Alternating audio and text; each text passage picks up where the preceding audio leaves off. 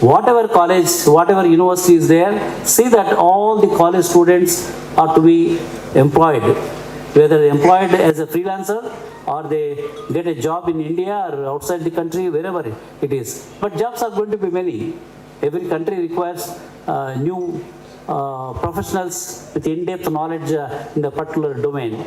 So jobs are going to be plenty. India can play a vital role because of the students we have. I mean, every city, every where we have n number of dynamic students are there.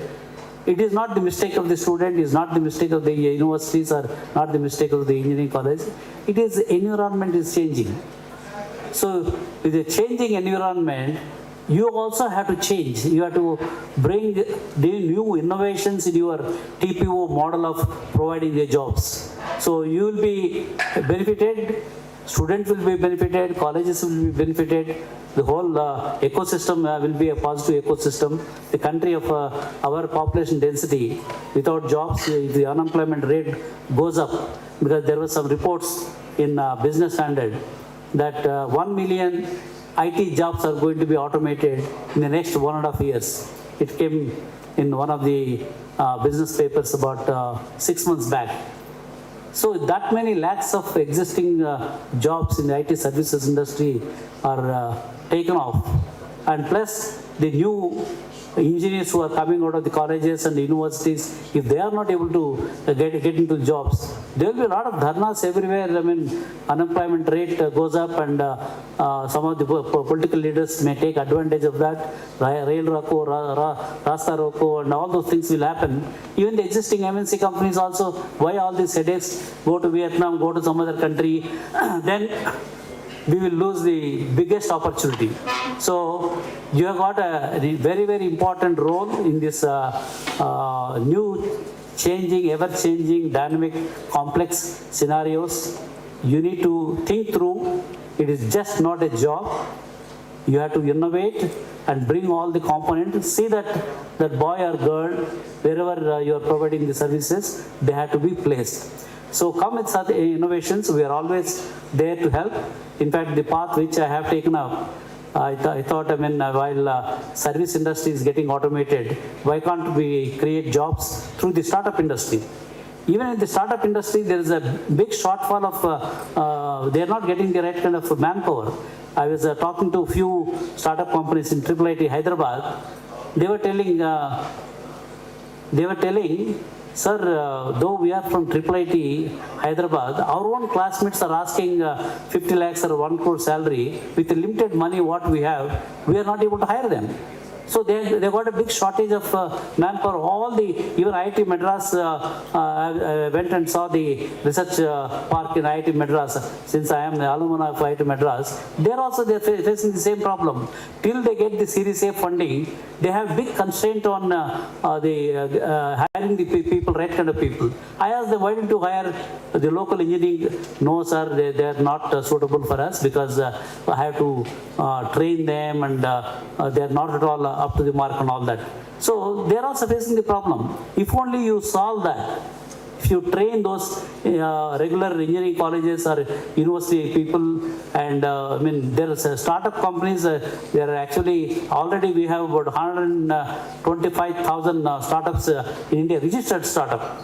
Unregistered startup could be another lakh or more. There are a lot of startups are becoming unicorns, unicorns, decacons and all that. So it's a great opportunity. Maybe you have to switch the model. If not only serving the services, IT services industry, maybe you should look at helping the startup community by providing the right kind of manpower for them, so that your TPO jobs will be intact, and you're also serving them and all that. So like that, you have to think innovative and find a model where you can serve the society.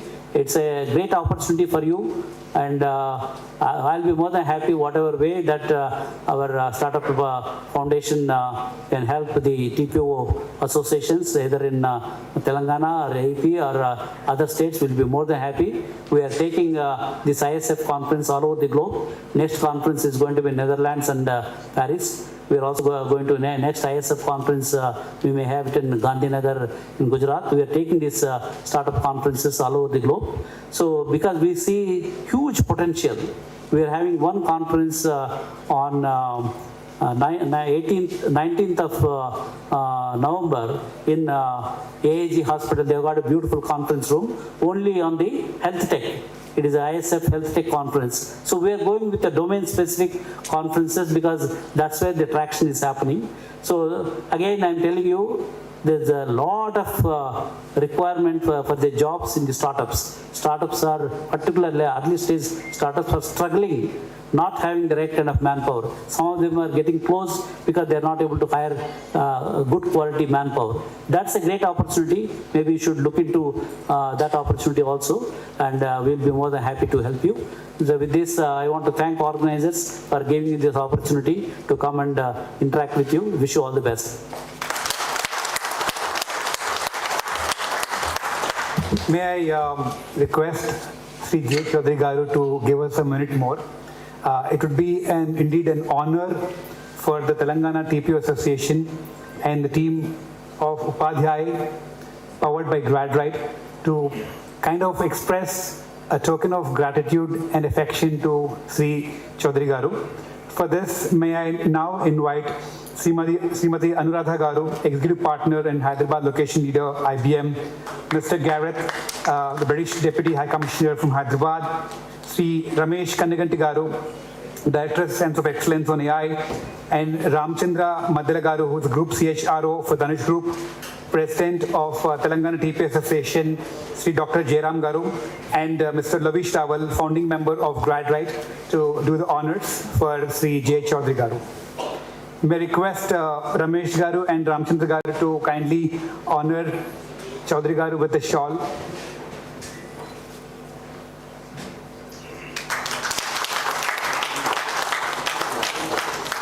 May I request Sri Gareth to present a token of gift to Sri Chaudhary Garu.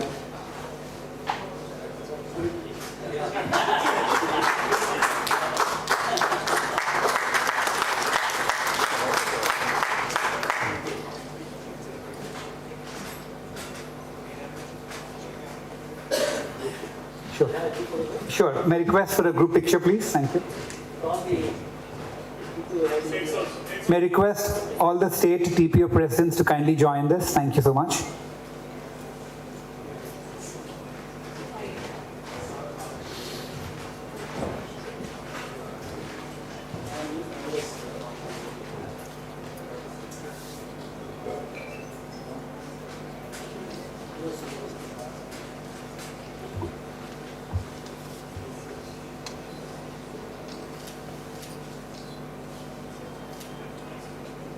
Thank you so much, Sri J. Chaudhary Garu and dignitaries, for being here on the stage. In about a minute, we are going to get into the next event, which is a very interesting panel discussion that we are going to have on the applications of artificial intelligence, a holistic approach in building a global talent pool. In about a minute, we would be starting the next panel.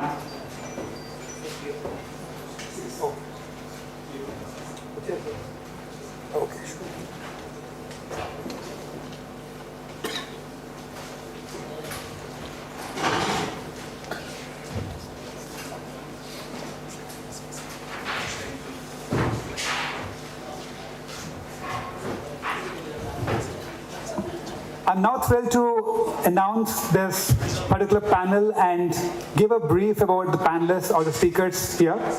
So the first panel for today, applications of artificial intelligence, a holistic approach in building a global talent pool. The moderator of this panel is going to be Sri Devi Prasad Garu, Head Training and Placement Officer, IIIT Hyderabad. An ardent Carnatic musician, Sri Devi Prasad Garu is the head TPO at IIIT Hyderabad, and he has got over 20 years plus experience in impacting careers of over 6,000 students and establishing a strong network with over 1,000 plus corporates. The next panelist is who is a British High Commissioner stationed in Hyderabad. Gareth is responsible for all aspects of the United Kingdom's engagement with Andhra Pradesh and Telangana. And as the Deputy High Commissioner in the two Telugu-speaking states, his role includes promoting business and trade links, strengthening scientific and education cooperation, and working with partners to tackle climate change and ensure a transition to a clean and sustainable growth. Our next panelist is Srimati A. Anuradha, who is the Director of Testing Practice and Center Head of Hyderabad location, IBM. Mrs. Anuradha is a senior executive with over 30 years of industry experience and has an extensive experience in building large-scale delivery. Her passion for results has helped her thrive in challenging environments. She is currently a partner at IBM, where she leads the different solutions, and she's also a champion of inclusion and diversity and a mentor to many aspiring women and rural youth in the tech sector. She is a marathon runner, an avid reader, and passionate about making a positive impact on people around. The next panelist is Shri Ramchandra Madila Garu, Group Head HR of Dhanush Group. Ramchandra Madila is a highly acclaimed global Chief Human Resource Officer and a strategic HR business leader with a proven achievements in strategic HR and IR. His expertise lies into strategic workforce planning, digital business and HR transformation. Our next panelist is Dr. Ramesh Kaniganti Garu, Director, Center of Excellence on AI for Human Security. He is an experienced founder with a demonstrated history of working in think tanks industry. He is extremely skilled in international relations, NGOs, policy analysis, organization development, and volunteer management. He is a strong professional with a Doctor of Philosophy in American Studies from JNU PhD. I mean, he's done his PhD from JNU. Lastly, we've got, do we have Dr. Ravikiran here? All right, so may I request all the panelists to kindly come on stage. Thank you so much.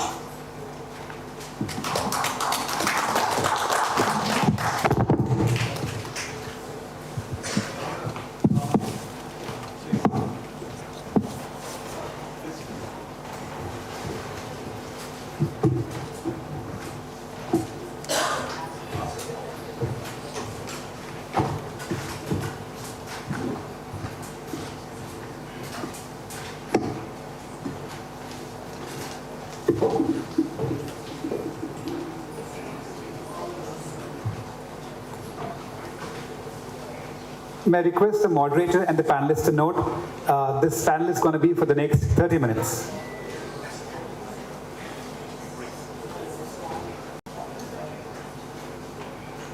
I would like to inform the panelists and the moderator that the panel is going to be for the next 30 minutes. Thank you. Thank you very much. Before actually proceeding to this panel discussion, let me introduce myself. I am TV Devi Prasad. I am head of the Department for Placements of IIIT Research University, Hyderabad. So today I am very much privileged to be here with all the panelists. Really, it is a big examination for me. That is the reason I got a habit of getting some cheats in my pocket. So I'll take it out. So I'm actually very much eager to work out on these areas which are really challenging to the industry. And now the situation has come to take out and bring out the opinions of the people from both the academia and industry, both. So here, today, in the panel discussion, it is my privilege to introduce, these people already been introduced by my other counterpart.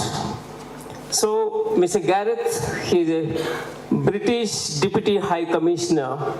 He's on the left side, extreme left. And just beside me, Srimati Anuradha, he is the Director of Testing Practice and Center Head of IBM. On the right side, Sri Ramchandra Madila, Head of HR of Dhanush Group, and also Dr. Ramesh Kaniganti, Director of this Administrative Staff College of India.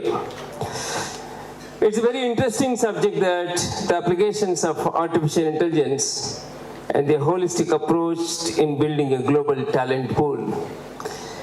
It's really a very challenging that whenever any new technology comes, it is very easy. First of all, people will not have the fear of learning, fear to fear the technologies on the technology side, not to the fear to learn. So it is my experience whenever I started my journey of learning DBase COBOL 35 years ago, I'm telling. A DBase COBOL, Foxtron, and all these other technologies, Visual C++ and all.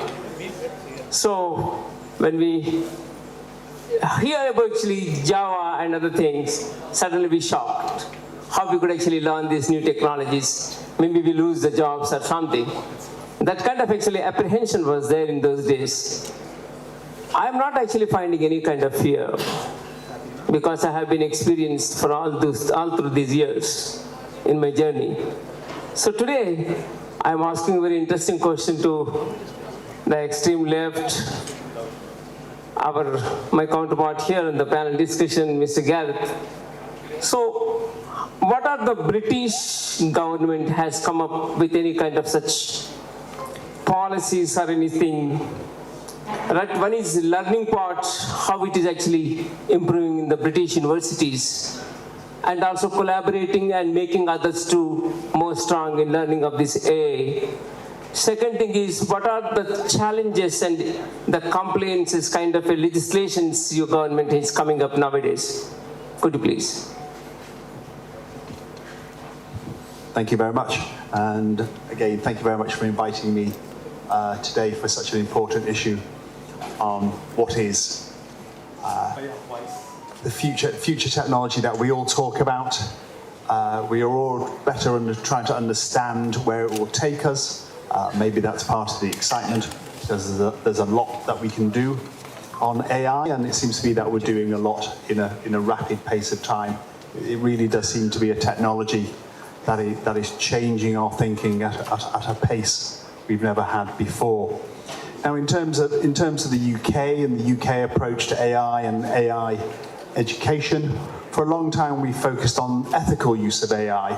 We became a world leader focusing on ethical use of AI to ensure as we are learning, technology is moving at such a rapid pace. It's really important that the graduates of the future are agile enough to adapt.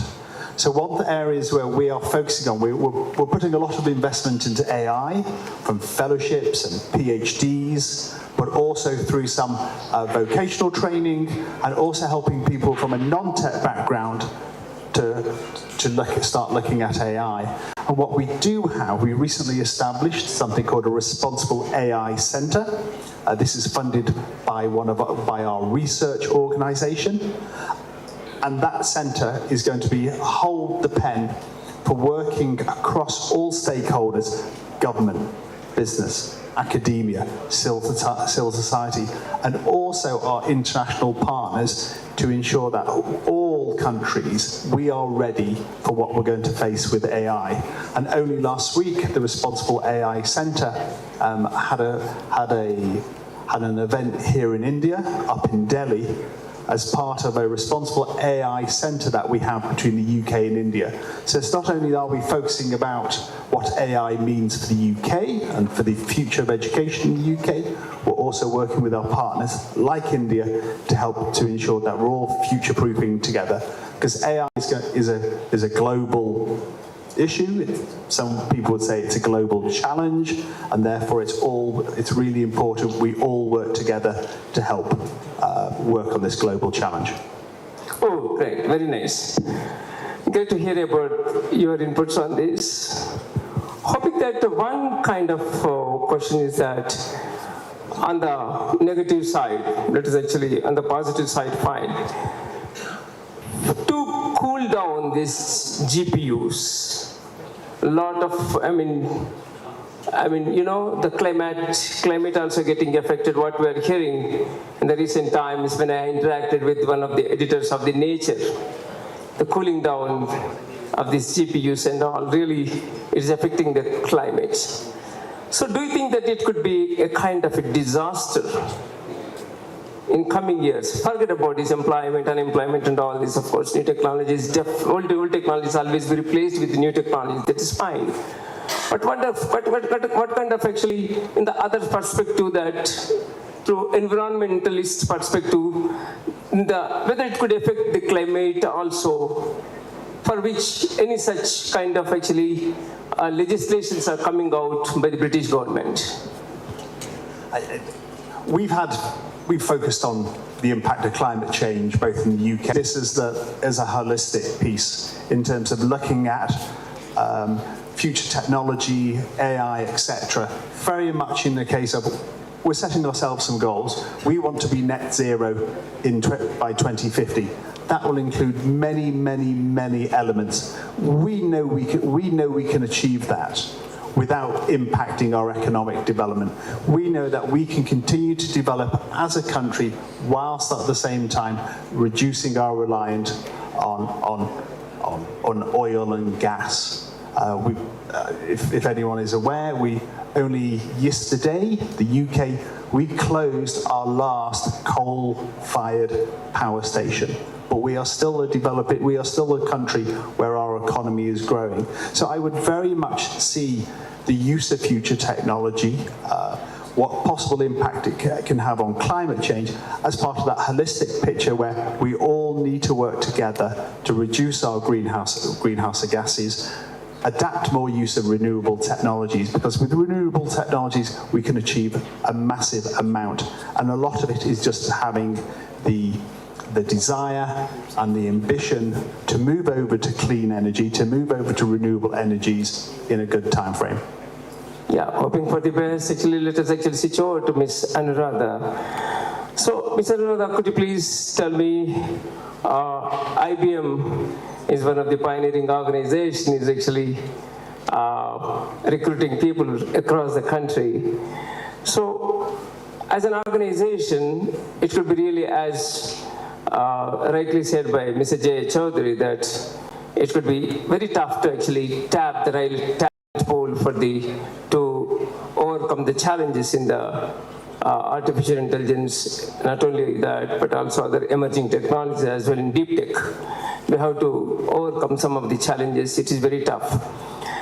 Keeping in view of this, as an IBM, as an organization, what kind of efforts you are coming up to produce the talent pool, for which what kind of collaboration you are actually already been planned, or what you are supposed to plan in coming years to overcome this, Gen AI, many more, emerging technologies. What are your efforts as an organization, please?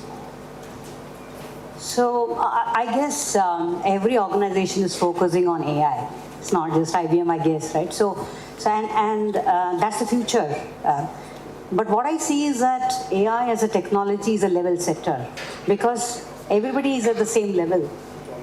In terms of learning, in terms of skill, the level of artificial intelligence knowledge in the industry is almost the same. Because till now, there has been the talk, but then the real change, the real use of technology is coming only now. So in that way, I see that it's a great opportunity for everybody out there, including senior people, junior people, everybody, whoever learns it the best gets the opportunity to play a larger role in the way they're able to apply the technology and really use it. So from a learning standpoint, I see competency in two ways. One is the inner circle. What inner circle means that you need deep technology knowledge, which is machine learning, data knowledge. It can be programming to build the AI systems. That's the inner circle, where you need deep technical skills. And then you have the outer circle, who are more the users of the technology, like Jay sir talked about healthcare. Education sector is a big user of AI as a technology. and application of it. So HR really is using AI really to the max. So I think the usage of the technology, the users of the technology will be much higher, whereas the inner circle people are also important, but we also have the users who are very domain-centric, who are industry people, who need to learn at least how do I use the ML languages, the assistants, the chat GPTs or other specific LLMs which are out there to really build applications which are very relevant for their particular industry. So that's the focus from an industry standpoint, building the inner circle skills and then the outer circle skills, which is more broader and looking at building applications which are very relevant on usage. So if I take the case of HR, I think many of the companies, the large companies, are focusing on building an HR assistant which will do the entire chain, right from talent identification to the recruitment, to the onboarding, to the talent management, and then identifying the right compensation for that individual. So the AI is there everywhere in the whole HR chain. It is there. So now how do I leverage that and really use it to the best of my ability so that I'm inclusive, I'm leveraging the best of the talent, I'm not limited to certain segment, and I think that's the power of the technology. We use it the right way, then we can really exploit it and really make it more inclusive and more I would say diverse, and really helping the society as well. Right. On behalf of the TTPO Association, many of my friends, prior to this meeting, I had an interaction with the placement heads of the various institutions of the Hyderabad and Telangana state. We are living in the world of a symbiosis. How flora and fauna are matched with each other, live with each other, grow with each other. We should also have the same kind of symbiotic environment has to create in the country. Taking into the forward of this, IBM is one of the pioneering organizations in the country, as well as I know that actually. When I was learning these IBM mainframes around 35 years ago, close to 35 years ago. That time, still I remember that IBM is one of the iconic organizations. So, as an organization, what kind of actually collaborations in recent times you had with any of the universities or colleges? Some of them are eager to have such kind of collaborations with IBM as well. So in the direction, could you please give some kind of ideas to our my friends, other colleagues in the fraternity to have such kind of collaborations? If any, how we could actually proceed, please? So IBM collaborates with multiple universities, and in fact even TASK and THUB as well. So there is a IBM Skill Build platform. So it has all the latest learnings, right from the level 1 foundation to the level 3. And it also provides practical kind of experience. You can get access based on the training. If it's a cloud, you'll get a cloud environment or blockchain. So based on that, you get access and you get practical exposure and practical training on that environment. So I would say, that's something which is available, and we are a strong supporter of STEM for girls. And we are going to various rural colleges and schools in Telangana, across India as well, to all the states, taking the Skill Build platform so that we are enabling the rural, the academy folks, whether it's school children, whether it's the faculty, or even the people who are in the school age, so that they are ready for technical jobs, and we also provide them options for them to be ready for the industry. So I think that's something which we are very proud of. We have done close to, I think now I've lost count, 2 million plus students have been trained on the Skill Build platform. And it's available, and we collaborate with various colleges so that we are able to work with their students and have them leverage this training, which is really outstanding and really the best, I would say, in the industry. Right. Initially, I still remember this in 2003 or 4. there was Ajim Premji's foundation. Mission 10X program was initiated, the faculty development program in those days. So, similar kind of thing. I personally feel that faculty should be trained by the organizations. So, in the taking into that direction, are you actually looking for engaging this faculty of the institutions, similar to like Campus Connect by Infosys or Wipro organization as an organization, this Mission 10X or something? In the direction, IBM also have any such kind of faculty engagement currently or in future, please? Yeah, so as I mentioned, the Skill Build platform has two modules, one for the students, one for the faculty. Right. So if you are a faculty of a particular institution, you can log in as a faculty member and then you get the respective trainings which are relevant for the faculty. So that's the kind of platform it is. And as I said, it's available for everybody, and it can be leveraged by all the colleges and in fact even the TPOs here, right? So I think it's a good way of getting into technology, learning the technology, and I believe that even for placement you can use AI, right? So as a use case, I think it's very powerful. So that I am looking at providing a very good environment to the students, and that's a very good creative, innovative platform which you can provide to the students, and they will see real value in it. It's not just engaging them to an organization, to maybe a company, but also adding value, saying, here is your level, here's your level of knowledge. These are the areas you need to be increasing your capability so that you get jobs in this area, right? So that's a very good platform, which maybe, I'm sure the TPOs are technical enough for them to be building something using the assistants out there and really use it in their own college and add more and more value. And somebody was speaking that there's no value. Definitely, this is, as Jay sir said also, they're providing tremendous value to the students and providing a job. And this aspect of it, really engaging them throughout the 4 years which they go through, I think that will be even more valuable to the students, I'd say. Thank you very much, and very interesting. So eventually today we learned that actually even TPO fraternity also should implement this AI in its operation. Thank you very much.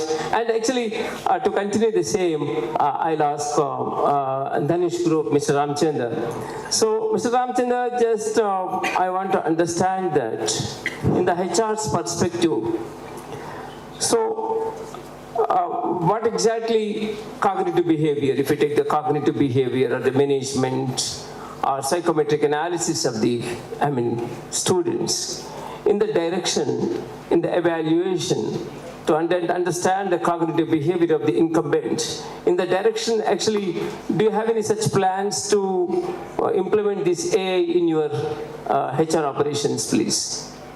Thank you, Devidas. See, now we are in the age of not just artificial intelligence. We are in the age of artificial intelligence, Google Assistants kind of thing, even robots also. So we are just entering now. In supply chain, you are going to use robots, assistants, and less manpower. But when it comes to the HR, so HR AI is going to redefine the how HR used to work. Previously, if I am having 10 job boards, now Cree, XYZ, found it and other things I need to. But now one AI tool will get all my CVs which got applied, and among them I can get top 1% CVs, and among that I can get another 1% within that. For example, I got 20,000 CVs. In 20,000 CVs, 1%, 200. Then I'm going to get, and among them 20 CVs I'm going to take. So my talent acquisition is going to become very easy.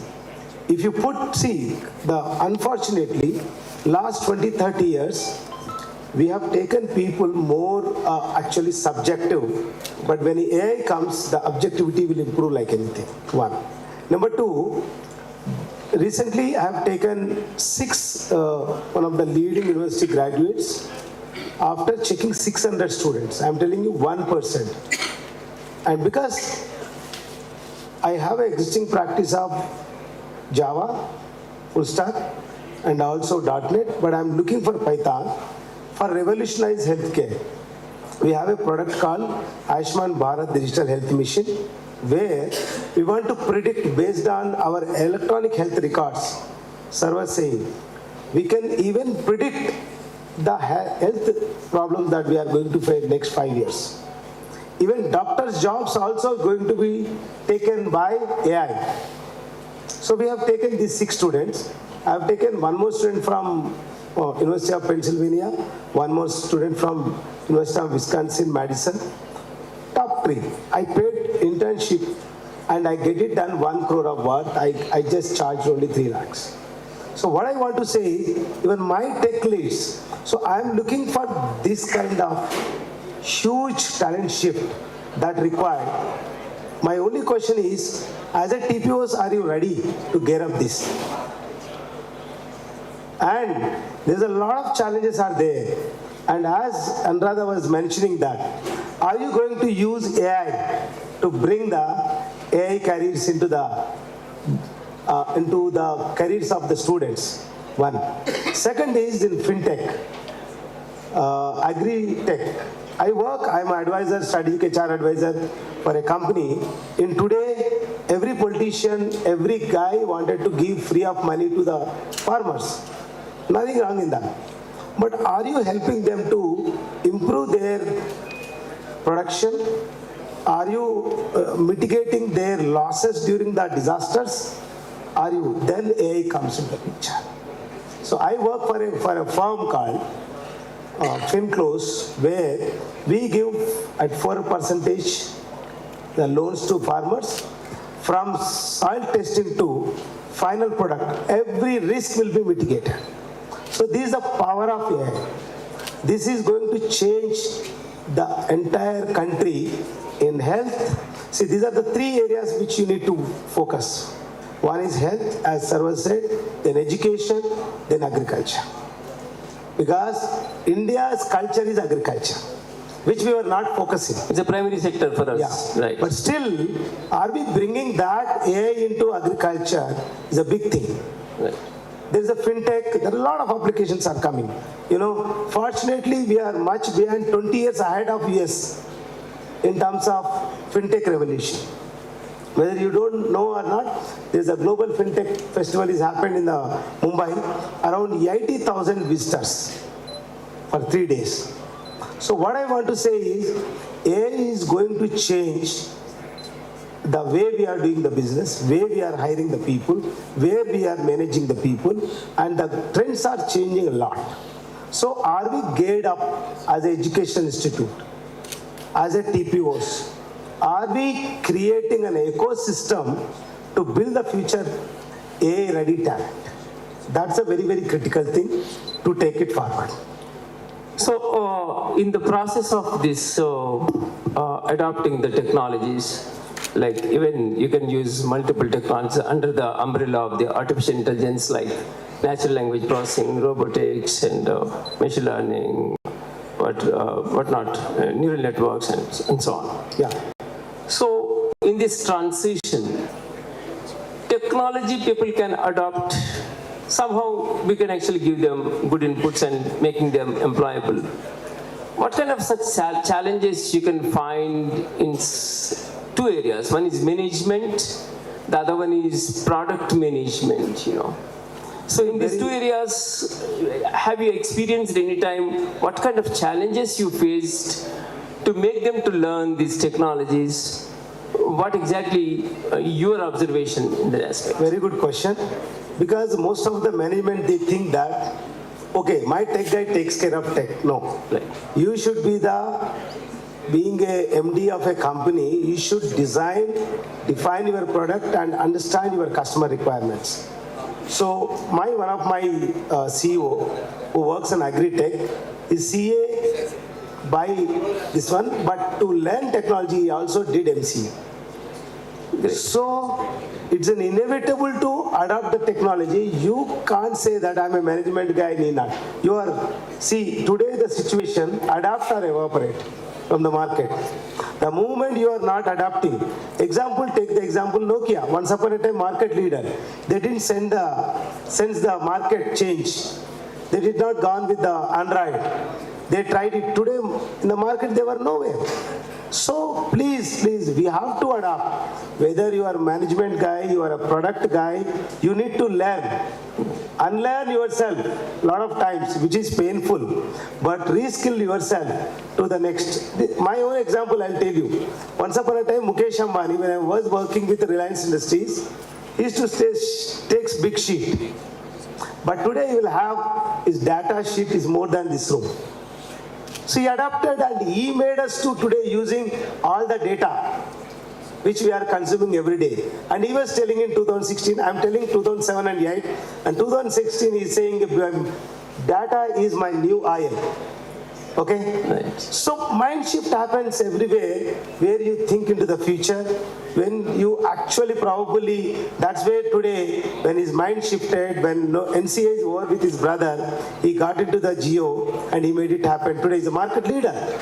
So the mind shift of 10% of mind shift will change business 10 times to grow. So that's a very key for the business.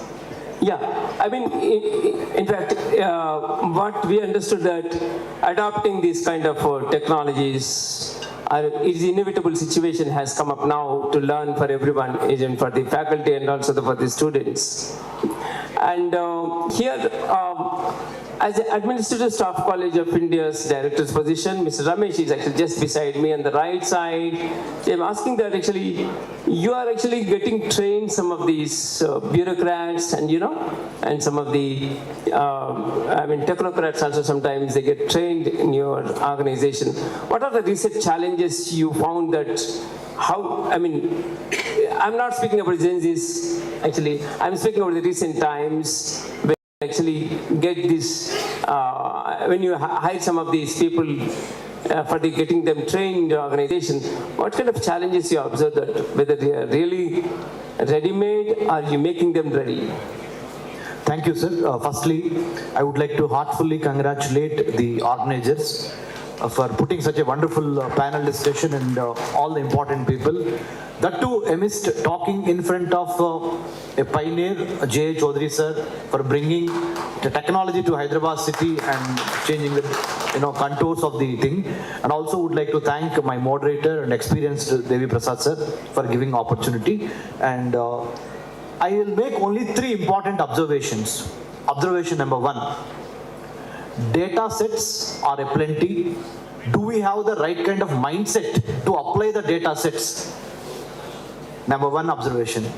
Observation number 2.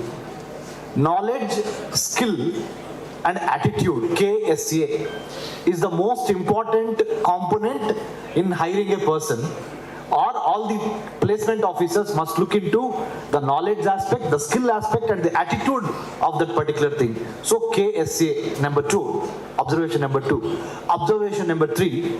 I come from political science and international relations background. Talking to a bunch of technology people here in phase 2 of the T-Hub, what does it mean? J. Chaudhary sir, I'm going back to you, sir. In your speech you mentioned, audience, we need to subject. You are going to, as sir said, evaporate. You got to adopt multi-sectoral, multidisciplinarian, multicultural, even in our foreign policy, from non-alignment we move to multi-alignment. So the underlying point here is, Devi Prasad sir, what I would like to say is, it doesn't matter whether you are a technocrat or a bureaucrat or an industrialist. It doesn't matter whether you are a science students, art students, or humanities or management students. What matters is, are you up to the mindset change of understanding AI, artificial intelligence, machine learning and deep learning? To me, it may appear to you as an exaggeration, but these 3 are Brahma, Vishnu, Maheshwara of the 21st century.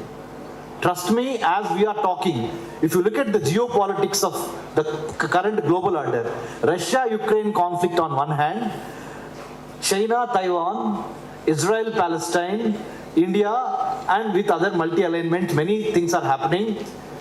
Besides education sector and health sectors are mentioned, I tell you, each one of you, security studies and foreign policy is also using algorithmic foreign policy, data-driven foreign policy. So the times have changed so much.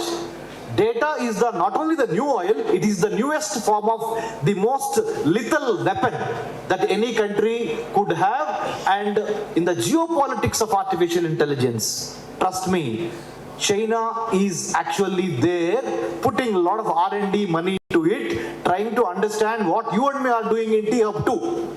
And it is not a joke, it is really happening from the robo army to machine mind interface to many things are happening. So in the geopolitics of artificial intelligence, Devi Prasad sir, where does India stand?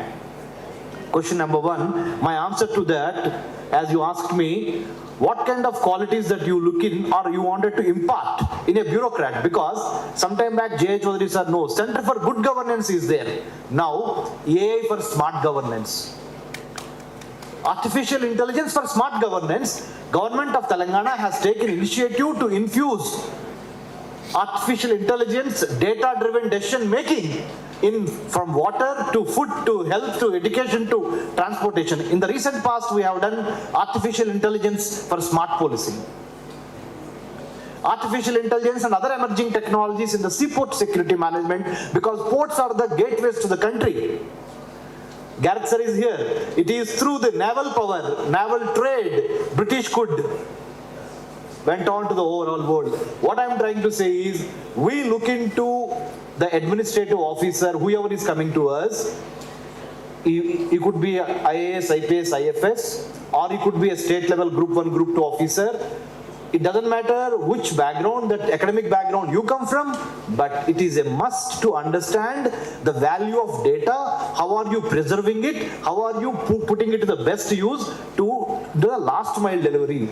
So artificial intelligence for smart governance is the watchword which we are trying to infuse and impart in an administrative training perspective, sir. Excellent, because in democracy, bureaucracy is the next one to take in the entire ecosystem in the right direction. So bureaucrats are very much required. I need these technologies to learn to take the entire people in the right direction. And we are actually very great experience recently had with the AI summit was initiated by our Honorable Chief Minister Sri Revanth Reddy Garu, and also great eminent persons like J. Chaudhary Garu and other people also were witnessed there. And today, I'm very much privileged to be here with all the delegates from British High Commission Office and also from IBM and Danish Group and also from Administrative Staff College of India. Finally, what we should conclude that artificial intelligence previously used to call us, and when Prahlada was asked by Hiranyakashipu, where is God? God is an omnipresent, omnipotent. The same, we can say that actually this artificial intelligence is an omnipresent, a kind of a technology. Without that we cannot live. Right from morning to evening till you sleep, artificial intelligence, somewhere actually it will touch you, you can experience it, but you cannot actually say that it is an artificial intelligence which is actually ruling me now. But what I sincerely requesting to all my friends, fraternity of the placement officers from the various institutions, to kindly develop a kind of a rapport with these organizations, which are actually, fortunately we are in the Hyderabad city where almost close to 15,000 actually companies are there, and particularly in IIIT Hyderabad we have started a Center for Innovation and Entrepreneurship actually almost in 2009, that time actually we have started that. Now actually we have experienced many of the startups are really doing very well. Such kind of ecosystem, I told you, the symbiotic environment, as long as you never feel the symbiotic environment, never establish the symbiotic environment in your premises, from both the industry and also institution, it is very difficult for our growth. So to make the holistic talent pool, human capital, both the industry and institutions should work together, live together, and grow together. Thank you, one and all. Thank you very much for TTPO Association. Thank you so much, all the panelists, for this wonderful beginning of this event. May I now invite Sri J. Chaudhary Garu and Dr. Jairam sir to kindly come on the stage to felicitate the panelists this morning. Thank you.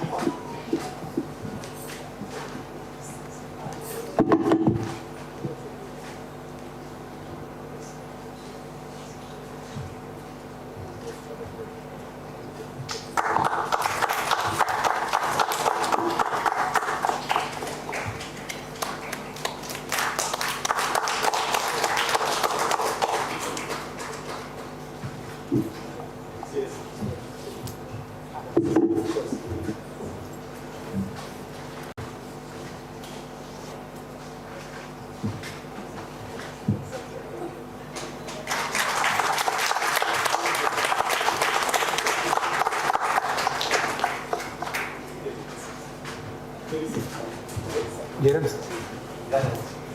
You are our guest.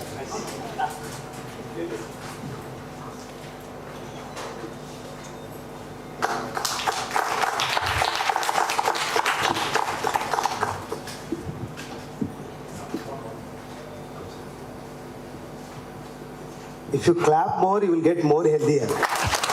Okay?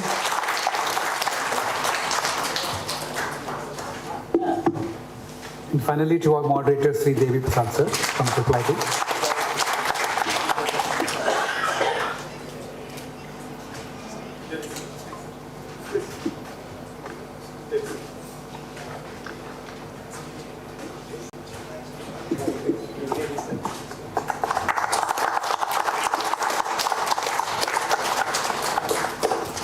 I thank all the panelists for a wonderful beginning of this event. We would request for a group picture.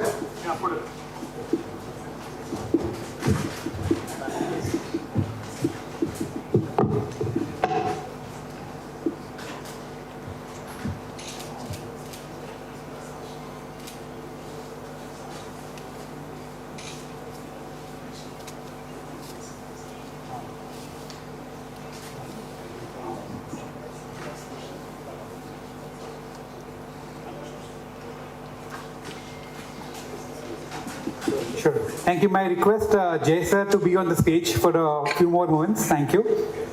I would take this opportunity to also invite the presidents of various state TPOs to come onto the stage for a quick moment of gratitude for your presence here with us today. May I invite Dr. Sheetal Kumar, President of Maharashtra Association of TPOs, Dr. N.V. Surendra Babu, General Secretary of AP TPO Consortium, Dr. K. Ganesh, President of Tamil Nadu Association of TPOs, and Dr. Joy Genti, President of Kerala TPO Association, to kindly come onto the stage. May I also invite Ram Mumudi sir, Vice President of Deloitte University, to kindly come onto the stage.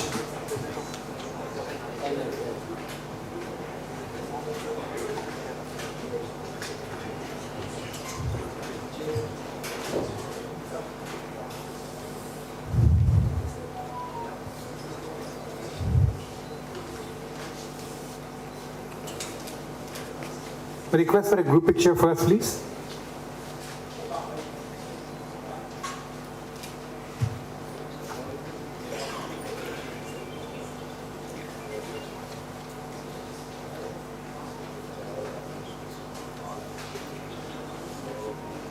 We would also take this wonderful opportunity, because this is one of its unique kind of a national summit where we are able to get 5 president TPOs from different states.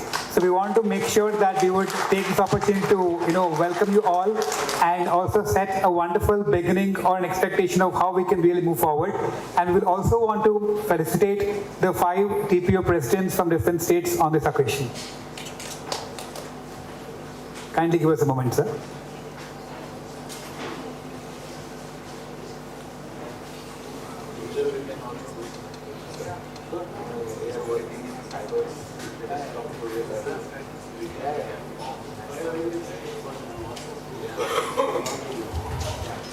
Surendra Babu, sir, kindly come on the stage, sir.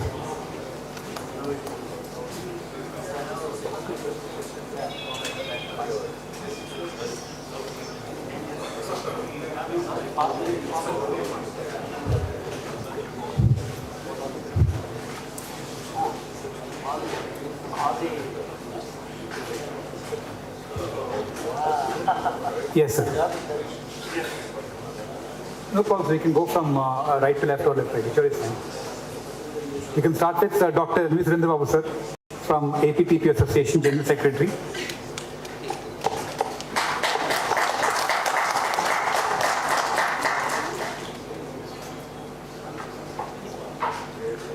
Next, I would request for Dr. Ganesh, Tamil Nadu Association of TPOs President.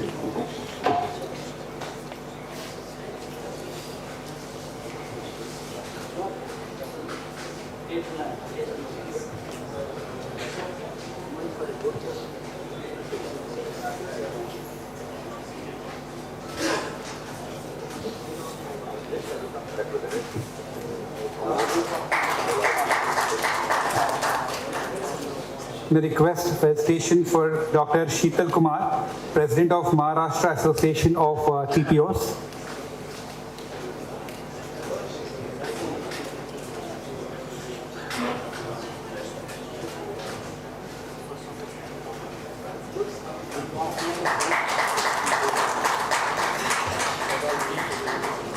The request now to felicitate Dr. Joy Jinti, President of Kerala TPO Association.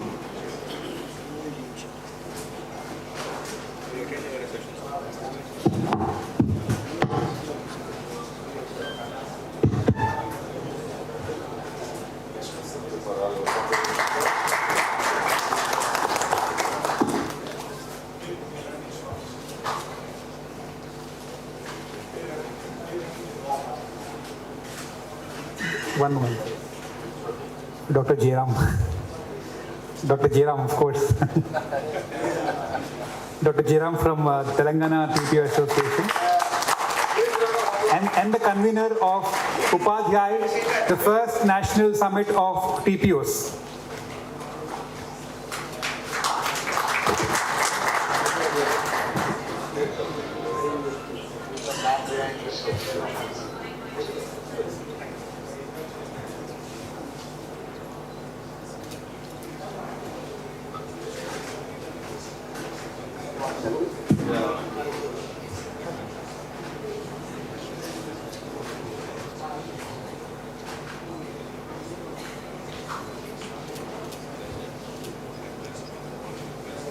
Thank you all the presidents. May I still request Ram Mummadi Garu and J. Chaudhary Garu for a couple more moments on the stage, please. Sorry for the inconvenience. Dr. Jairam, sir, may I now request you to do the announcement. Thank you so much. The journey of training and placement officers of Telangana is a vast journey. So in this journey, actually from day one, there are eminent people who have been supporting us and the founding members also there.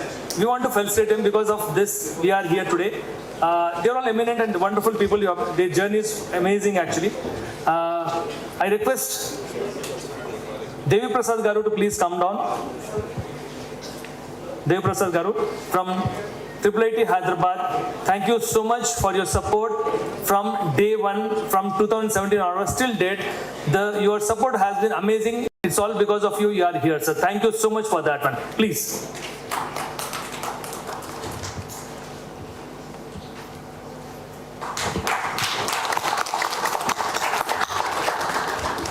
The guidance from time to time has really helped us and evolved this association for the last 7 years. Thank you so much for your contribution, please.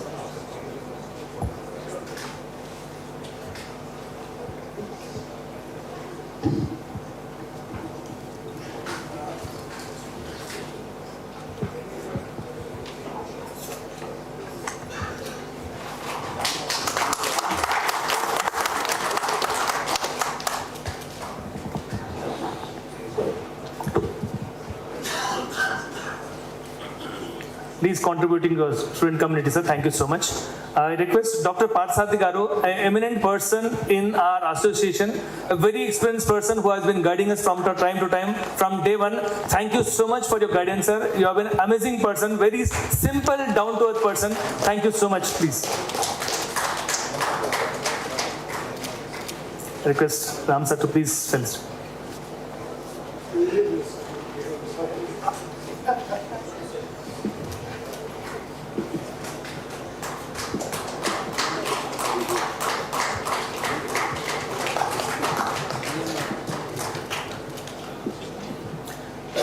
In this journey, we have many people who have been guiding our association, and this Ramakrishna, who is the principal and the TPO of KL University, a very young and dynamic person who has been supporting our association since long. Thank you so much for your contribution towards the student community. Request Ram Garu, please felicitate.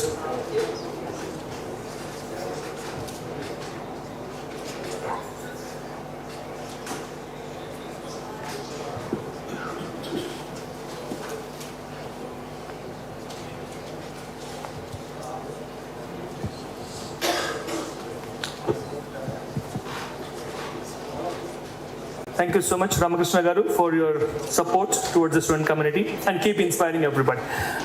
We do have here Dr. Ramakant Bal sir, who is a very experienced person carrying more than 2 decades of experience and expertise. Sir is at present the director at Geetham University. Sir, your suggestions and guidance from time to time for the last 7 years for this association has been amazing. You are a wonderful person, a simplicity person, very simple person. Thank you so much for your contribution.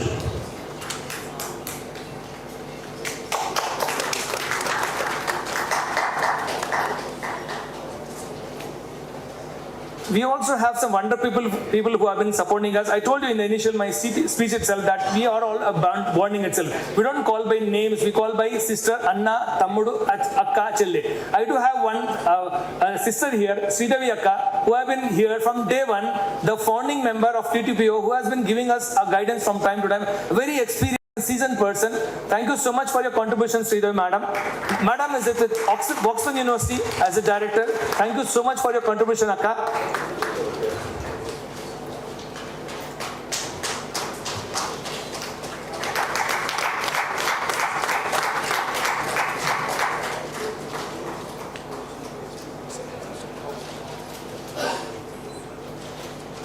5 people, 5 stars from all the various universities actually. The wonderful people, they have been contributing. Please do contribute the same to the student community and really help them in getting the best future and best career.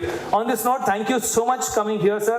Jay Chaudhary Garu, I have been your inspiration. You have been inspiration. You have worked from Mr. Rajiv Gandhi till date. You have been inspiring every person. The last session, which was at what you call ISF, I really joined 3 days of session, which was amazing. Many people have really got their ideas and you really have ignited their minds. Thank you so much for inspiring the next generation, young generation. Thank you so much, sir. And keep doing this, keep inspiring us. Yeah, do for it. Yeah, request all the dignitaries to join in for a quick group picture. Thank you.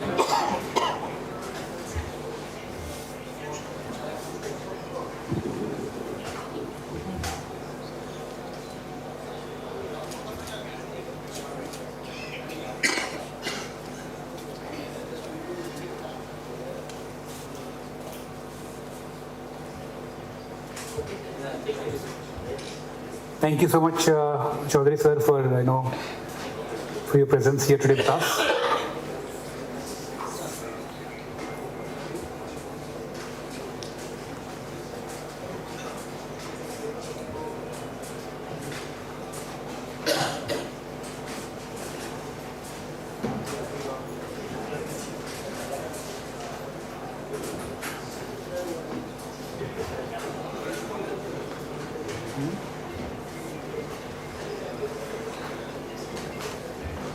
give us a couple of moments for us to get into the next set of events. Thank you.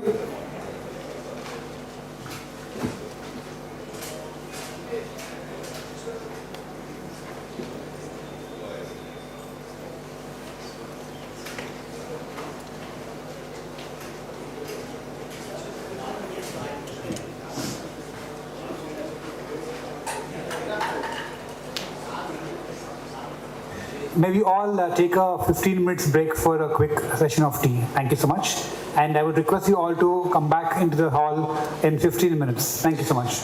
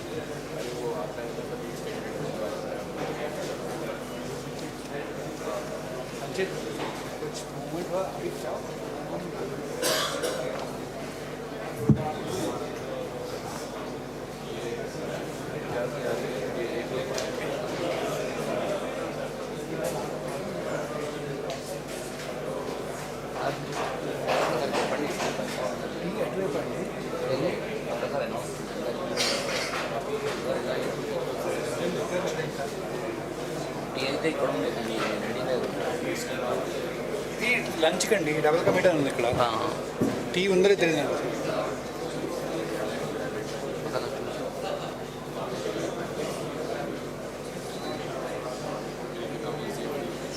అని శ్రీకాంత్ ఇచ్చారా కాలు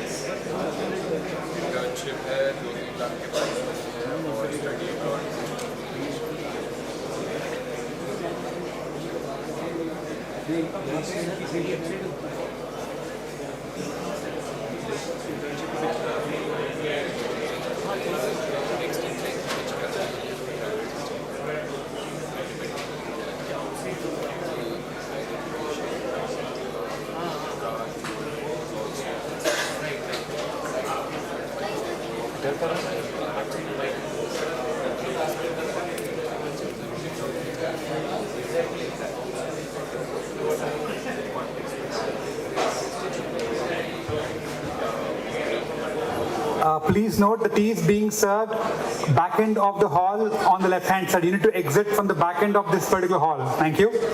Please note the tea is being served back end of the hall. There's an exit on the left hand side.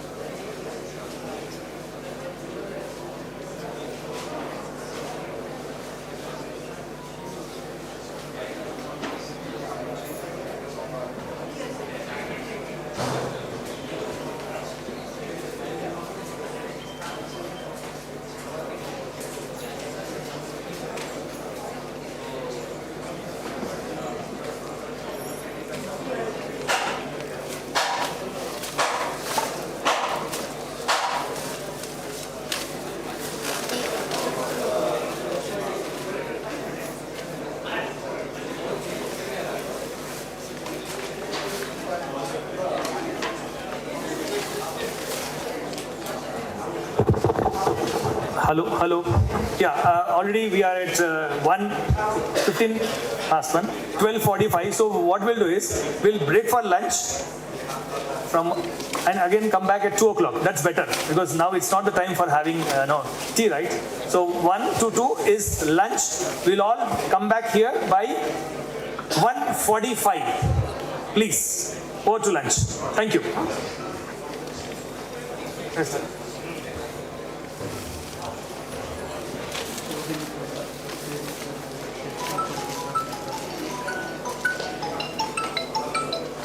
చెప్పండి సరే అండి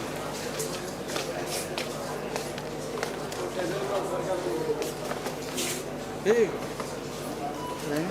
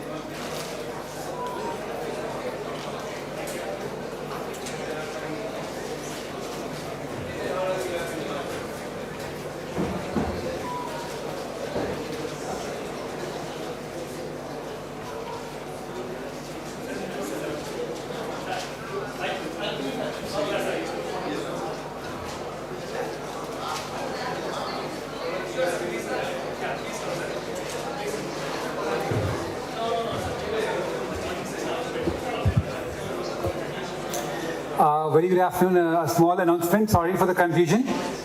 We have the lunch being served outside on the right-hand side of the dais. So may we request you all to proceed out for lunch. I repeat, the lunch is being served on the right-hand side of the dais. May I request you all to kindly proceed outside to have lunch. Thank you. I request all the dignitaries, delegates and participants to kindly proceed for lunch. We have the next 45 minutes to 1 hour to have lunch and proceed back into the seminar hall for the next set of events. Kindly proceed to the lunch which is being served on the right hand side of the dais. Thank you.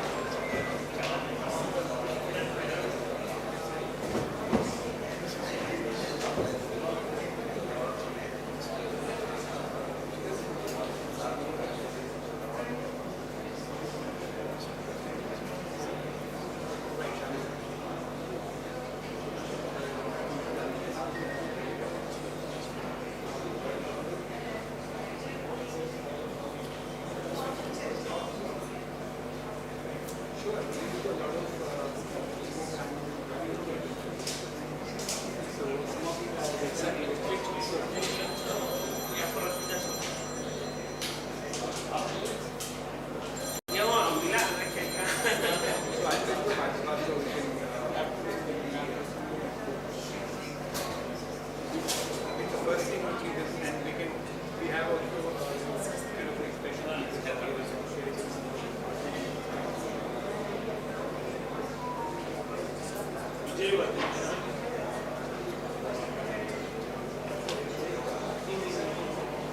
just junior years supporting.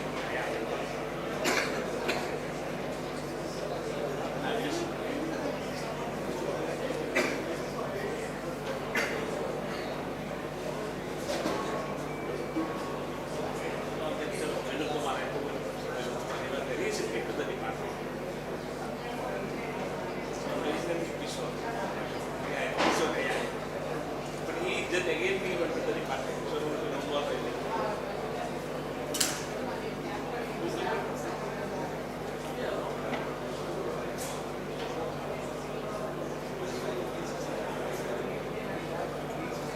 Next, I will go there.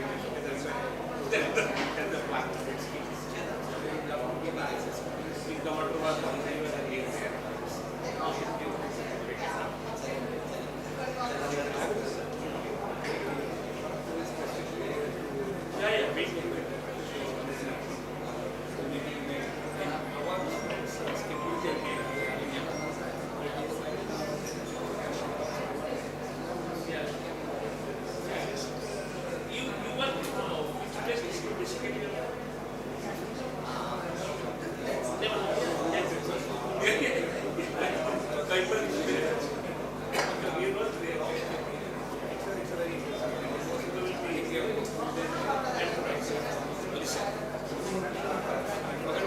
My son supposed to join in your organization, but he didn't join.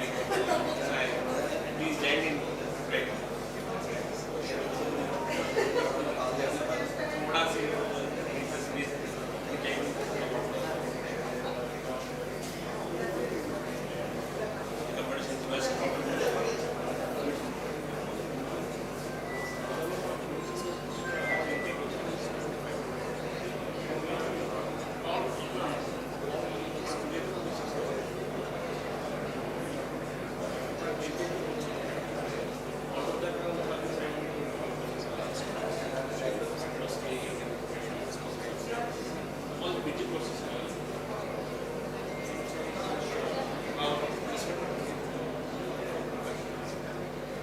It was bigger now.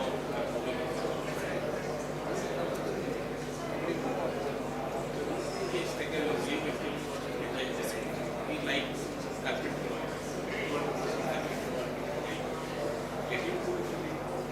They are army, the army se retired hai na, retired, they want to enjoy it. It's a very nice thing. Let us see all the things are achieved. Good.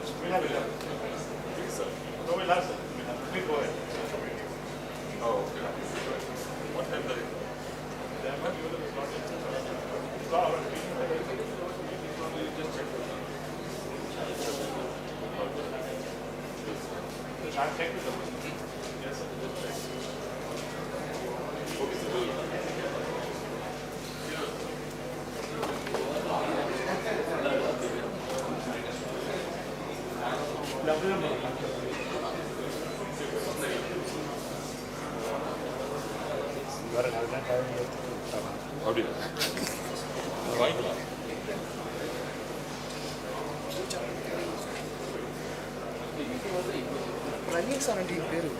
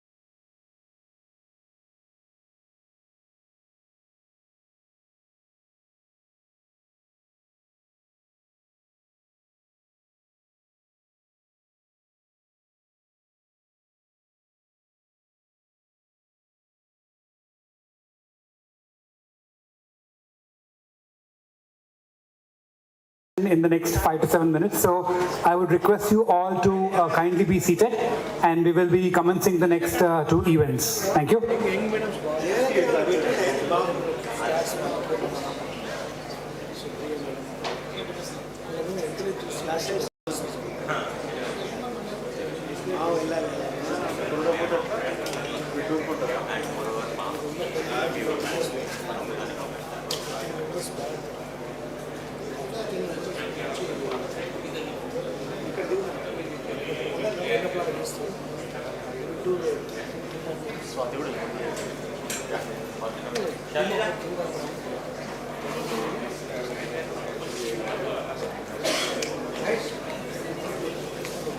I request you all to call your respective colleagues, friends who are still having lunch, event on time. Thank you.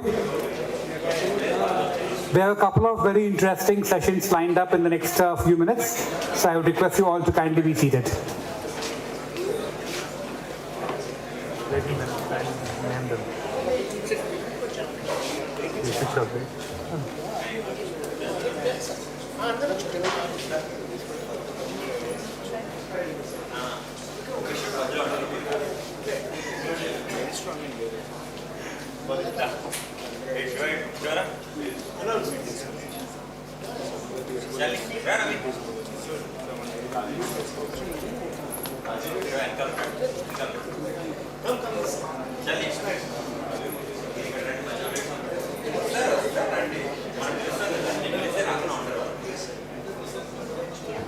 We would like to acknowledge the presence and participation of people from the industry.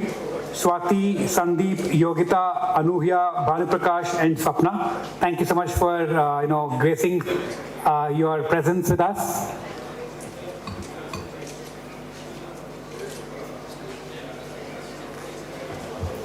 In a few moments, we will be commencing with the second session of the day of Upadhay AI powered by GradRite. So I hope you have had a good lunch this afternoon, and we'll be commencing the next couple of events in the next few minutes. I request you all to call your respective colleagues, friends who are still having lunch to kindly come inside so that we can start the next session on time. Thank you.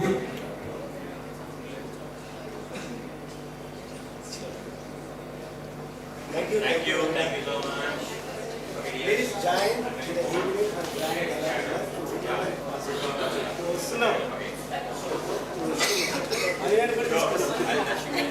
Okay. Bye. Yeah, I'll make a move. Come. Bye. Bye. Chalo, Anuja. Bye.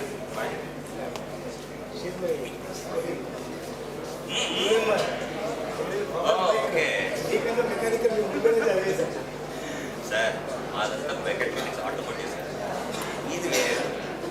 Power. With next electrical. Okay. Yeah. That's the research and development. You'll be there. Sir. I will not be there.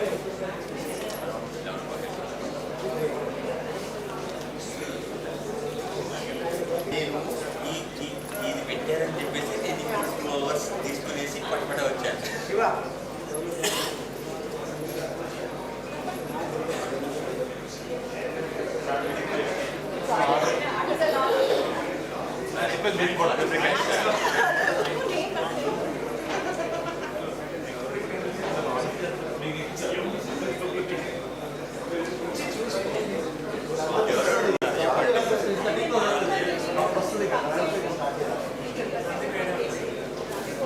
Srikanth వస్తున్నాడు కదా మేము వచ్చిన వాళ్ళకి video Srikanth ఇంకా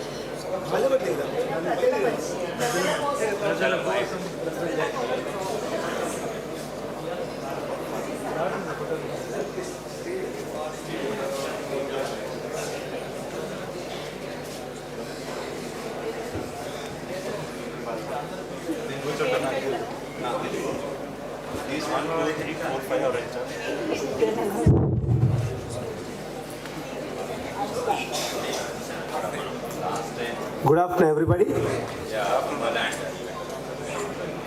Today I know post-lunch is very difficult, but I want to acknowledge my HR colleagues from the industry. Balu from New Eagle is a HR business partner. He's looking for mechanical guys. I'm giving an opportunity. Why you need to meet HR means end of the day, TPO's job is to connecting the HR and getting the placement. Okay, Dev File, Shiva, and Ganesh Somshetty from Sodexo, and Anuhya from Saras Analytics, Sandeep, Bobba, and Yogita.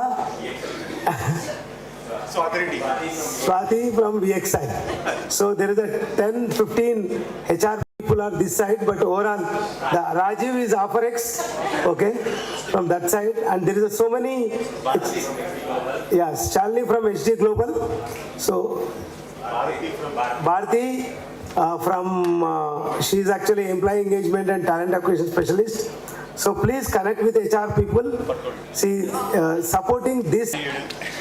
So please, I want to acknowledge because some of them, they are leaving today to afternoon because of their office. On a special request, they are here and request all of you to take the advantage of HR people and try to get the placements.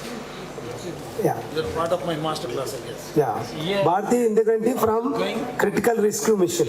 How are the students? Thank you, Bharti. Very much good. Swapna Jilla. You changed. Okay. Thank you. Yes. That's why your mail ID was different, came from a different. Yeah, they are most of them here only. We are building a BOT team. Thank you. So I was asking my students, I said, yaar, so gadbad hai, naam ek hai. So I think all of us are slightly in a sleepy mode with due respect to the wonderful food we had. So before we get the next session on, there is a kind of a event, an online, not an online, it's a kind of a participative event that I thought about, which we can try to So all your data is secured through this particular platform, cybersecurity. execute here. That is where now they're trying to come up with. Hello, is everybody active and not sleeping? It will help you. So I'm a specialist on You sure? So real page. can we all stand up for the next 5 minutes? 11 years. Can we all stand up for the next 5 minutes? Thank you. It's good to. I know that some of you are actively listening to me, hence you're able to stand up. So this event or an activity is primarily towards the TPOs. Okay? The rest all also are wish to participate, but first let's all stand up. This event or activity is called Sit Down If. I repeat, this event is called. There are a few questions which I'm going to ask.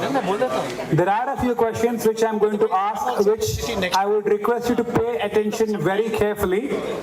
And based on my instruction, I would request you to either sit or stand. Okay? First question. Please sit down. If you have been a training and a placement officer for less than 3 years. There's a lot of activity that we do. Okay? So only a few of them have sit down. Please sit down. If you have not organized organized more than 5 campus recruitment drives this year. Good. Okay, which means all of you have organized more than 5. Of course, excellent. Sit down. If your placement rate is less than 70% this year. All the stuff. 70%. Okay, so which means you have placements of over 70% in your respective colleges. Fantastic. Sit down if you have not placed your students in Fortune 500 companies. Last year. Sit down if you have not placed your students in Fortune 500 companies. Good. I see a lot of you still standing, which means your colleges have placed them in Fortune 500 companies. Excellent. Sit down if your college does not partner with local industries for placements, like of course the wonderful HR people right here. Sit down if you have not used LinkedIn, Naukri or other platforms for student placements. Same, right? Good. We still have a lot of people standing. Sit down if you have not conducted any pre-placement training or soft skills workshops. How many of you are still standing? Can I see your hands raised, please? Okay. There are about 5 to 6. Wonderful. Sit down if you have not faced any challenges convincing recruiters about the potential of your students. Sit down if you have not partnered with any startups for placements this year. How many of you are still standing? Wow. So I think 3 of you are kind of the winners of this activity. Thank you, sir, and thank you, ma'am. Kindly be seated. Okay. Do we have the sponsors from Explore here right now with us? May I now request all of you to kindly be seated? I request you all to be seated. We have a quick session from one of the sponsors of this Upadhay powered by Graduate event by Explore. May I request the concerned dignitary from Explore to come onto the dais, please.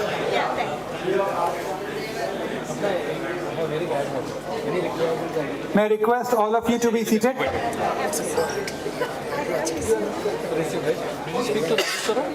Yes, sir. My call once answered and then Okay, please make sure that this is not happening from our organization and other stuff also. I cannot be I was talking to them, like how we talk to we should come to our next year or 1 or 2 years or no team. Do we have the wellness team ready from Srikara? What is that we want this to I don't want to make it, I can make it. If somebody says that you have to have just a little bit. Do we have the sponsors Explore here with us? Consistency. I tell you, why don't you replicate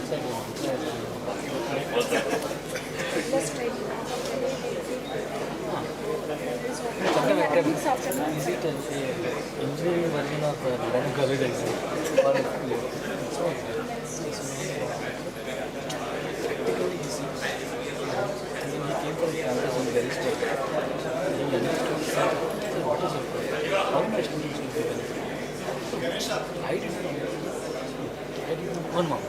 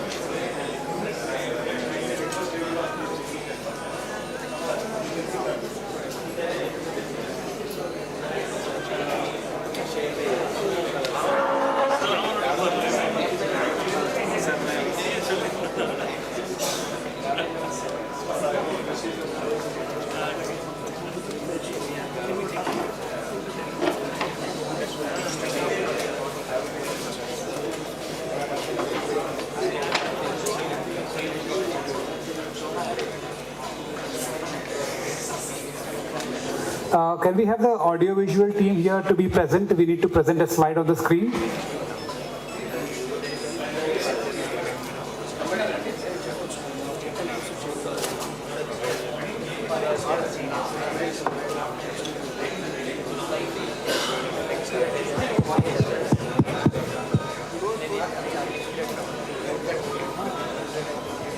May I request all of you to kindly be seated. We are going to have a very interesting open mic session by JP Garu.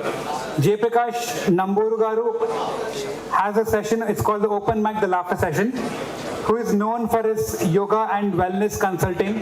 And this event is also sponsored by the Srikara Hospital. Thank you so much for your presence, sir. May I request all of you to kindly be seated. We're going to start this in the next 1 minute. This is going to be a very engaging and interactive 20-30 minutes by JP Garu. Thank you so much.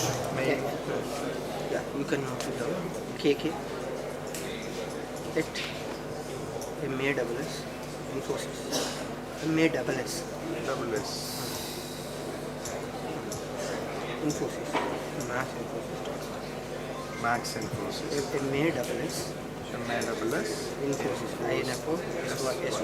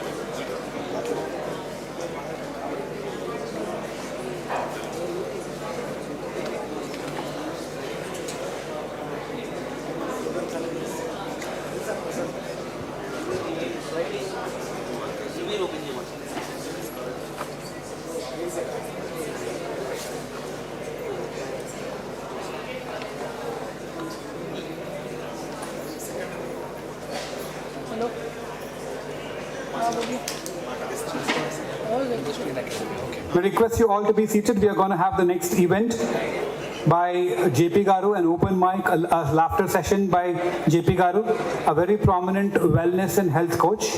And this event is sponsored by Srikara Hospitals.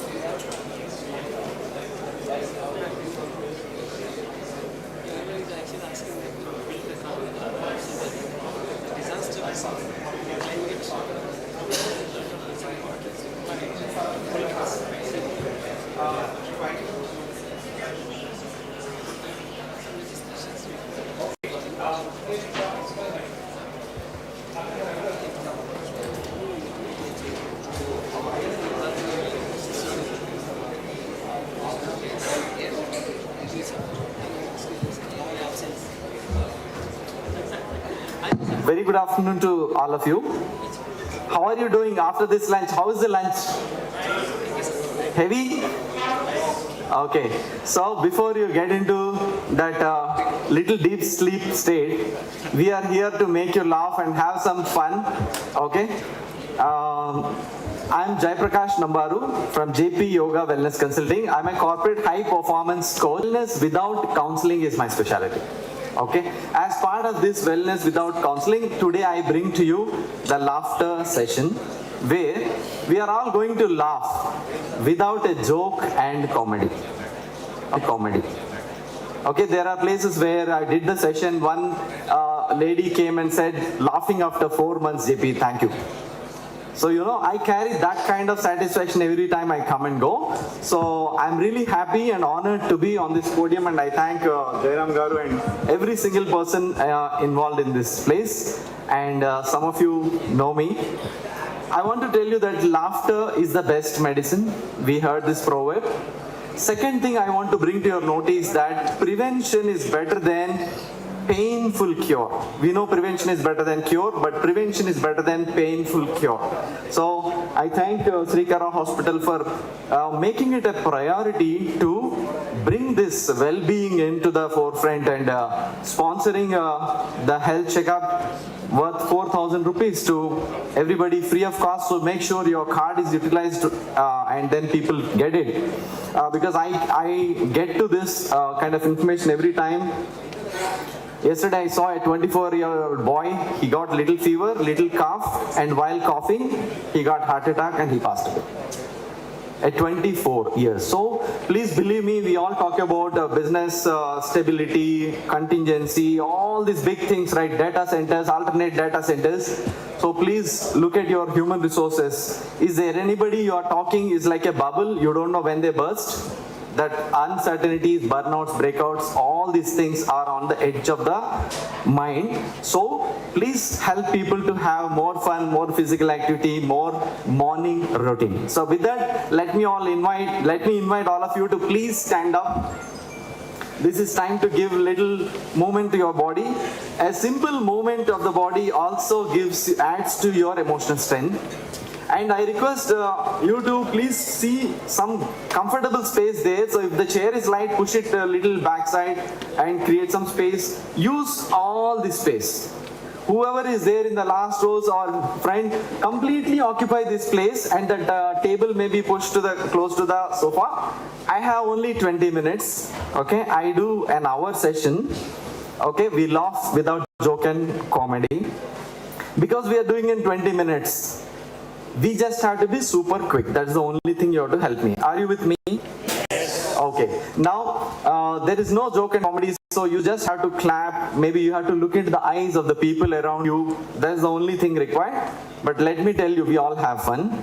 But one or two people in this room right now may be going through some personal emergency at home or going through some very rough time in the life. They will see life and lightness like never before. So, to create that lightness for those few people and give life to them, all of us have to actively participate. That's the only requirement. Then, so now let's clap for TPOA for taking it serious to make us laugh. Like this. High energy. Okay. Now, okay, somebody has doubt. Why? How can we laugh without joke and all that is in your head? So the only solution is just first 3 minutes you follow me, rest is taken care. Now let us clap with a rhythm. And when you're doing that, you have to look at people on your left side. And when you look at left side, that left person is looking at somebody else. And you feel pain, right? So just have a staggered look so that you at least see one or the other person, okay? Come on, everybody, you have to say and you have to clap. It's like this. 1, 2, 1, 2, 3. Come on, everybody. 1, 2, 1, 2, 3. 1, 2, 1, 2, 3. 1, 2, 1, 2, 3. Hey! Okay, ఇది కూడా ఉందా అనుకుంటున్నారా? Okay. Right. You know how to do, but you haven't done it. You know, some people have done like this.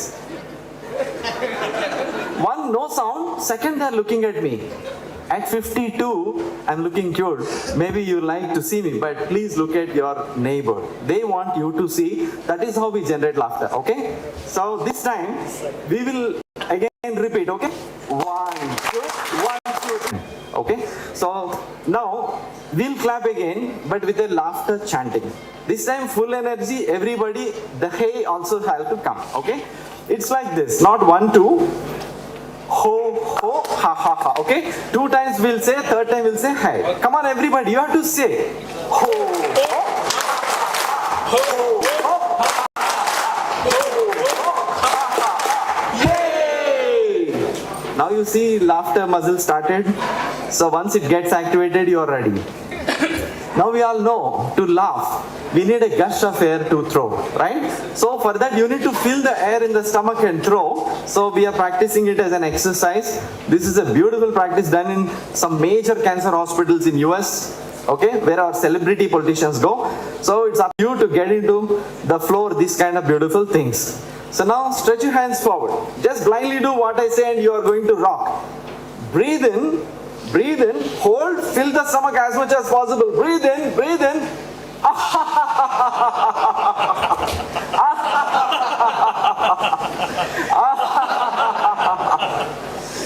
పొట్టలో గాలి లేకుండా ఏమొస్తుంది హాహా. So you know this in Puranas, Rama or Krishna, we don't hear about their episodes of laughing out loud, but you know Ghatotkacha, right? In Maya Bazaar we have seen aha ha ha ha ha ha aha ha ha ha ha. So that's what, nothing but throwing the gush of air. So this time literally, please stretch your hand.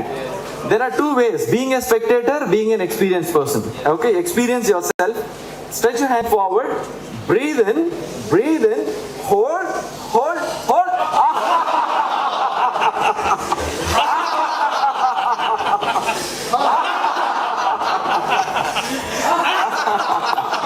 Okay. Now the muscle started. Last important point, focus on high energy people. Okay, if you find somebody in your teams also, sometimes there will be some people, they're an asset to the company. Whatever performance rating they get secondary, but they are asset to the company. Okay, so now focus on high energy people And important thing is, you are not Bahubali's moms, so you can move your leg as well. Okay? If you're doing this, turn your leg like this, bend like this, do some gentle movement. We're already in between the chairs. Okay, now, next important thing to get a little laughter out is childlike playfulness. Okay? So what we do is, we say this, very good, and turn to the side and look at the person and say, yay. Okay? And then other side, third time, hey. Okay? Are we all doing? With full energy. Come on. Very good, very good. Yay! Very good, very good. Yay! Very good, very good. Yay! Yay! Okay, so now, the childlike playfulness is next important thing to get into laughter.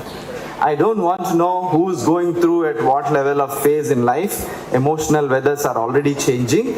But this practice assures oxygen supply to brain and improvement of health. A simulated laughter is equal to the original laughter. That's what science says. Okay. So now after we did this, quickly we'll jump because my time is already half over. Okay. So now let us do this. It's called Namaste laughter. We all say Namaste, and without spelling it out, silently, only while laughing, at least 5-10 people make a circle and wish everybody, and I will initiate it. Okay. If you have space, move around. I request people to consume this space completely. Okay, we are starting it. Come on everybody, super fast.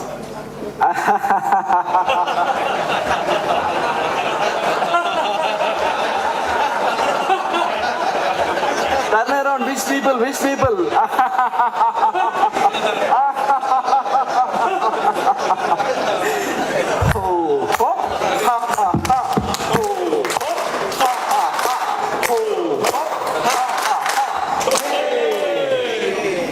Okay, now, it triggered for him already. Now what we do is we'll make a milkshake, okay? It's like this, left hand's up, vanilla in this, right hand, chocolate, strawberry, whatever it is. Pineapple. With pineapple, yes, grinded. Now, we'll mix it like a Hyderabadi chai, pretty fast.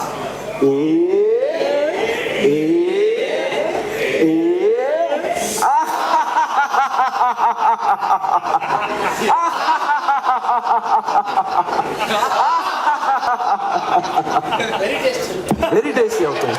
But there are some people who are not doing, actually, you know, they are vegans. They don't take milk products and they are like discomfort. But you know, as a child, some children have taken milk and then they have thrown like this and they say, Mama, it's done, right? So for those people, we'll do this again, but this time after mixing, instead of drinking, we'll throw and laugh. While throwing, look at the person next to you. See, I've done this. Come on, everybody. Super.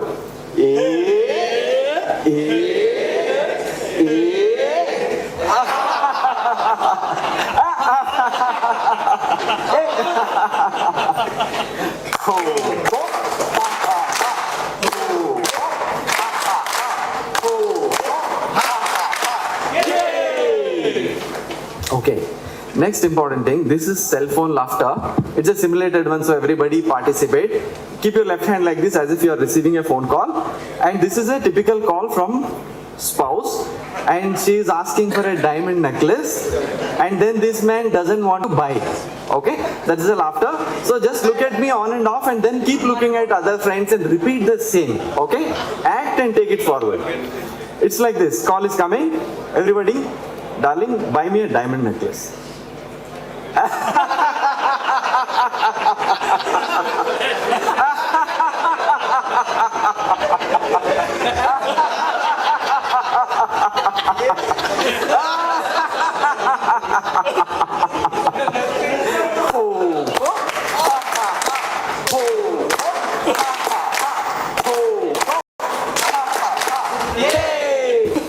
The next one is revenge. Actually, she has the credit card and then she did a nice shopping. The bill is now 8 meters long. Okay. So next is credit card bill laughter. Okay. Come on. Everybody left hand like this. Raise a hand. I've done this to CXOs, CEOs, every forum. So just involve and you are ready to go. So you look at the bill and then at least share, look at 4 or 5 people around and express your emotion. It's like this, okay? Come on.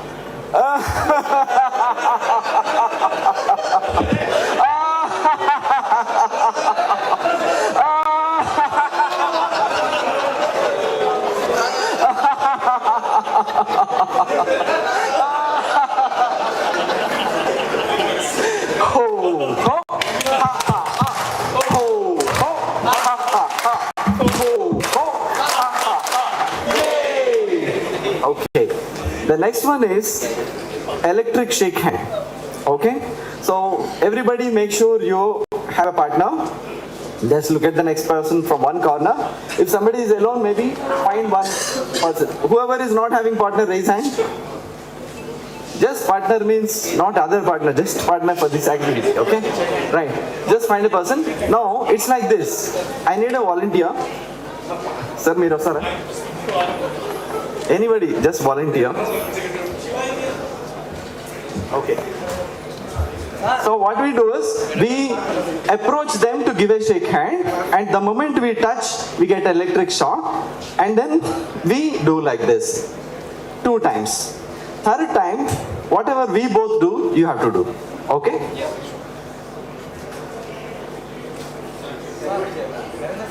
Okay, it's like that. Everybody, come on.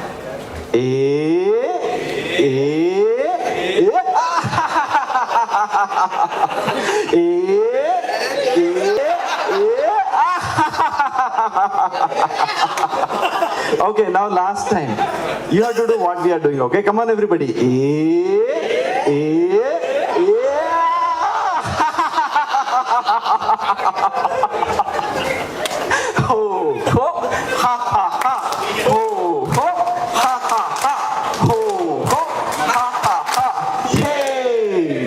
Okay, the next one is zip laughter. Okay, everybody should be able to see me. Somebody is hiding there who's not able to see. Give some space. It's like this. We all keep our hand like this. And when I open, we all laugh. Ha ha ha ha ha. And then stop. Ha, stop. Ha ha, stop. Okay? So you have to do it immediately. Come on, everybody. Your hands on the lip. Look at your friend, no problem.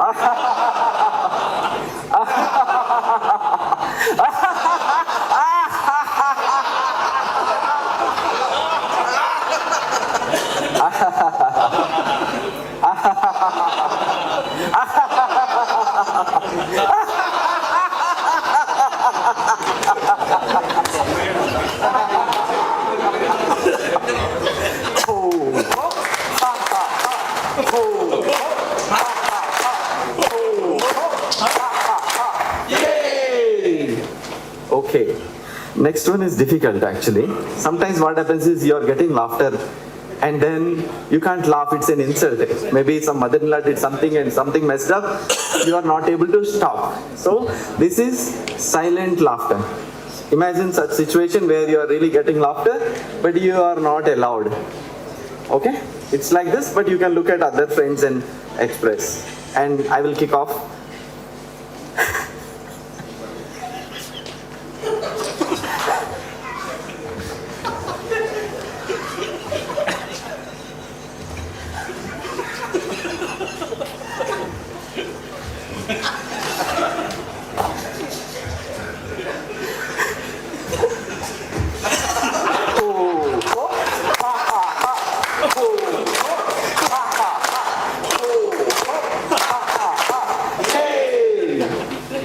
How much more time we have? Oh, super.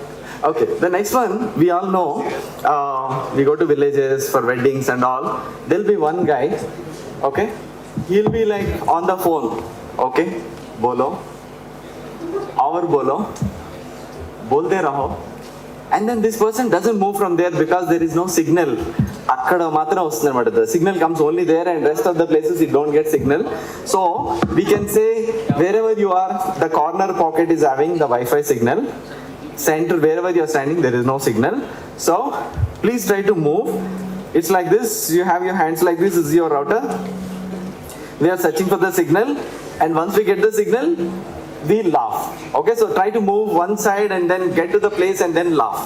Second time again we go around and then get to the place and then start using all your trousers. Okay, come on everybody, hands like this. If you are not able to move around, make rounds at least. Okay, it's like this. Okay, sir?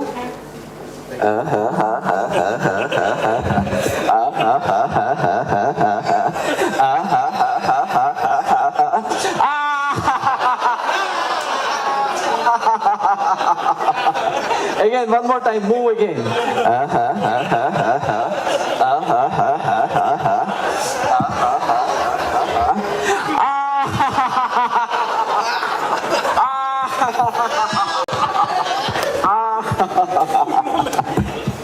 Very good, very good.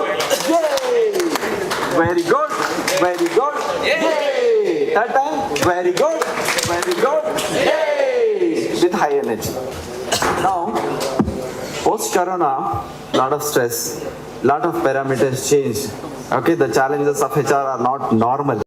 The cost of recruitment is very high and you don't know when the person will take what kind of decision. So it is important to de-stress. So right now also we can do, you all know dental floss. With a string we clean the right. This is mental floss. Okay, don't miss the opportunity. This is a longer string. Keep it over the head. Maybe hospital ki konjam business tagipotundi, but still this one. Stretch your hand for. What we do is we clean, and then look at the mirror and laugh. Second time we clean, and show to our friends. See, itna khali ho gaya mera clutter. Okay, it's like this. Everybody. I'm not able to move, but you can move around. Okay, let us start. Not anymore.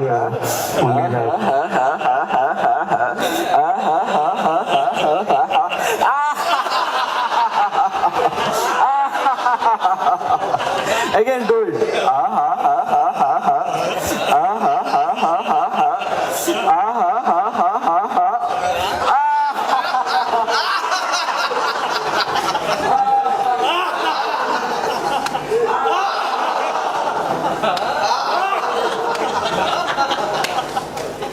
Ho, ho, ha, ha, ha. With high energy. Ho, ho, ha, ha, ha.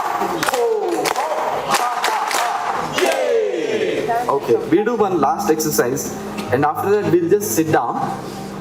And if possible, if the chair is light, you can try to face few people. Or if you don't want to sit, stand, make a circle loop like, and you can see 10 people minimum. Okay? After this exercise, again, find your partner. And whatever we do, you have to do. This is called a double shake hand laughter. Okay, find your partner. Stand in front of your partner. It's like this.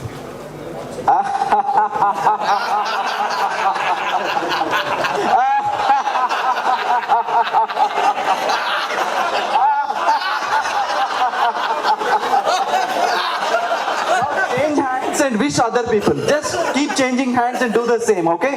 Come on, go around, jump, shake hands. Sir, can you give me your shake hand? Shake hands, change hands. Okay. Till now you sat next to somebody, but now look at them, they feel like a friend to you. Okay? So now, either you can sit or you can stand, but the front people turn back, this side people turn to the center, as if no, we are trying to see each other in a circle. Okay? So, make sure you are seeing at least 10 people. Cluster 1, cluster 2. Okay? And last cluster, standing, sitting people also can stand. So it's like this. This is 1 minute laughter. Okay. I'm coming down. So try to look at me, form a circle. You can be here, sir. No problem. Okay. Please stand, sir. We have to be, yeah, sir, ee majhlo okaru straight chesand. So we all can see all of us. Open the circle. Okay, what we do is, this is called gradient laughter. This is called I don't know laughter. Sometimes you get laughter and some friend comes, tell me. You can't tell. right? There are situations and they keep bugging you. It's like this, okay? So we start slowly, then we slowly increase it, and if you want to laugh out loud and on the sofa, roll on the sofa, you can.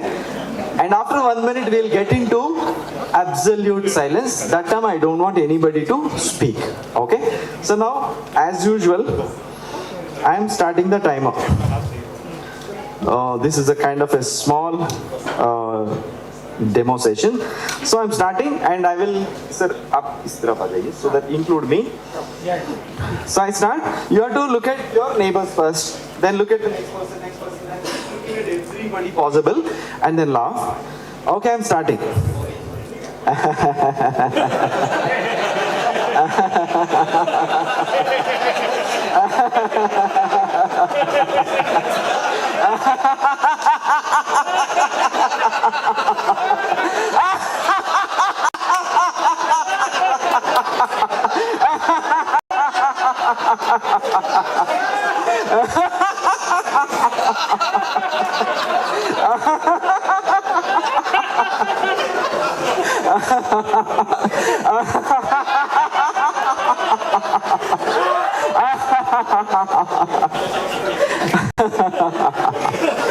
Now slowly settle down in your chair. Next 3 minutes is very, very precious. Please settle down in your chair. Okay. So what you do is, just be with yourself for a few more minutes, okay? No conversations, please, and stretch your hands forward. Make sure it's not hitting the front person. Okay, now take a deep breath in, breathe in slowly, and breathe out and slowly bring your hands down. Okay, one more time, this is the last time. Stretch your hands, take a deep breath, and breathe out slowly and bring your hands down, and keep your hands on your knees. You can close the door for next 2-3 minutes. Keep your hands on your knees, palm facing the ceiling. If your hand is like this, turn it upward and just close your eyes. Close your eyes. Breathe in and breathe out. Breathe in and breathe out. Observe the energy in every cell of your body. Observe the breath. Observe every cell of your body with joy, gratitude, and self-love. Every cell of your body is like a child. When you look at it, nurture it with joy, with gratitude. It works for you. It increases the healing capacity. It increases your immunity, which is very much required in this current corporate world.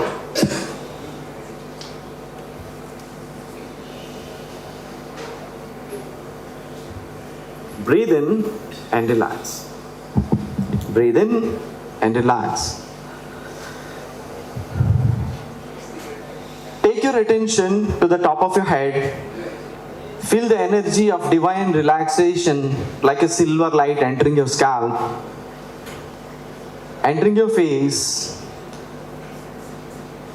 entering your shoulders, neck, elbows, hands and fingers. Relax your face muscles, throat, shoulders, and observe the energy in your entire left hand and your entire right hand. Now take your attention to the throat center, chest, abdomen, both the hips, thighs, knees, calf muscles, ankles, feet, and the sole of your feet. Observe your entire left leg and your entire right leg. Breathe in and relax. Observe your entire upper body, both the hands, shoulder blades, throat, all the face muscles. Observe your entire body. Your mind and body are completely relaxed and you are in peace and rest. You are in peace and rest. As you continue breathing, you repeat with me in the mind. The source of joy and happiness is within me. The source of peace and calmness is within me. I am the wonderful creation of God with a purpose, and I execute all my goals only with joy and enthusiasm. I am happy. Breathe in and relax. Have a smile on the face and breathe in and observe every cell of your body with joy, gratitude and self-love. Now slowly become aware of your surroundings, the weather, the sounds and people, and slowly move your right hand fingers. Move your right foot toes. Now keeping your eyes closed, join your hands in Namaskar Mudra. Thoroughly warm up your hands.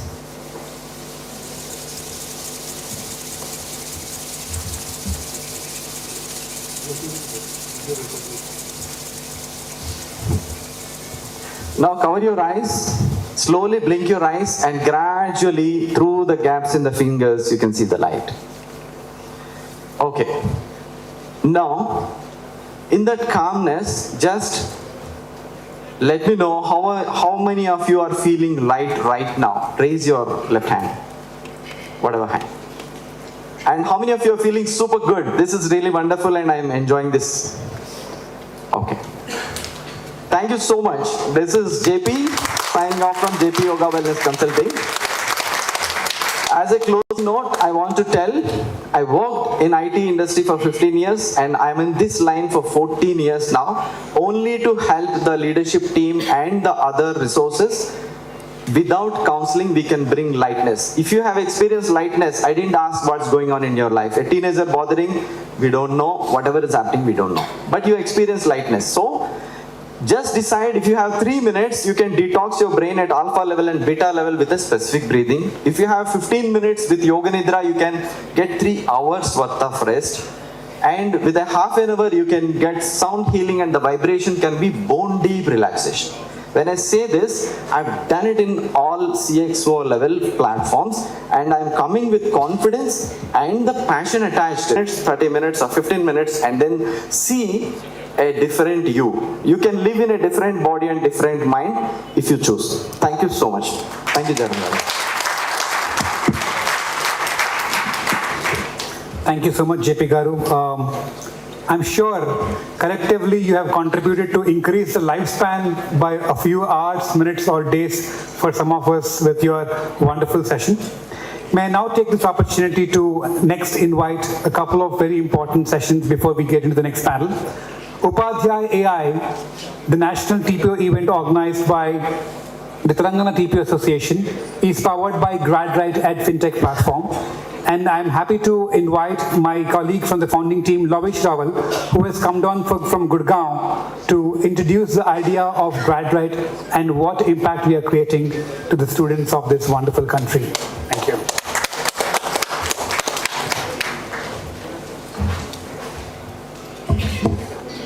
Hello, thank you.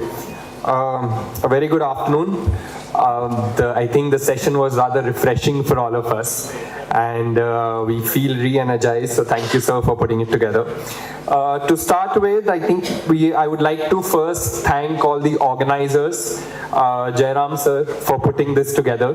I think it is a delight to see leaders from different frontiers come together and sort of get aligned and solve for things happening in the student space. I'm an engineer myself, and having learned so much from everyone who was speaking here about AI, our company is built on the backbone of AI. And we were always wondering wondering what can AI do or how can it be embedded closer to the students' journeys. And I think with a TPO consortium taking a leap in that ground, it's a perfect place to start.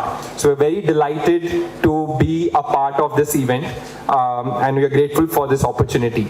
I think there was a perfect paradox that it is the most recognized and the most crucial body that supports a student's lifespan. It starts the journey from there, and on the directions of the same, we have also put together a proposition or directions that might be of help in the journey. So here it is around grad right, where placements meet higher education. I'll quickly explain what we are trying to solve for. We are an organization that has been in the student space for the longest. There are certain student problems that we are trying to solve for, a few of which are put up here.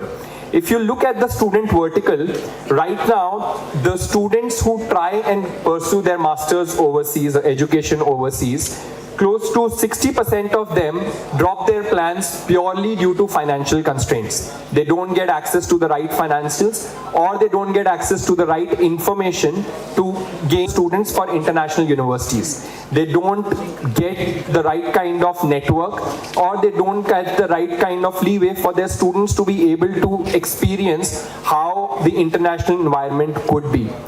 And on the most important front, today TPOs mostly are constrained in the environment of helping students only look out for jobs. The survey that we ran gave us a very clear outcome. 30% of the students want to pursue higher education immediately after their education in India, and that is the primary form of placement that is important to them. So we thought, what is it that we could do here? And hence we built solutions around that. We are an AI-enabled ecosystem wherein students, lenders, all of them come together and create right opportunities for students. So for anyone trying to pursue an education abroad, there are institutions from overseas who market themselves, expose themselves in the Indian institutions. For example, today, let's say a fourth-year graduate student in their final semester wants to experience a finance class happening in University of Miami. Now, how do you make that happen? That is where we come in and we enable those delegates from those universities to mostly travel here, be with the students, give them some modules and sessions of how life is out there, so that before making a choice around their education, students are pretty sure that this is what they want to do or what they don't want to do. On the bank side, again, we have modules running with the banks wherein we enable banks to look at what is the student's right credit worthiness. If you look at how educated today, banks give loans primarily on the basis of your parents or your family's income profile. Education has very less to do with it. If it is just to be looked at that someone who can afford education, only those people are given an education loan, then what will happen to India's economy, mostly from tier 2 and tier 3 cities? That is where we enable banks to look at the academic profiles of institutions so that they can create better loan products for those students without looking at the student's background. And doing that over the last 3 years, we have served close to about 2 lakh students, serviced about $3 billion of loans, sent students to about 500 universities, and they're mostly the students who are going out from India, 65% of them are going to the US. Doing that, we recognize that mostly this problem was there prominently in the tier 2 and tier 3 cities, and hence we went with an approach where we mostly catered to tier 2 and tier 3 cities of the country. Most of our student engagement comes from Telangana. In fact, 25% of it is from Telangana. And 87% of the students come from towns that we haven't even heard of. There are some towns which don't have accesses or more than a branch of SBI. So that is the kind of access we create for students. These are some of the prominent partner universities that we work with. Of course, the list is much more than this, but these are some of the highlighted universities who are very keen on coming into India and giving their courses upfront to domestic universities or to students as exposure for them to see how classes are if they enter into their universities. We also work with prominent players in the Indian ecosystem. For example, we are the go-to partner for PhonePe as their student partner for master's education overseas. We are partners with companies like ETS, Telangana-Global, wherein we have created a wide network of students who are taking part in this community and moving forward. We are also working with many domestic institutions in India. To name a few around here, we've got BBRIT, Geetam, we also work with GNETs. They are very closely associated with us in taking our help in getting their students to be exposed to international universities. In terms of the team is a team which is led by higher education experts. We've been in India supporting the build-up of many prominent institutions. You would have heard of Ashoka University, Kriya University, Indian School of Public Policy. All of these institutions have been built by the team that you see here. We've been part in their pre-startup phase, and hence that all those opportunities have led us to be very, very close to the student body, which led to the emergence of GradRight. In terms of our board of advisors, we have experts from the international space, one of which I can tell you is very exciting given that we are talking about AI.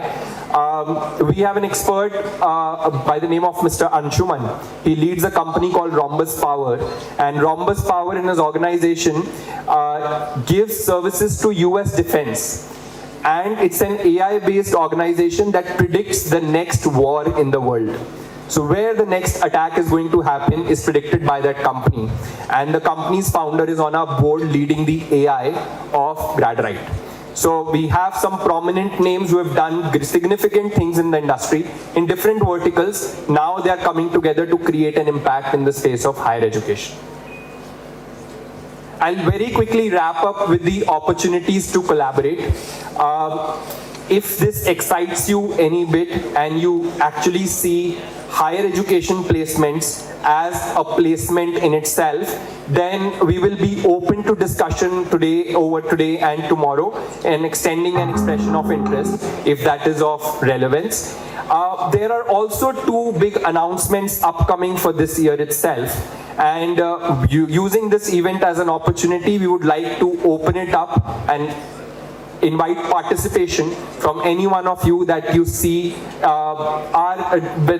would be of likeness to your students. The first one I would introduce you is called Shifted. We'll first go through a video and then I'll talk about it.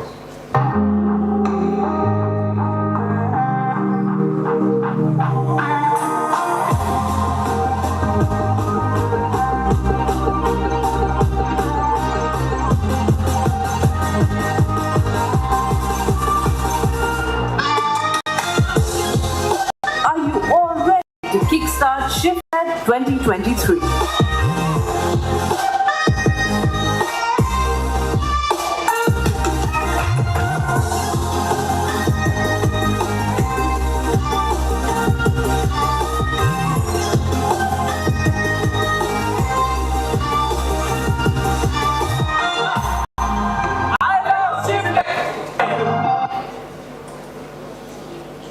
Well, this is an event that we put together last year in November in JRC Convention, Hyderabad. Witnessed over 1,800 students, 1,000 parents, many international universities, and there were one significant piece was the policymakers that had come in for the event. Policymakers in domestic universities, international universities, they all come together to define the next frontier for education for students. All in all, who benefits? It's the students. And that is what really emerged as a successful event. And that is what we would like to invite you for if you see this as an opportunity for your students to participate in.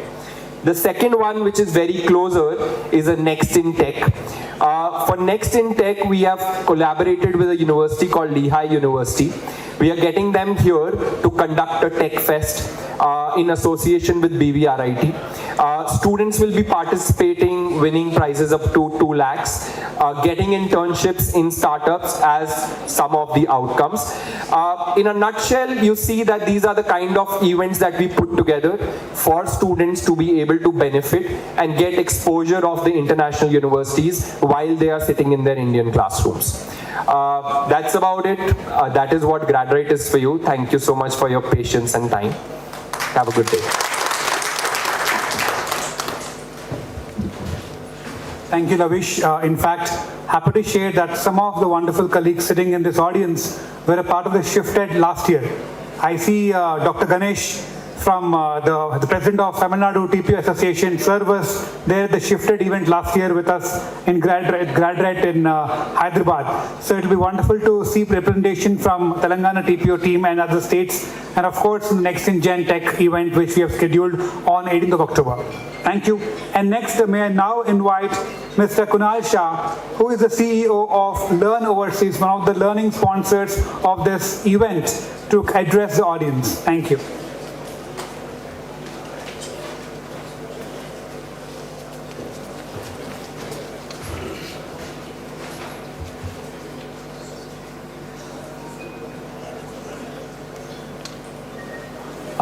Good afternoon, everyone. Thank you. Firstly, I would like to thank Dr. J. Raman for giving us an opportunity to come and address such a wonderful crowd. It's great that we had that presentation from GradRight just before my session. It's kind of completely in sync with what we want to say over here. Just one second.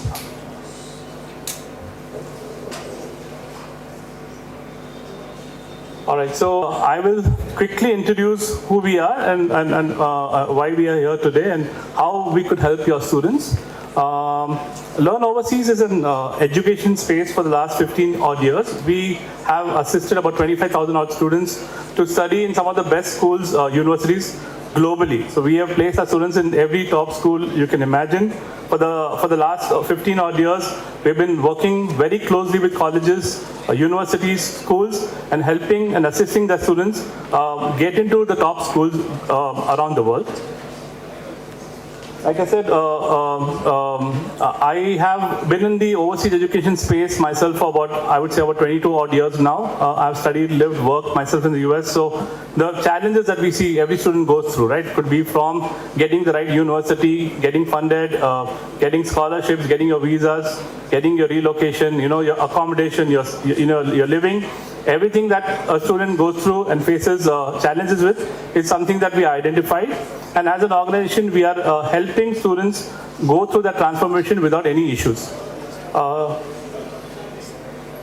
Obviously, as a placement officer, you are the first point of contact for anybody who's trying to plan their future, right? It could start from you, the most obvious one would be for them to get placed and start working. But a whole lot of students also look at higher education as the next step from graduating from their bachelor's degree. And today, overseas or education abroad has become extremely, I would say, affordable. It's become extremely feasible.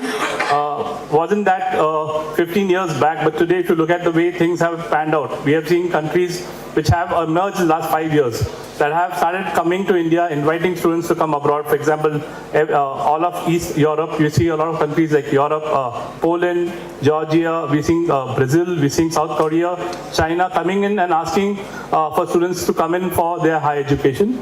Like I said, we have been able to, over the last 15 years, collaborate with about 1,300 universities where we are able to place our students globally. Now, why learn overseas? Now, the reason I'm here today is to see if we have an opportunity to work with your institute, work with your college, work with your university, and collaborate at a level where we can do three things. We can obviously assist your students in placements or admissions across universities globally. That is the first solution we provide all our partner universities, where we are able to help you get your students that ease in admissions globally. The second level of help or collaboration that we are also looking for is a chance to work with your institute if interested in doing, let's say, a short twinning program, a one-term, two-term twinning program where your students are able to study 1 year here in India, and then the second year they can choose to do their higher education anywhere in the 1,300 universities that we have collaborated with. So a lot of institutes that we work with today are open to having that twinning experience for their students. So sometimes we have colleges say, give us a 2-week experience for my student, let them go to a school in Malaysia, let them have a 2-week, or let them go to a school in UK, have the 2-week experience and come back. So the second level of collaboration we have, which we can talk about, is about us helping you with that kind of a twinning or a collaboration program with universities across the world. And the third level of service that we also offer the institutes over the last 15 years is a little more deep integrated, where we are able to do, I would say, partnership with schools globally in terms of student exchange, where we have students from our schools, institutes going and studying in their campuses, and their students coming over and doing, studying a term or two in our campuses. We also have faculty exchange, where faculty from our colleges go and learn, and their faculty come in and do their learn and teach with us. And the third level is where we also do research exchange, where we are able to collaborate with a lot of schools where research that's happening globally, the funds that you require for research happen at a collaborative level. So when we work with an institute, the idea is to be able to help you with any of the three or all the three, if required, all the three solutions. We have a stall right outside called Learn Overseas. We have my team there. So if any of you feels that there is something more information you require from our end, we are very happy to share that with you. We're able to give you details depending on the kind of university that you have, the kind of programs you have. How can we collaborate with you? How can we share the experience that we have with your students? And also, one other thing that we wanted to discuss is the kind of services that we offer our students, right? It's not just admission per se, just admission services to your students. We are offering something that is for every pain point that they go through in the journey, be it admissions, be it scholarships, be it funding, be it accommodation, be it, the kind of visas, be it post-graduation placements, on-campus placement, or post-graduation off-campus placements. Every area that the student struggles with, we have experts helping them through the journey. So it's a relation we build with the student 1 year before they go and at least 2 years after they graduate. So it's a long-term relation that we build with your students. We want to ensure that apart from the services that we offer here, we're able to give them solutions real time. We're able to help your students real time in terms of admissions, in terms of visas. So we are very happy to kind of have those details shared with you. If you're interested, you can come up. We are at a booth right outside. We can share details. The idea would be to kind of see if we can collaborate with your institute, with your college, and if your students are interested, if you have students who are looking to, who are looking at opportunities abroad, how do we kind of, collaborate and take it forward from here? We also have exclusive scholarship opportunities. A lot of our institutes offer a fully funded program to a partial scholarship. So depending on the qualification of the student, we are able to get them sometimes a full scholarship and sometimes a partial scholarship. So we have a scholarship journey that students can go through. And all these are something that we discuss with your students at the session. So we will tell your students it's easy to get the admission part is the easiest part. Getting an admit is not a challenge. How do you pay for the education? How do you fund the whole education? And that bit is something that we are really good at. We have figured out a way to fix that for our students. So affordability has become the last issue, right? There are loans, education loans that obviously students can access today. There are non-collateral loans that the students can access, but also opportunities of financial aid, scholarships that those students can get from the schools or universities they're attending, and also independent institutes that offer scholarships. So we want to work with your students and discuss that in depth with them. These are some of the colleges. If you look at the list, we have about 1,300 odd schools that we have tied up with. These are some of the schools that we've been sending students over the last 15 odd years. We have partnered with some of the best schools globally in terms of admissions. So we're able to work with the admission team and identifying the students over here, making sure that they are the right fit. The biggest challenge we see with students, right, is when the choice is so much. How do I ensure that the school or university I'm picking is the right pick for me? So we do that counseling session with the students.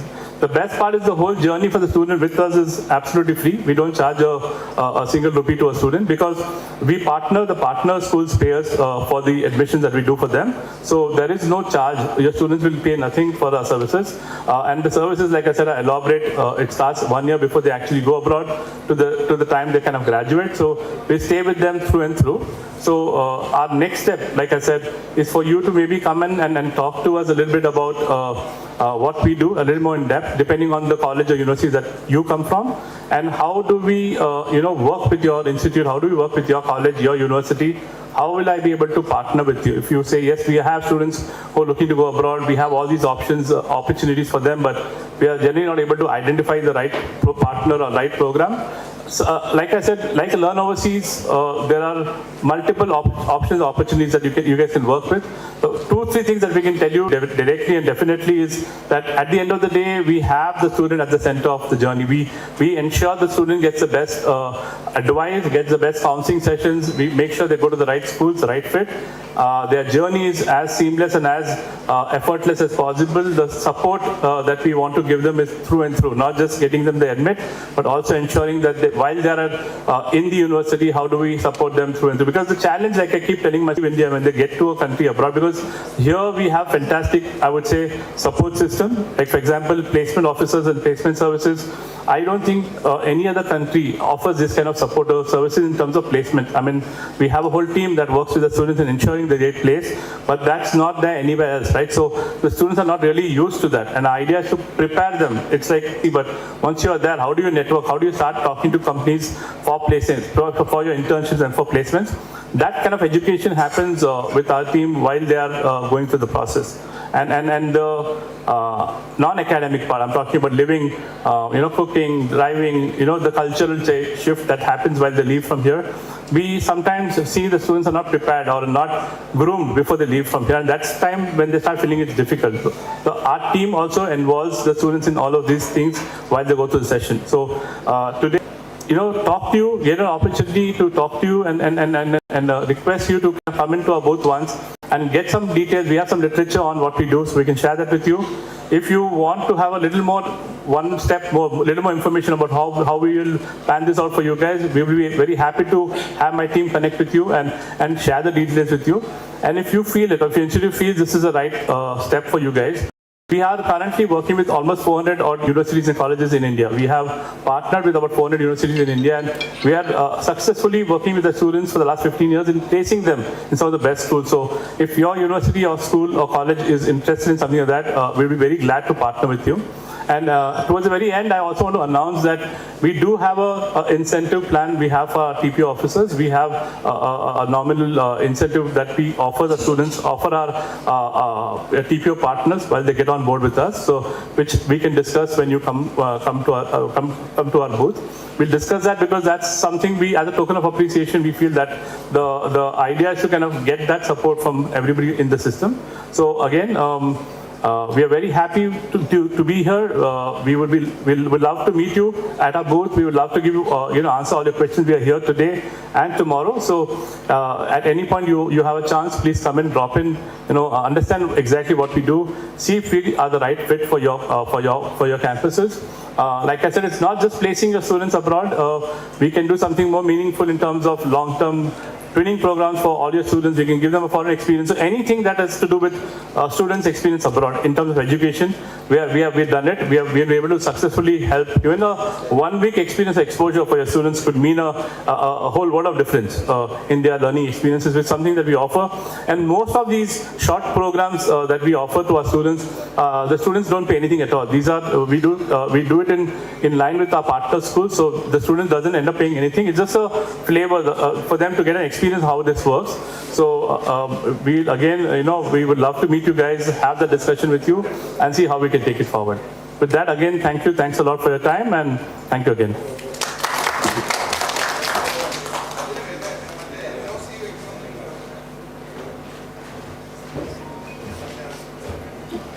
Thank you so much, Mr. Kunal, for your presentation.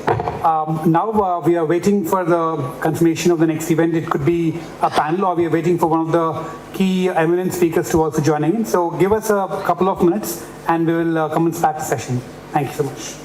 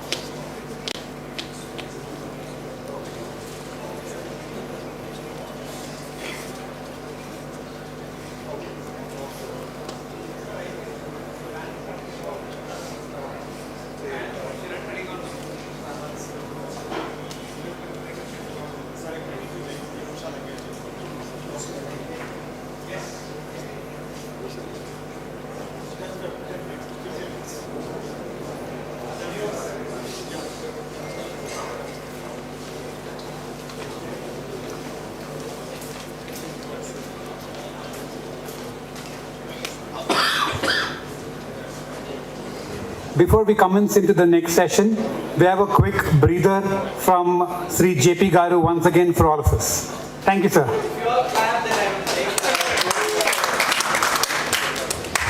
Okay, so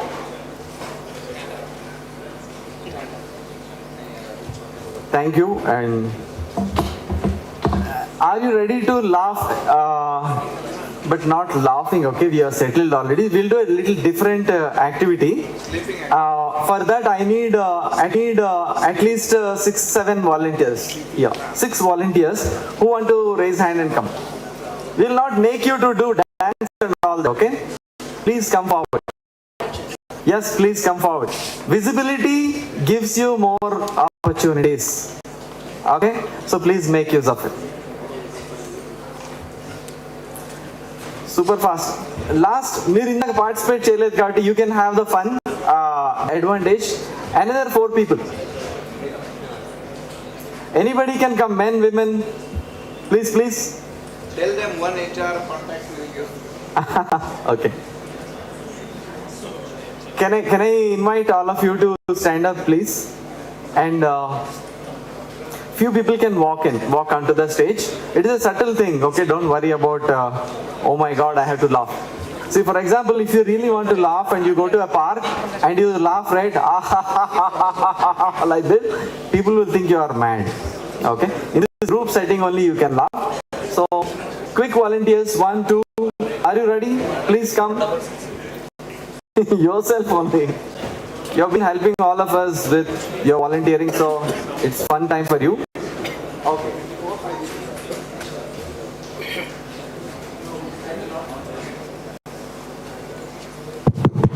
Okay. So, right. So everybody please stand up. Have a small cluster of 4 or 5 people, at least 4 or 5 people facing each other. Okay. So, yeah, like that. Small cluster. Super fast participation.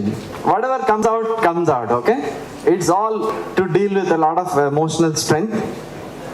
Okay, so what we have to do is 3 different things. 1, we'll talk to each other. All will talk at the same time. 1. And then I'll tell you what to talk. It's like you're just telling something. Second phase, you'll be like doing it super fast. The same thing.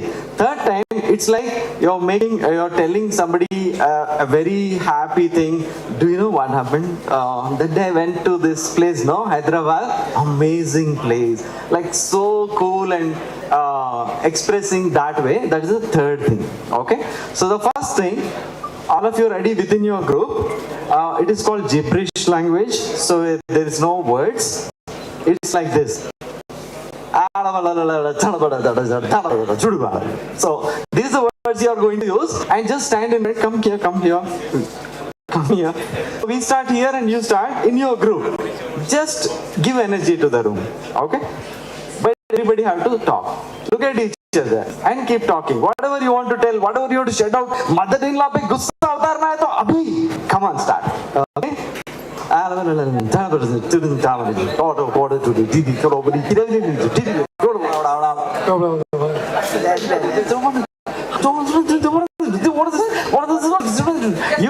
You can say, express anger, whatever, laugh, fun, okay, come on, come on. Okay. Come on everybody, let us do this again. Ho, ho and ha, ha, ha. Come on everybody. Ho, ho, ha, ha, ha. Ho, ho, ha, ha, ha. Ho, ha, ha, ha. Hey. Next one, please come forward. So make sure you don't injure them. You can be like little fast, okay? Whatever it is. Sometimes your subconscious mind wants to release stuff and it will release.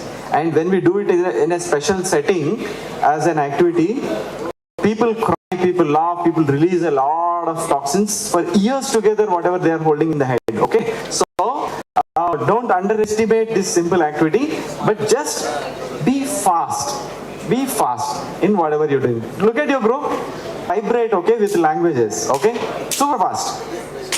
Ala kaadu, adi, language, madladam, okay?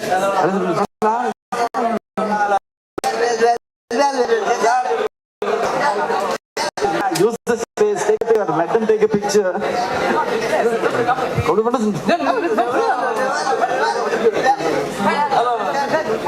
Come on, do it. Okay. Now, the third one, one-on-one, two people together, and then you are explaining an event, a wonderful evening that you had, or some gratitude, I'm really thankful to you, kind of, but without words, okay? Without words. Please look at, you have your partner, use this time, and let the science do its job. So, you turn to him, and you are going to share your first date, whatever it is, but he don't know. He will only get the feeling of it. No words, okay? Names are not revealed. Go ahead.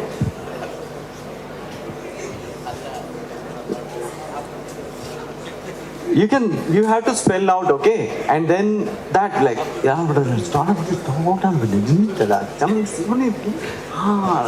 that's it.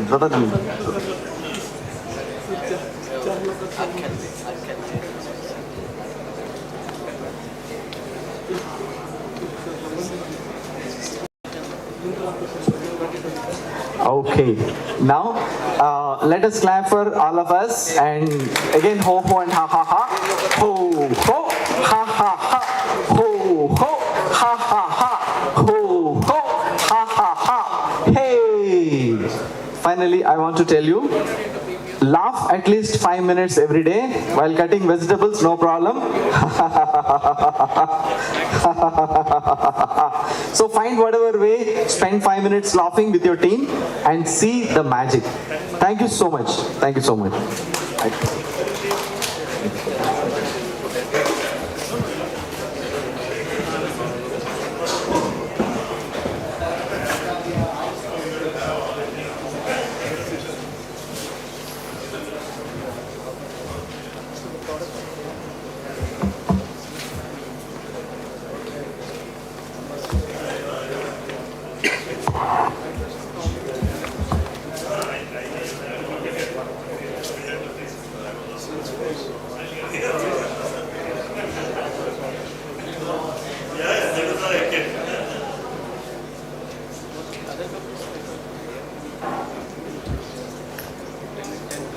Very good afternoon, and I'm extremely honored to have the presence of Sri Professor V. Venkatramana Garu, who is the Vice Chairman of Telangana State Council for Higher Education. It is indeed an honor for us to have you with us this afternoon, sir. So before we request Professor Venkatramana to address this wonderful gathering this afternoon, I would take this opportunity to quickly introduce Professor Ramana. Sure, sir. Thank you so much. I know we would not do that much justice. Thank you for doing this.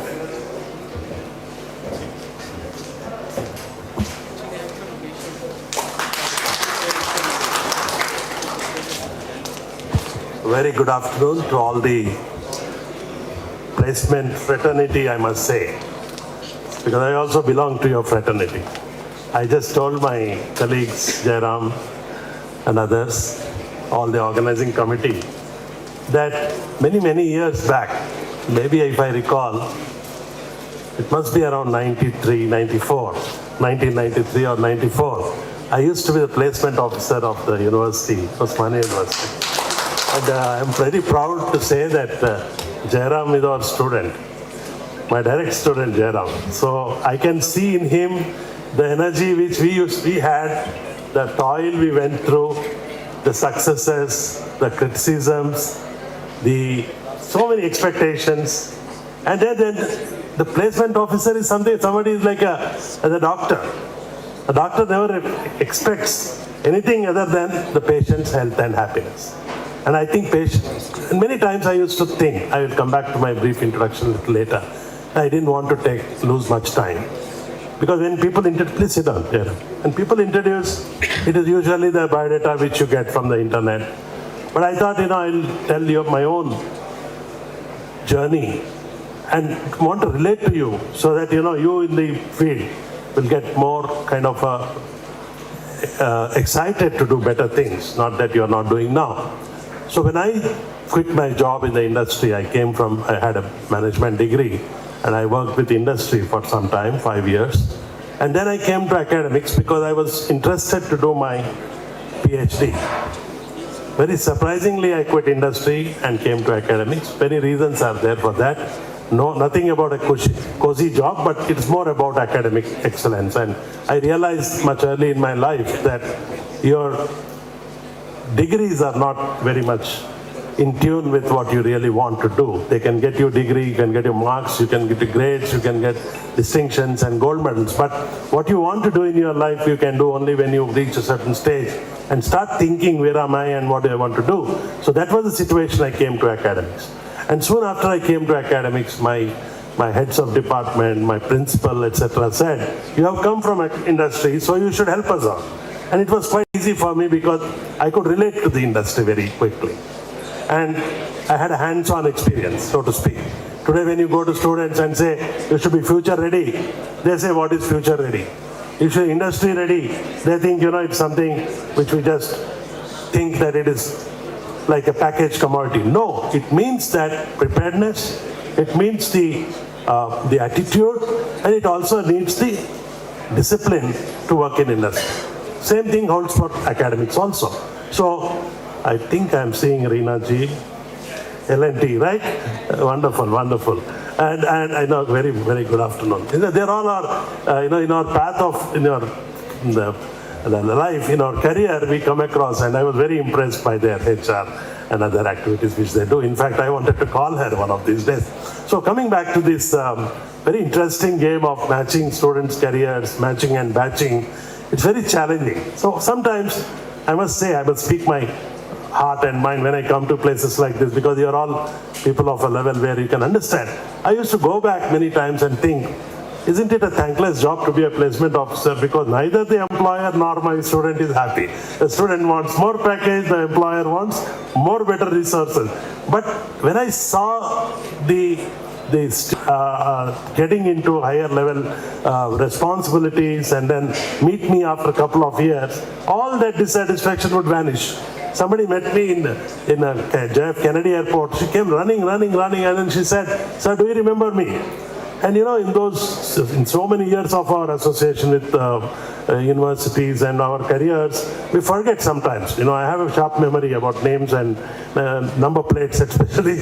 And this is one call that he or she should know multiple names, nicknames, short names, the way to talk to people, how do you approach. And also sometimes, even though you suffer from pain, of probably stretching yourself. And I don't want to boast, but now I'm coming 300 kilometers away. I was in Adilabad today morning, and I promised that this group, that I'll join you certainly on 4th or 5th. But I thought, let me just meet. So coming back to this preparedness, coming back to this whole game of AI innovation. See, if you look at now, and I'm also party to it, if you have not been able to successfully make students prepare for the future jobs, so to speak, the universities and the education ecosystem has not been geared up. And I go on record that sometimes what we have been doing 20 years back has been same repeating today. Whether it is Tamil Nadu, whether it is Maharashtra, whether it is Telangana, Andhra. So we need people who think out of box. People like you, because you have a feel of industry and you have you also have the classroom in this thing. So we have to marry both of them. And it's a very tough job. Let me tell you, the sandwich between the management and the student expectations. The management wants what is called the PNG approach. You know what is the PNG approach? Procter & Gamble always talks about more out of less. More out of less. You do more, you get out more out of this thing by doing less of maybe resource, but that's not the way it is.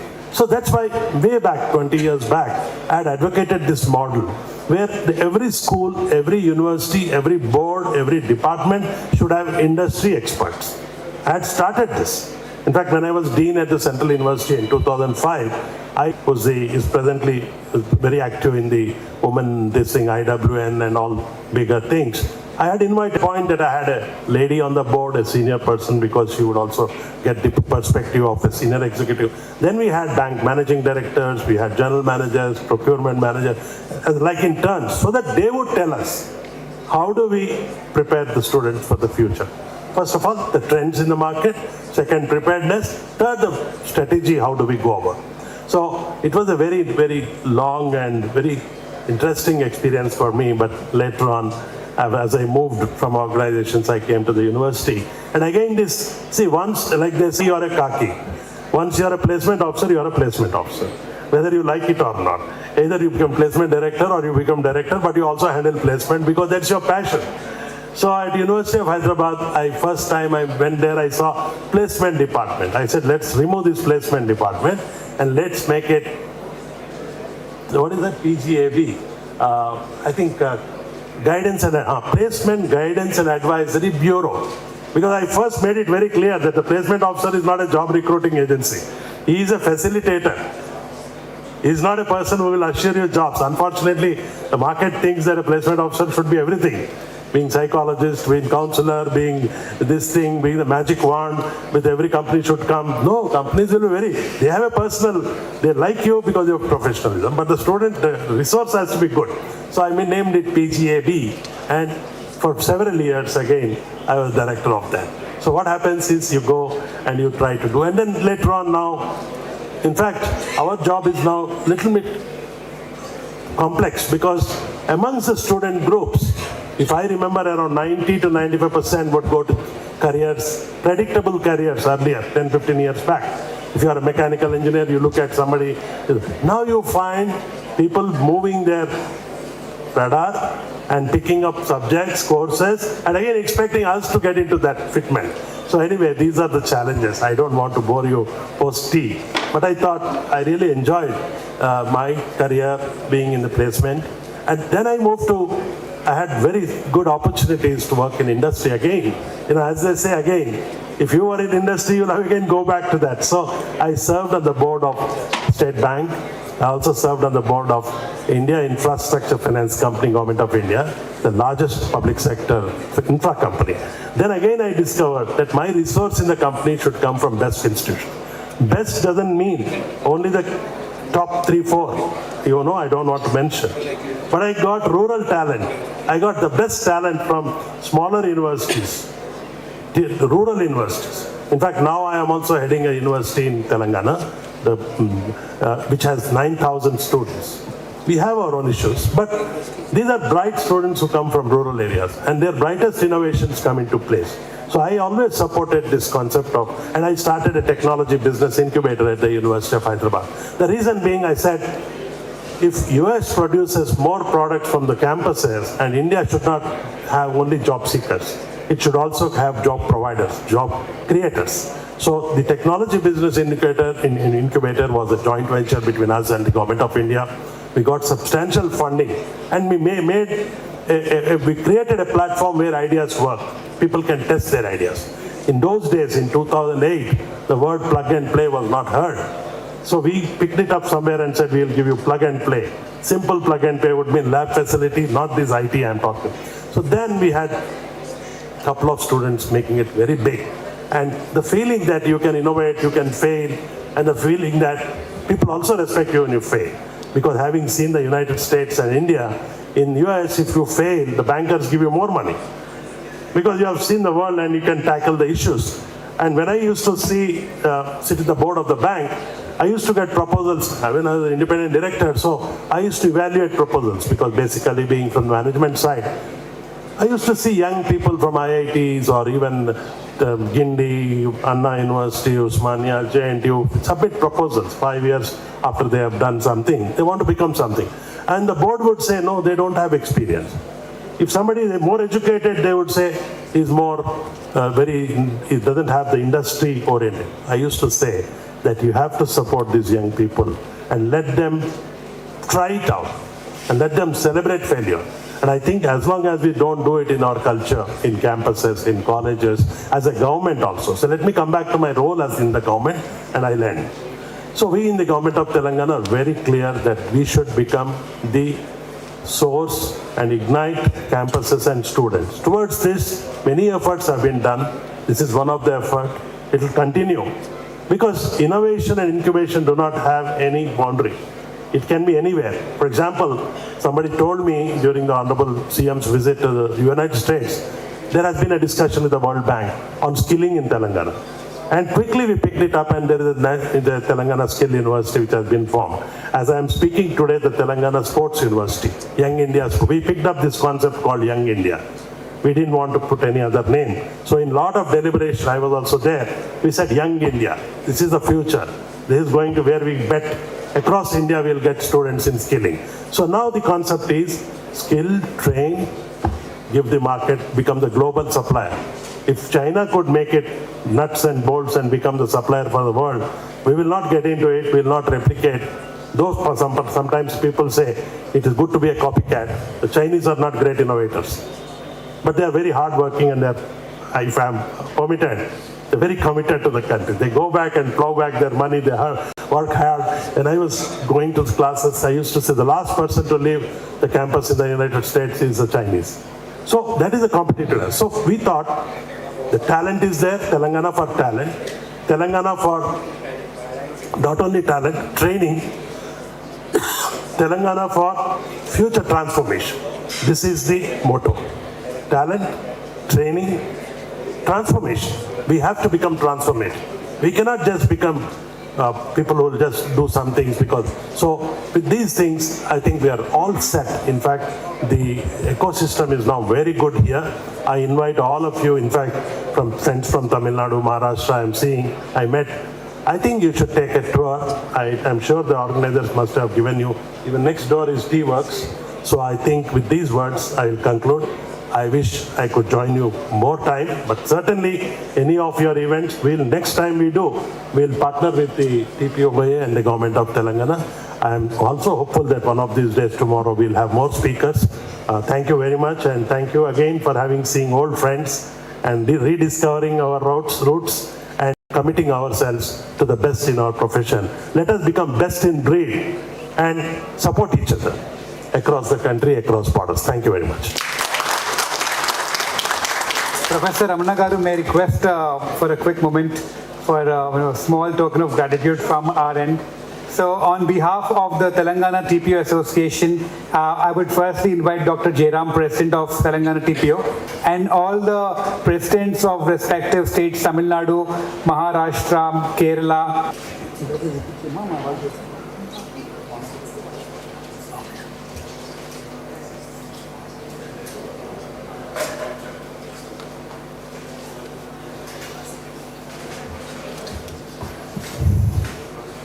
May I invite Dr. Reena Das, Ms. Sirisha to also come onto the stage to present a token of appreciation to Professor Venkatamana. Thank you.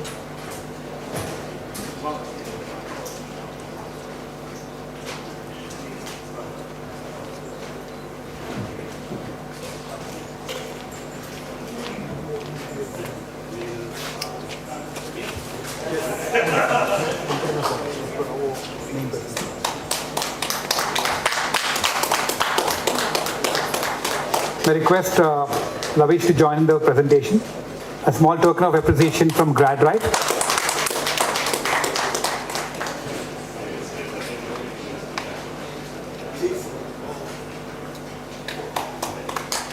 May I request you all to stay here for a group picture, please. May I request you all to kindly be here for a quick group picture. Thank you.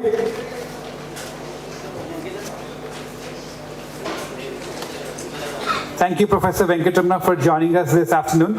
As we would be arranging the dais for the panel discussion, the next event is going to be a panel discussion on the topic, Bridging the Gap Between Industry and Academia, with a special focus on the top placements in government as well as private. So on this occasion, I would like to felicitate the training and placement officers of IIT Basra. Please come down here. We would like to felicitate you. Please. I request Reena Madam to please.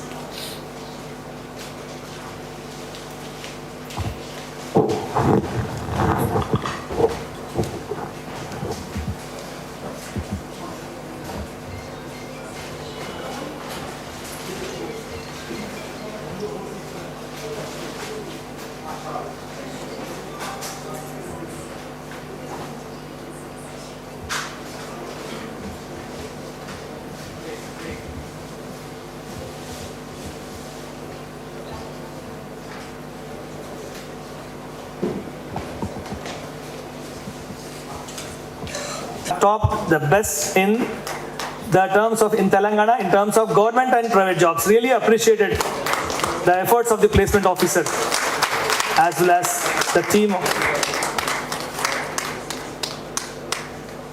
Congratulations, ma'am.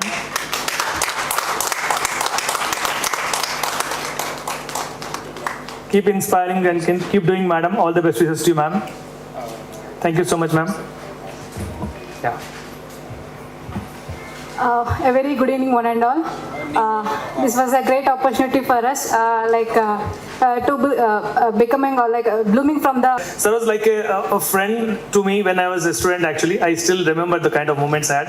Thank you so much once again to really inspire me, sir. A wonderful person, a simple and humble person, which I have met actually in this journey of my life. Thank you so much once again, sir.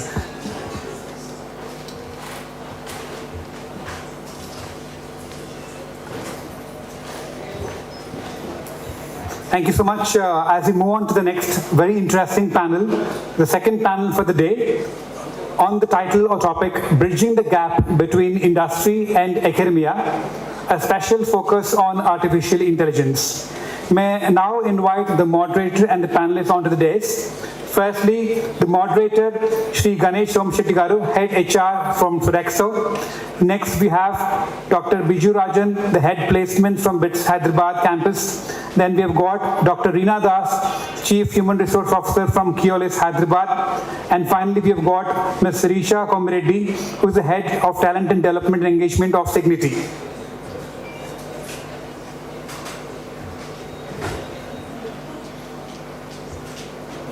Can we have the table mics, please? Cordless mics.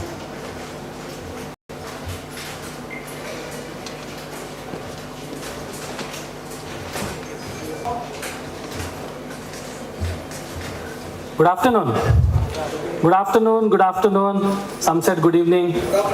But somebody who's coming for the first time, good morning. Okay. So, to make it a little bit more interactive, I would like to just say, I know war is going on, somebody has called war on somebody, but I think we are having a bigger war between the colleges, the TPOs and the HR. I would say the academia versus the industry. So for that, to give a little bit more humor to that, I would like to introduce the panel here. But before that, I would say the three forces are here. Air Chief Marshal, okay? Whomsoever you would like to think about it, think in your mind, Admiral, and then see that, we get the real fight among to get the best information and the learning from the industry and also from the academia as a great initiative that we would be doing. Okay, hope that's fine. You're going to be the best of the best defense personalities that you're going to be seeing. Anyways, I'll introduce one more time. Okay, thank you. I hope other TPOs who are outside, who are still having lunch, or just thinking that, when is the next lead coming, I think this session will really bring and break the bridges for that. So please join, and we will really make this session much more interactive. Thank you. Thank you, Mr. Ganesh. This very interesting panel is going to happen for the next 35 to 40 minutes. So I would request you all to actively enjoy, engage, and interact if you want. And after this, we would be taking a short break for the tea on the right-hand side of my dais. Over to you, Mr. Ganesh. Thank you.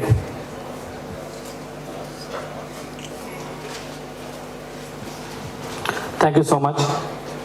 So let me quickly introduce my ministries, or I would say the chief powers. So I would have Biju Rajan, most of you might know, from a very premium institute from BITS Pilani. He heads the training and placements. Thank you so much for joining. So next we have Sirisha. I think she represents what do you call, sorry, you can just, Signity Technologies, and a lot of learning and development, and also on talent development that she has been working in our organization. And she will really share some of the best practices and how AI is trying to empower them, and then how they are actually empowering their own employees. Moving to her, Dr. Reena ma'am. Okay, I think probably many of you might have interacted and known. Coming from a mobility company, she will also interact how it is tough, really sure the resources are available, how we'll be able to sail through that in our current generation or maybe in the future which is coming. So that sets the context. So we thought probably rather we bringing up what we want to discuss, what we were talking at the VIP launch, we would like to open up to have 1 or 2 or 3 questions which actually attributes to what our topic talks about. Bridging the gap between academia and the industry. AI is clearly playing a vital role. And as for you, what do you want to understand from that, from the industry, so that we can kickstart and then take the conversations to the next? So I'll open up to the panel. Before that, I will have somebody from the audience to really see if you have any questions and how you want us to shape up this discussion.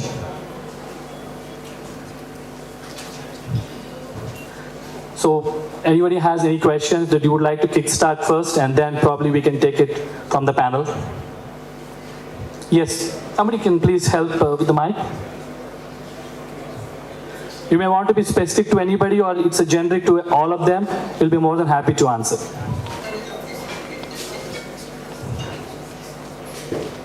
They need a counseling and also consulting, and also the basic career roadmap analysis required. Then definitely they need that kind of experts they will be suggest. Definitely they will be ready to learn more by definitely do practice on that in interns on AI. That's why definitely they will be kind of helping to industries. Sure. Yeah. So I also see a question mindset and at the same time some kind of a suggestion also. You're just trying to impart and impact. Yes. So what the expectation is that, you know, how to address that particular, we have been addressing from the industry expert. You would like to know about that? Yeah. So example, say I'm a job seeker, I'm unemployed. Okay. I'm looking for, as a graduate BBA student, I'm looking for AI consultant. Okay. What kind of suggestions to you all? Me. Okay, so to become an AI yes, consultant, I will become AI consultant. And yes, get into the industry? Yes. How exactly Yes. that you should be prepared, and how the roadmap is there for you to get into the industry? Yes. Okay? Yes. Very broad one, but again, I think we can make it simple. Hi, thanks so much. It's a very, very relevant question. I will speak from my experience here. There is a two-pronged approach for this. One, as a college or a university, the responsibility lies with you. How do you bring in people who are experienced and who are associated with the industry together to the university or the college and ensure that they share what they're looking at from the students of your college? That's one way of doing it. For another way of doing it, again, what we have done with one of the colleges here in Hyderabad is we have collaborated with them. We set up our center of excellence in their college. Now, what did that do? We helped them develop into a full-fledged employable resource in their 4th year. So we started this program in the 3rd year, 2nd semester for engineering graduates, and we have completed this program in 9 to 10 weeks. They had technology as the base, because we are a technology company, that's our bread and butter. We can also do it for other areas. Plus, we also sprinkled a bit of interview readiness and client-related program. Ask me, can Sirisha go ahead and do it for the rest of the college in Hyderabad? No. But as an industry, we can come together with the help of TPOs like you, and we can definitely collaborate and bring this into the forefront. This is one model. The second model, the onus is not just on the colleges, the TPOs, or on the onus is not necessarily on the industry. The students should also look for internship opportunities. Unless you work with the industry and see what is the latest and greatest happening on the job, I don't think they will get an awareness or idea of what is the requirement. This is my piece of advice. Yeah, thank you very much. Great, thank you so much. So it's very clear that, okay, please. I just want to tell you from the academic standpoint, what happens is most of them, you do an engineering or you study, you get into a coding directly. I seldom see that students are not getting into mathematics. If you want to get into an AI or generative AI or LLMs or NLP, the students have to be very strong in vectors, should be strong in differentiation, should be very strong in integration. If the mathematics model, it's completely a mathematic model, which they're going to work on it. So if you're not focusing on the students to work on the mathematics, even if they're learning and let's say algorithm, they have to have a discrete mathematics as a base. So for them, the learning curve will become more important. So I would help you saying that go and educate your students to focus more on mathematics. So the entire algorithms are being written in mathematics. Entire database has been derived from mathematics. More into integrations, differentiations, vector models. So please, I would suggest that make a strong mathematic model and your guys will get placed. Yeah, good question. Sir, on one final question. Sir, I found one. She also wants. I found one problem, the severe problem I found is that nowadays is a lot of MSc mathematicians and all statisticians there, but everybody is unemployed. Their working is a complete irrelevant areas, but they are looking for the now the trending for the data science and artificial intelligence. To bridge the gap. Well, first of all, I would like to congratulate the organizers for putting together this forum where the training and placement officers can come forward and interact with the industry partners in terms of doing it. So, big round of applause to all the organizers for putting this. I think it's not an easy effort for putting such forum together, and I congratulate the organizers for that. Just to tell a little bit more before addressing your query, I myself have been a training and placement officer in 2001. So during my days of being a training and placement officer, we didn't have forums like this to tell us what has to be done, the right approach. So we did all hit and trial method to see that we could get the placement. I used to work in a college in Odisha, very remote college called Gunpur Gandhi Institute of Engineering and Technology. And I used to come to Hyderabad, to Chennai to hunt for placements for my students. And I didn't have any clue because I didn't have a background of placement during those times. But then it's knocking the door and trying to find out what is possible. But today when I see 25 years after what I have done, I see there is a lot of information which is available. But how is that we are utilizing those information to the best possible manner is very important. I'll give you an example about the gap that you have been talking about. The topic is bridging the gap between industry and academia, a special focus on artificial intelligence. Artificial intelligence today has been the buzzword and everyone wants to be in that space, knowing, unknowing what it is going to lead us to, and also the preparedness, whether the organization has got, whether the industry has got, whether the institution has got. Without knowing the preparedness of it, we all want to be in the race where AI is being the buzzword. My submission to all the training and placement officers here is, we know that we have to get a job for our students on the AI space, and we know there are certain type of skills or the competencies that is required, which an IT company is normally looking at for hiring people. But what is the groundwork that we are doing back end is very important. When I say groundwork in terms of what are the best projects which is happening in artificial intelligence, have we done our own research to find out what are the leading AI projects which is happening in India, live abroad? And are we giving them those history about how does it work? We are very fond of Alexa. But do we know what technology has gone behind forming that language or forming the voice which Alexa speaks?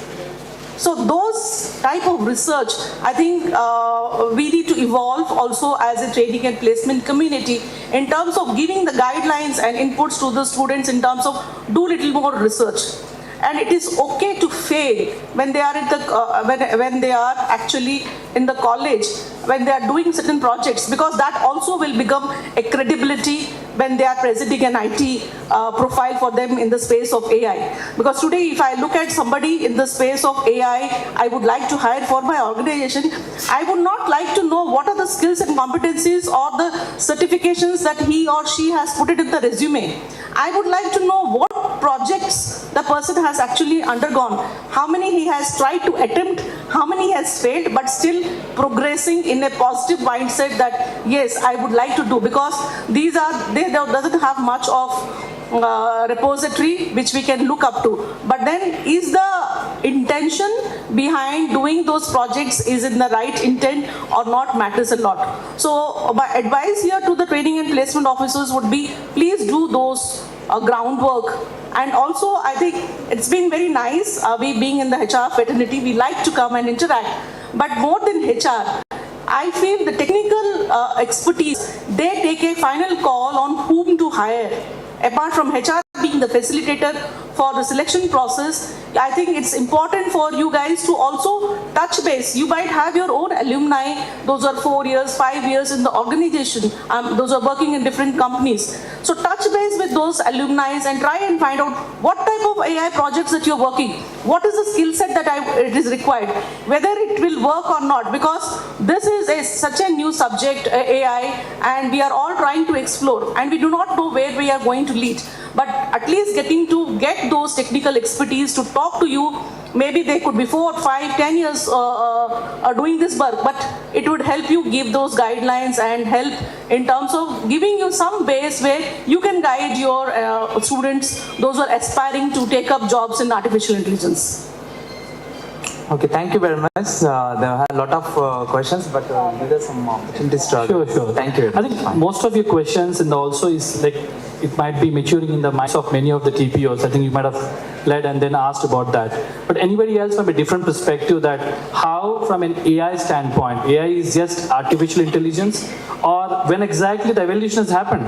If somebody from HCL was speaking across robotics, is the initial phase of what I call the AI, which has actually come up, which we see it in what I call in automobile industry. It has been there. The AI has been existing, but today it's more customized and it's touching on a day-to-day basis. Be it be learning, be it be traveling, be it be booking, banking, everywhere it is automated. I cannot. You go to IRCTC and you want to book a ticket. Student, did you anytime ask like, hey, apart from booking it at that point in time, there is something called an auto chatbot which says, easily I can book you. So facilitations also have come up. So we also have to use that what are the different ways and methodologies that somebody can learn parallelly along with their academics and also able to give it back to the industry. And that's where I think most of the experts would like to hire them. Yes, somebody wants to have a question, please. Good Fine? Okay. Oh, okay, you are here, sorry. Good evening. Yes. Myself, Srinivas, Gate Cloud Technologies. It's a startup based. So I have one question. Now AI is deployed some other applications. So what about AGI? I want to know a little about AGI. So I have a question on that. What about the AGI? You know about the AGI? I think anybody else? It's an AGI. Yeah. Okay, so it's an artificial general intelligence. General intelligence. Yeah. Artificial general intelligence. Is it Gen AI? Generative AI? No. It's not generative. It's a artificial general intelligence. So artificial general intelligence. Yeah. Example AI, Alexa. So you play one song, Chiranjeevi song like that. Okay. So Alexa play Chiranjeevi whereas Okay. But in case of AGI, I want to know about Alexa. I want to know about what is inner mind feelings. Alexa knows. Okay, it's a pattern. For example, hey, so Alexa, what am I going to do in next 10 minutes? Is it right? Yeah. So it's a very nascent stage of study, which is like movie Robo. You know Robo movie. Chitty. Yeah, Chitty. Chitty likes human beings. He looks like Robo looks like human beings, like feelings, love, hate, like that. So okay, I just take your question, sir. I'll take your question. Yeah. Okay. Yeah. Okay. So see now and then a new technology is coming up. Yeah. If you look at the next generation, which is going to be is a quantum computing, which is going to come up next to the AI. Okay. And next is something called neuromorphic computing. Okay. The neuromorphic computing is the study of your brain. Yes. So they'll put a chip inside your brain, yes, and the brain will complete the neurons, how it is going to think, your think pattern, how you're going to act, everything, and the machine can recognize. So what you're thinking, Alexa can understand. So there is a technology which is going to come up in future. A lot of studies are going on. You might have heard from Elon Musk. Elon Musk, Elon Musk, yes. is working on this neuromorphic computing. So it is too early and nascent stage to get into it. There are a lot of NLP models coming up. You have a lot of LLM models, SLM models, and you have deep learning models. So all these models, if you go technology into a deep, it's a little, you have to understand the entire environment of how it is built. So it's more of a technology side. So offline I can discuss with you on neuromorphic computing, how it is working, quantum computing, how it is going to come, how it's going to emerge. But it's a new technology which is coming. In future, if your students want to get into those lines, in 2-3 years down the line, you will find all this is, now you hear about AI, and Gen AI. Next will be a quantum and next will be a neuromorphic. So I would suggest all the TPOs to go through a survey called Gartner. The Gartner gives you the next cutting edge technology which is going to come. So I request that if you could go through the reports, it will help you and your students to build according to that, to the latest technology. Okay, thank you, thank you. I think it may take 50 or 500 years. Andrew Ng said he is from Stanford University. Thank you. Thanks for enlightening also. I think many information I also have learned it. Okay, not just mastering it across. One question we'll have it, okay, and then probably I have a couple of things too. Sir, myself Ramesh from St. Martin's Engineering College. My question is, why layoffs is being happening and parallelly how recruitment is happening? And you are telling that the technologies which are other than AI outdated. We wanted you to focus on complete AI. That's what my question is. Okay, please.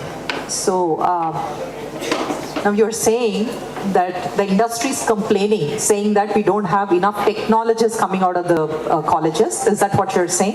Yes, madam. You wanted us to completely focus on AI. Correct. Other technologies are becoming outdated. Okay, are you saying the other it's a question to us. Yes, if other technology, no, they're not. So basically the technologies that you're training today, let me ask a question. You do have computer sciences engineering? Yes, ma'am. Right, in your college? Do you also have a specialization which talks about data sciences or something which talks about AI? How different is that syllabus from your computer sciences engineering? Is it? Okay, I'll answer the question. 90%, you can correct me if I'm wrong, 90% is computer sciences engineering. You couple it with 10% of AI. Exactly. Is that right? Yes, exactly. Now, will that suit my requirement? Necessarily not. Okay, so again, is it relevant to what the industry wants? Because what you're teaching is still the basics. Yes. So technology is not completely changing, but you're sprinkling it with a few specializations or advancements. Now, 4 years of engineering that the student is doing, I don't see any difference between a computer sciences engineer or AI or data sciences, maybe a portion of AI. Now, is that enough for me? Maybe not. So there is a lot of we need them. So we also need electrical engineers. So all of that is not redundant. We also need those areas, but computer sciences is the next best thing, I would say. Yes, actually, madam. Recently we have seen a news that... I'll add a real-time experience to you. So how many of you use the air condition? All of us use the air condition, right? Even here air condition is happening. So the air condition gives you the cooling effort. Only thing, use remote. You just say 24 degrees temperature. It understands your model, it understands your voice, and you don't need to have a remote control. So it makes you ease, it is more convenience. So technology gets upgraded, but your base is the same, but the convenience, user interface, your kind of experience, it enhances. Because of AI, the jobs are not going. No, we are going to create more jobs. It would never, don't worry on that. See, that gap will continue to be there, or that blame game continue to go. Okay, we have people, you don't take it, we don't get right people. That will continue. It's been there since last 1 decade, we're discussing about it. I think probably rather try to understand the problem statement, and that's one of the key aspects also that we want to have this panel very diverse to bring that across. So I'll address in one of the situations here also. Now, some of them I have worked with TPOs, a company which is into risk modeling. We are extensive hiring civil engineers. They said, you are an AI-based machine learning company. where is analytics? What does civil engineers do it? I said, they will help me to understand, analyze the structural engineering of this building, how much it is risk prone. So my civil engineer is using some of the sophisticated tools which are AI built. Say, if the wind flows from this, it collects data. And then see, is your student or the talent has the capability to understand that? Then I think that's what it is. It's not what we want you to do, means the student, what you can do for us. So that analysis is different. And I was also telling, the TPOs have to sit with the industry, design curriculum. Some of them are doing it. In AI, yes. Yours is a banking industry. Do a research, 10 to 100 banks and say, what is the AI technology that they are doing it? Come with a presentation. That is where I think they feel the talent is emerging there, easy to pick up. So our job is to make easy for you, and you also should be able to push that extra bit to the students to make sure that, hey, you have that fire under the belly that you can go. And let them choose. 5 companies, which is the company that you want to choose. You don't ask for a dream job, which is 8 lakhs and above. Dream company. Choose, because I can have a right role. And all the talent team stopped saying that we have not a job, we have a career for you. So they are not understanding, they are only looking for a job, and we want people who can build career with us. So that's the gap that we want to understand. And AI to a certain extent is trying to help. We're trying to take the help. I think they will discuss a little bit more about with a couple of questions which I'll frame it, which would really help out. Okay? Thank you. Yeah, thank you so much. So it's a like fire mode. I will take it up, sir. Just give us a quick questions. Okay. Okay. Good afternoon, everybody. My name is Raju Jose. I'm coming from Kerala. That is from TPA Consortium. So first of all, I tell thanks to Dr. Mr. Jairam and all the invitees, organizers to come here and see these beautiful faces and in chaps and beautiful place also. So the question is very simple. So we came here and Kerala is actually, IT is going up. So we invite these companies in our place. Can you come over there into our campuses and give career to our students? Okay, so I'll answer, because I have gone beyond my towns and cities, and I have gone because the knowledge which I need was not at all just available across India. I have traveled. I also asked the technology agnostic. And one more question is that. No, let me answer this. Okay, please. Because it's a very generic one, but that's not hitting the topic of the AI aspect, but I just wanted them to have it. Please. Quick, 30 seconds. Because we're all busy and we have time schedules and targets and all that. Anytime in Zoom or a virtual meet, we are open to do it, and we are most welcome. You can approach us. Okay, thank you. And in person, again, we have to check our calendar, and based on that, we can let you know. Exactly. Answer to that particular live example, AI technology. One of the colleges, I don't want to name, their student representative showed that the capability of their particular college through the mobile app and everything said like, you know what, I asked like, okay, how do you train it? He just scanned it and said, sir, this is how it is. Sir, I cannot come there, you cannot come us, we are very busy. But that's not stop you knowing us. I think that is the mindset, that is the technology, that is the AI aspect which has brought us to different tools. Yeah, I would really feel today now itself, so many colleges are training to AI, data science, machine learning, everything. But the thing is that they are actually concentrated on the basics. So when they came to the industrial level, they are a little bit frustrated. Actually, they are facing questions at the first time in the life itself. So that is the main thing. So can you tell that any tips or something like that for those students, for especially AI? Yes. So I have 3 questions for them. I think that would really answer to you in a beautiful way. Okay. So 30 seconds to each. Okay, from your respective industries.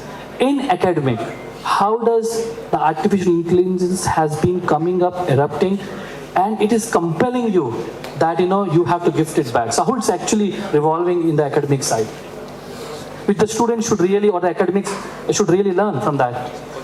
I'll just ask you a question. Like, let's say if a lion comes inside this room. Imagine a lion comes inside the room. what will happen? The one who runs fast is alive, right? The one who couldn't run is a dead meat. If you're not running or getting abreast or relevant to what the industry is moving, you are a dead meat. Please make it all the TPO. If you're not relevant or abreast to what the industry is moving, it is just like the one who couldn't run fast is a dead meat. I will tell you some experience which will be helpful for you from what I did from my study when this buzzword AI came, artificial intelligence came, data science came and all that. So please take a seat. So I had a curiosity. So I used to go and sit in the data science class. It will be like 30,000 feet high. Still I sit in the class and understand what this data science is all about. And finally I found out, and few classes I went, I said, this is not my cup of tea. Then I called 4-5 students. And I said, let me learn and let me understand, why don't we implement a data science model in placement unit? Why don't you understand if it is working for all the industries, why does the placement unit cannot, or a placement department can adapt a model which we can try it out? I tested it and this was a wonderful result. I got it. I'm just sharing to you, you take some top talent or brilliant minds who are working in this data science area. What you can do is, last 5 years, top 5 companies, take top 5 companies, I took top 10 companies, take top 5 companies. Let's say your top 5 companies which is offering you, this is a salary, the last 5 years they are coming to your campus. And you know in the last 5 years, how many students they have hired. Let's say a company comes, a top 5 companies, they hired 5, 10 and all that, then you'll have an average. You'll have the database of all these students who got hired, right? Their resume will be with you, all the details will be with you. Ask the students to do a predictive model and tell them, boss, let me do a predictive model and find out. Let's say X company, let's say, with your permission, I'm taking that, Signity. Signity is coming for last 5 years and they're hiring this many number of students and this is what they're looking at. So we started to take some parameters. Let's say if Signity is looking at CGPA or the electives or the project or the area of interest or the technical things which the students have gone through. Is they're looking at Python or they're looking at SQL or they're looking at C, C++, Java or AngularJS or Golang. So whatever the technology, take some 4-5 parameters, kind of this. You can use a predictive model in your own placement office. Then you'll understand. Biju, one moment. I would say that predictive analytics, which is still a part of AI. It's a part of AI. Right? Yeah. So look at it. Not just AI as a terminology, but how you can predict that how the employer or they are coming, at what level they would, how can you be prepared, and that is where you can achieve your one. Okay, so just from a time standpoint, I will just So once you do the predictive model, you know the top 10 companies, next time you can cherry pick the CVs of the students who has a relevant kind of those parameters, then you, for sure, these students will make it to Signity. Great, thank you. One important aspect during my discussion with both of them, wonderful thing, talent development, not easy, because what it see on us will not really appear. But on a continuous nurturing them, how you are using technology, especially an artificial intelligence, to understand, analyze, and then bring the best out of somebody who can be able to deliver and derive and bring results for your products. Sure. From a talent development perspective, if you see, our job is ensuring that our employees are continuously upskilled and cross-skilled, right? Because today, whatever skill is relevant to the industry, tomorrow that is going to become completely obsolete. Now, how do we engage? And it becomes more tough because with youngsters, they know that they have to complete their engineering or their graduation. It's easy and you can push them and ask them to learn. But how would you do that with someone that is happening in organizations today? Right. So now you know, when you are actually preparing your students, this is the organization, that vision is into this, you are measured based on this, you better prepare from here. So you should go back to your professors and get these things done. From a mobility standpoint, only 30 seconds, ma'am, I really want to understand how AI has been helping and will it really help further? Interesting question, because now we are working on this space. Like we run around 5.5 lakh passengers every day. But the peak times are very unpredictable at times for us to do. So we are working with some of the in this institution partners where we have given projects to them where for them to devise modules, model on how artificial intelligence can predict on the number of passengers that we could handle in a day. So that's one project which is one of our pet projects now. And if this project that we are trying to kick off for Hyderabad works out well, and this would be the first of its kind in India, so we would like to see if we can expand it over across India and abroad. So artificial intelligence is important, and it is all, like our panel has said, it's all data driven. It is not something rocket science. We do predict based on the data, but of course artificial intelligence in terms of the predictability will get more confirmation with artificial intelligence coming into the picture. Thank you so much. Okay, I'm sure time is not enough for us to really debate and talk about it, but I know we stretched a little bit by 5-10 minutes, but thank you so much for wonderful questions and the panels for understanding and then trying to give you a little bit of what we really felt we can give back to our TPOs and to these academics. Thank you. Thank you so much for the wonderful panel. We really appreciate your presence and your participation. Now I would we would request you to stay back on the dais, please, all the panelists and the moderator. We would now invite Indra Priyadarshini ma'am, who is Telangana TPO's treasurer, Sarita ma'am from KMIT, Dr. R. Srinivasan from C. Ishwar College of Engineering, and Dr. Chandramohan from KCG. And finally, Dr. Indrajit Sonawala, who is a governing body member of Maharashtra TP Association, to kindly come on the dais and present a token of gratitude from our end. Thank you. We are around. You can come and meet us during the tea time. We'd love to interact with you.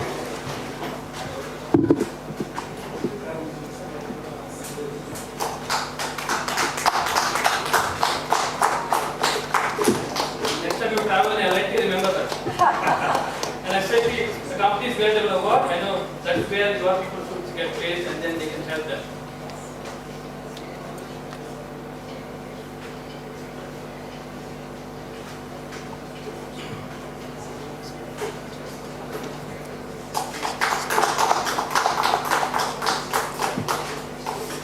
If anybody is dreaming to make the company $1 billion, that's the company where you should go and talk more of.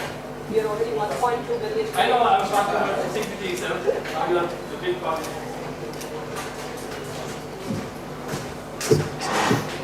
Thank you so much.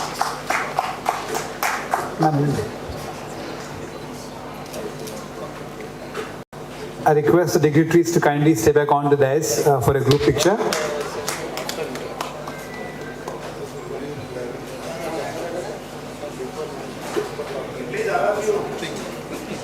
I request you all to stand for a group picture. Can AI take a picture for us? Not possible.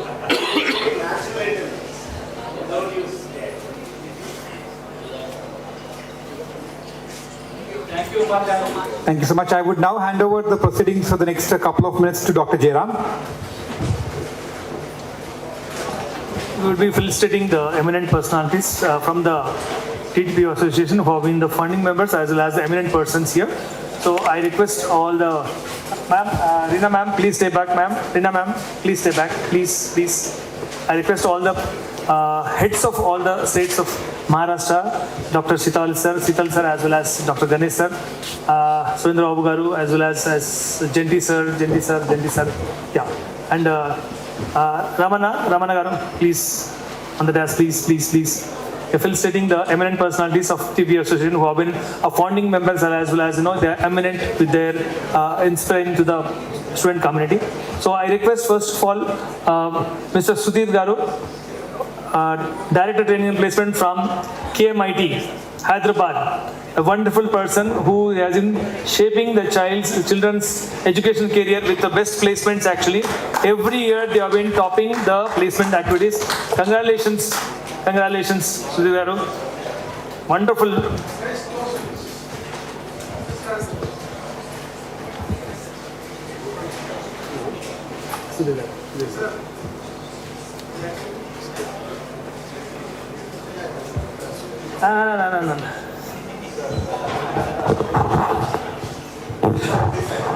No. Keep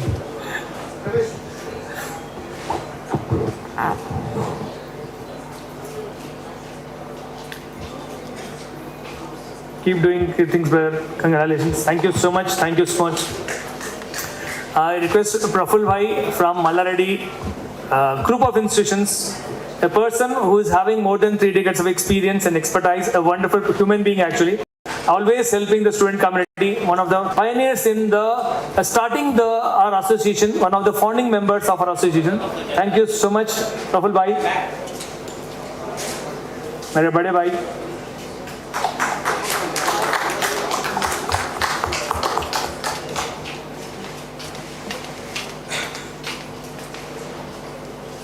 Thank you, brother. Thank you so much. I request Ramakrishna Garu.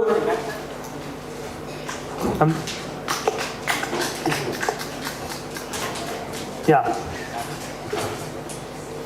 Another personality, gigantic personality in the placement community who is having more than 32 plus years of experience, expertise, a wonderful person, pioneer in the placement community. Instrumental in shaping our association. Thank you so much, sir. A wonderful person. All the best and keep doing. I request Dr. Upadhay Garu from Usman University. My university, it's my university. I'm always been happy to really announce whenever Usman University comes. A great person, always been, always guiding the student community and as well as the elite person in the state. Adi, congratulations to you.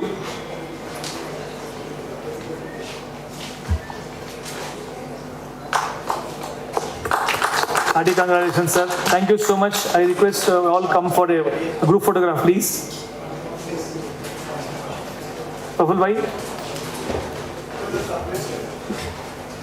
See, you got an inspiration personality here, Reena Das, who she was herself was telling that she moved from TPO to CHRO. So better all of you get ready to become CHROs. Thank you.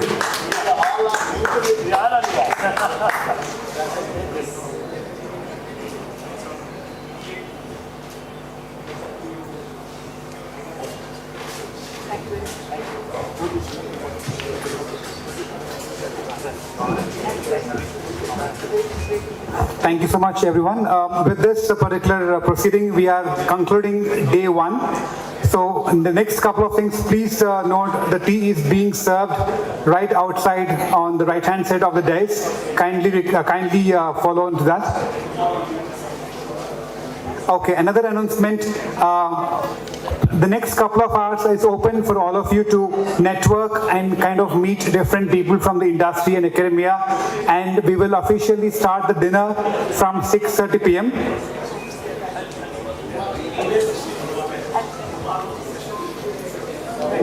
And also kindly note an important announcement. The tomorrow's session will be happening on the 7th floor of this particular building of T Hub. Please note, we will need to meet and on the 7th floor. So today, officially, we are done with the major events.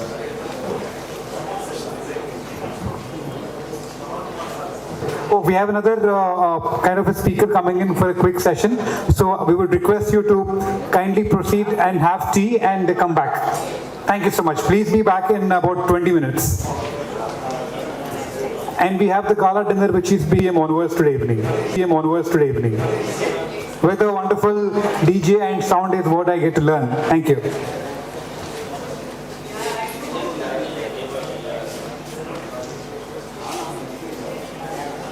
The next session will be starting at 4:30, so we have 15 minutes to quickly break out for tea.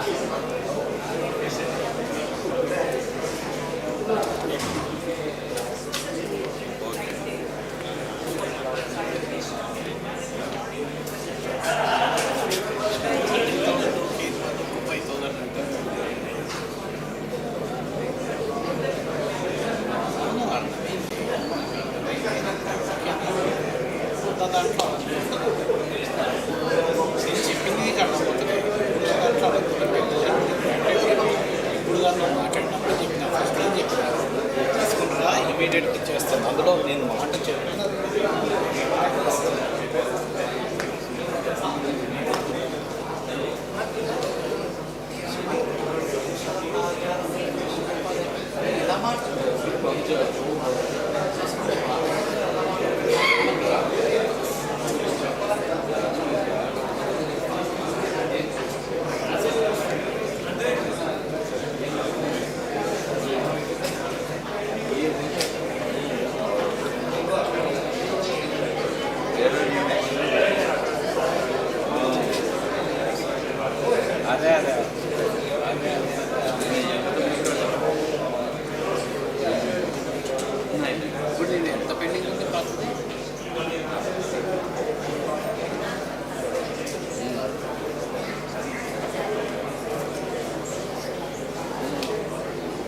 మధ్యలో నువ్వు ఏదో adjust చేసుకున్నావు కదా, TV amount సరే adjust చేసుకున్నాను తీసుకుంటాను ఇవే చెప్పిన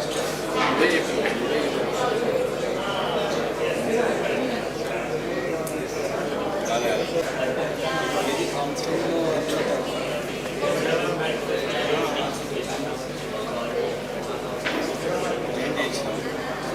జాయిన్ చేసినావా?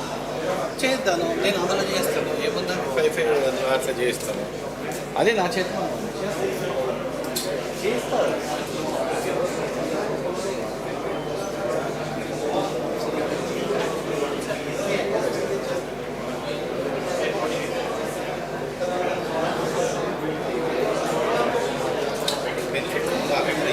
నాకైన దాంట్లోనే నేను చేస్తాను కంపల్సరీ. ఏంటంటే కొన్ని ఎట్లుంటాయంటే కొన్ని అది ఫైనాన్షియల్స్ ఎట్లుంటాయంటే కొంచెం ఇది ఉంటాయి.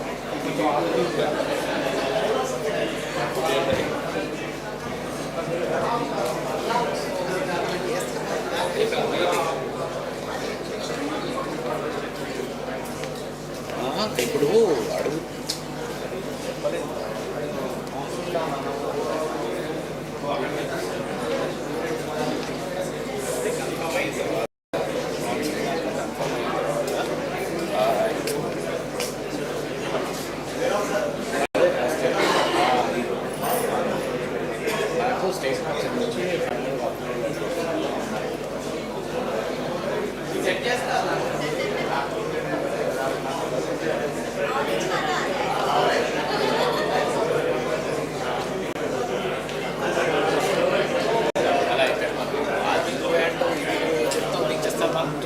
లేకపోతే నువ్వు దీన్ని పట్టుకుంటే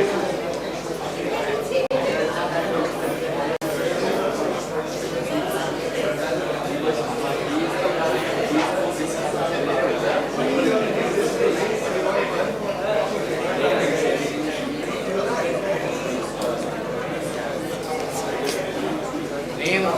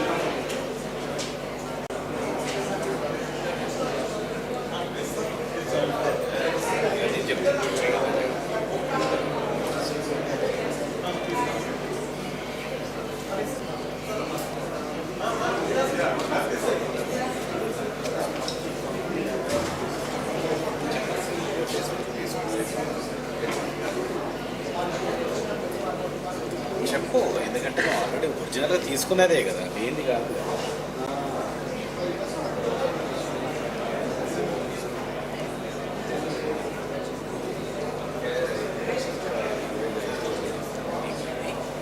అర్థం చేసుకున్నాను క్లియర్ చేసి అక్కడ అందులో దాచిందే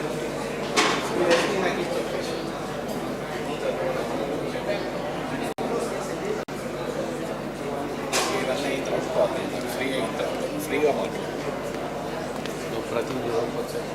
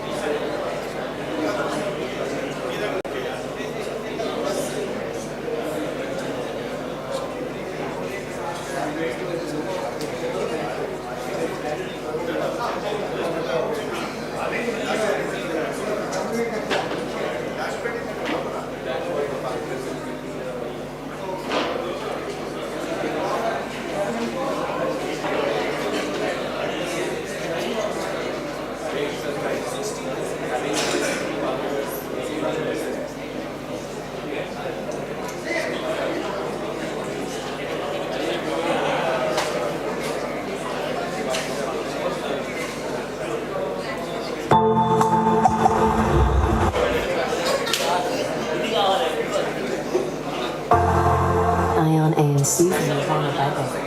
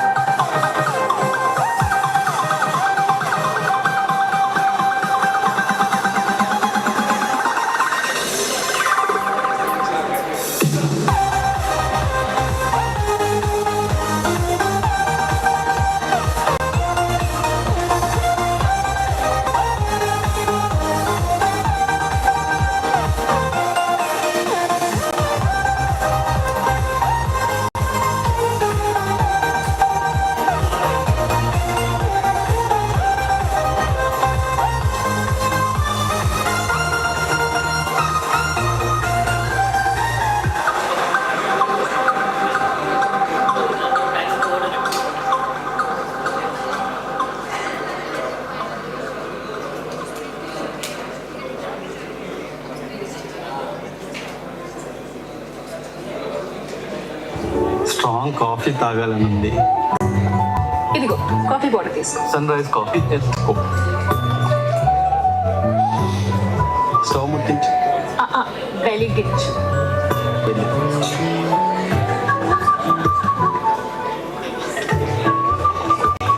నాకు ఇంకొంచెం ఎక్కువ ఇవ్వు. దండి ఇవ్వు. మా నాన్న మనం గ్రేట్ మ్యాచ్ అని చెప్పారు. ఇక్కడ మన తెలుగువే మ్యాచ్ అవ్వట్లేదు.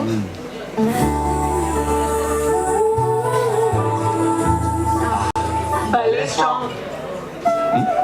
ఇప్పుడు గ్రేట్ మ్యాచ్ లాగా అనిపిస్తుందా? ప్రతి కప్ కొత్త నెస్కఫే సన్ రైజ్ తో స్ట్రాంగ్ బంధాలు నిర్మించి స్ట్రాంగ్ కాఫీని అనుభవించండి. మన స్ట్రాంగ్ బంధానికి స్ట్రాంగ్ కాఫీ. विवेक आप गए? सर वो बेटी का टूर्नामेंट था ना आज? मीटिंग है सर. आप जाओ जाओ, फोटो जरूर खींचना. If you allow us, we'd love to. Chai chai, garma garam chai for everyone. Whiskey on the rocks, right? No. That's got a few. यार परसों इस गधे का फेयरवेल है. मैं सबको ग्रुप पे मैसेज डाल देती हूँ. कैसे बुलाएगी सबको? रोहित हमेशा के लिए लंदन जा रहा है. पता नहीं यार फिर कब मिलेंगे. तो जो भी करते हैं दिल से करते हैं, है ना?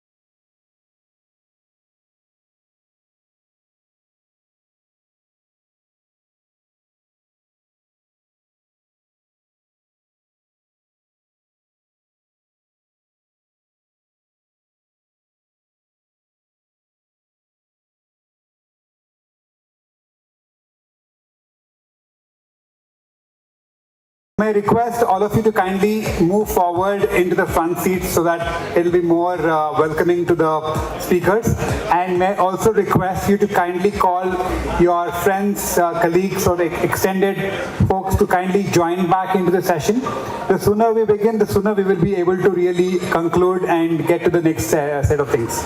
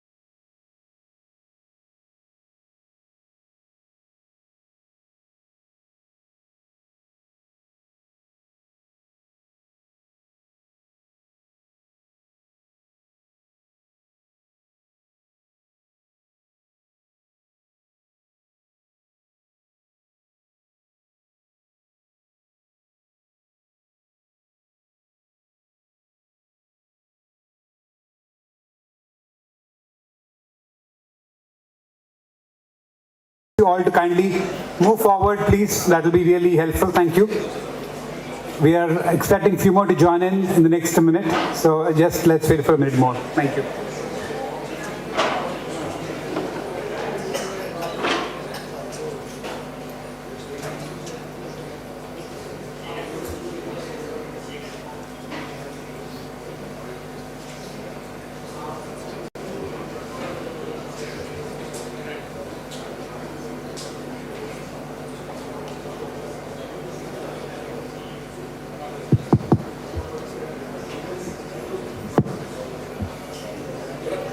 The next session is going to be a very, very interesting topic, which is ethical considerations when using artificial intelligence for talent acquisition and development, especially when dealing with a diverse global workforce.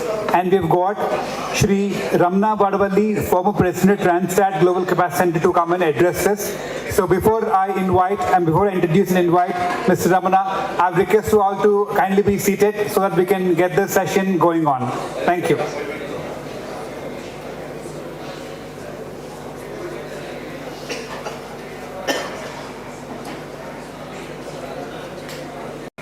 Request you all to kindly come forward and be seated. We are starting the session in the next minute. Thank you.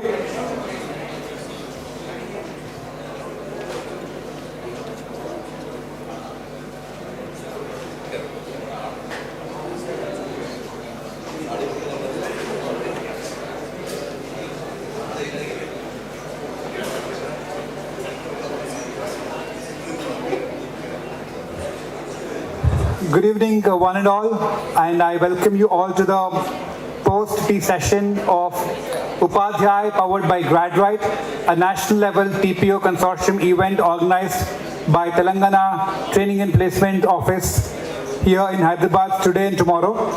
We are gonna get into the next set of event, a couple of very interesting key speeches that we are going to have addressed here with us. May I now introduce the next speaker for this particular session, Mr. Ramna Wadavali. Mr. Ramna is an executive with over 30 years of experience leading complex businesses and high-performance teams.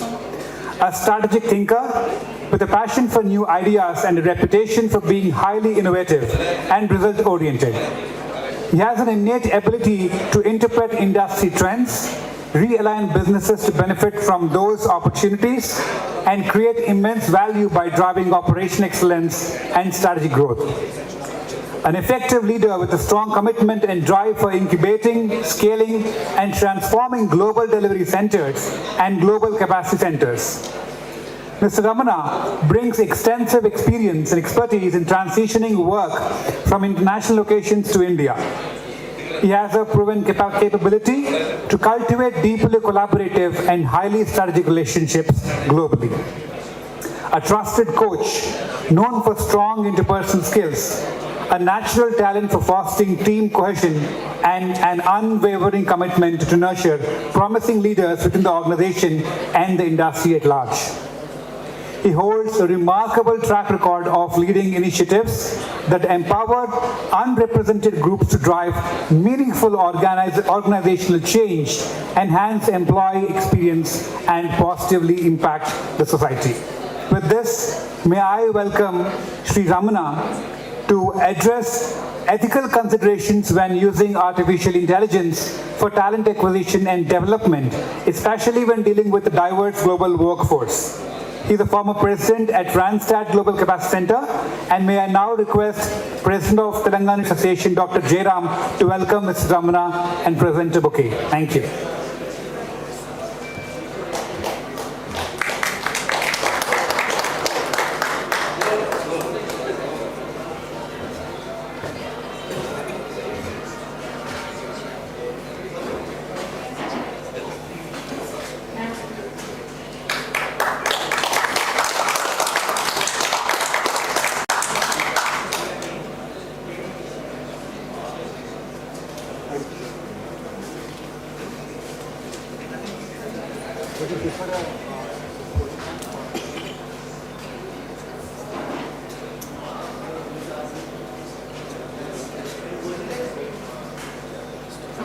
Good evening, everyone. Can you hear me all right? Can you hear me all right? Yes. Okay, awesome. Thank you. Good evening. Before I get into the topic itself about ethical considerations of using AI, a little more louder. If you,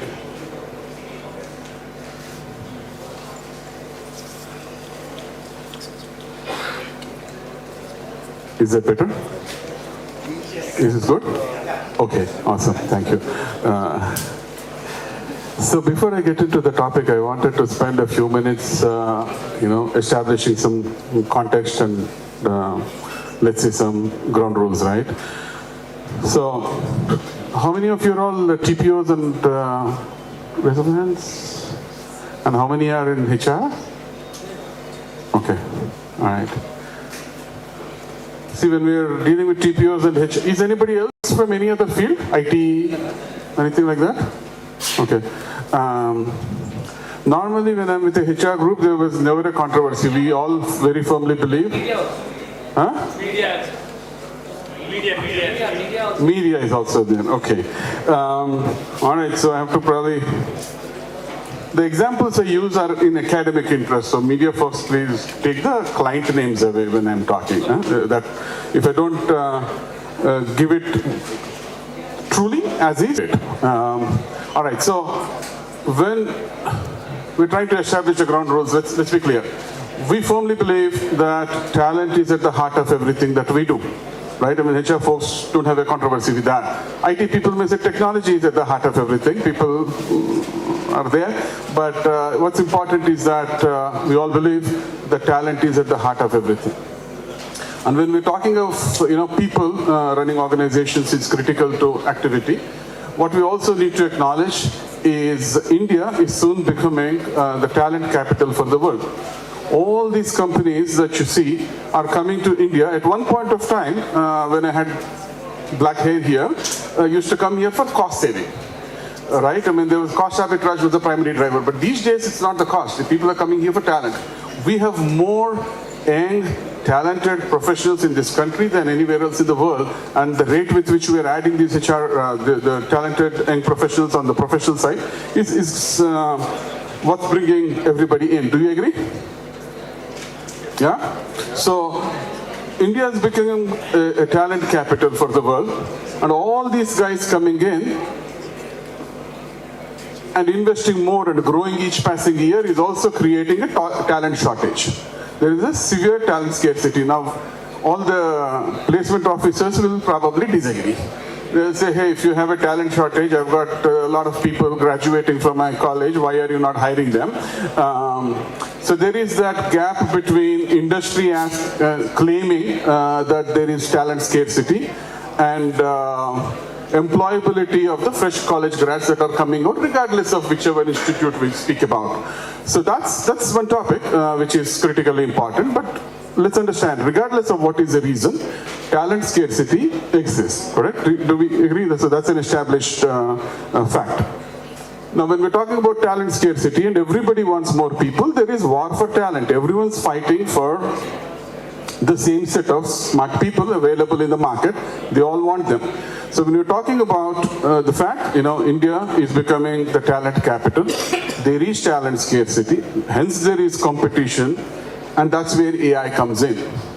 Because when we are trying to hire people one at a time, like how we did pre-AI, each time there is a job requirement, you go to multiple job boards, talk to a lot of people, and it is a challenge. But when you're fighting for talent with a lot of organization, what's important is speed, scale, accuracy. How fast are you able to hire faster than your competition? Are you able to hire or go through a lot of resumes sooner than your competition so that you can narrow in on the right people sooner? And are you able to make the right hiring decisions? What is the right hiring decision? When you hire somebody for a position, they're likely to succeed in that role. That's where AI comes in. The pace with which it operates and the scale with which it operates and the predictive analytics built into Gen AI, it is able to help you take the right decisions. And that's the relevance of AI, okay? Now, if you really look at what AI can do today in the life cycle, and I want TPOs particularly to know this, and I'm not talking about some science fiction movie, I'm talking about real things that are happening, and these are not like things happening in the US, these are happening on the other side of this wall in T-Hub 2. The AI today gets you into a situation where you no longer need to create a job description. Right? I mean, you talk to the system, it understands what is the job, it understands from the data that you have who jobs and succeeded, who did not. Based on such intel, it will create a job description of a persona that can succeed in a role like this. So that's what AI can do. So once the job description is done, then this engine can go take this job description, send it to you, you have a look at it and say, yes, it is ready, I'm good, I'm convinced. It can then do the matching. Your entire database of talent, or it could be job boards, LinkedIn's, whatever, it runs these searches and makes the matches. Once the matches are done, it can make a customized email to each talent. It's not a mail match customization I'm talking about. What we're talking about is, hey, you worked in such and such a company on such and such a technology. I have this job where this is the technology needed. I know you worked there in the past.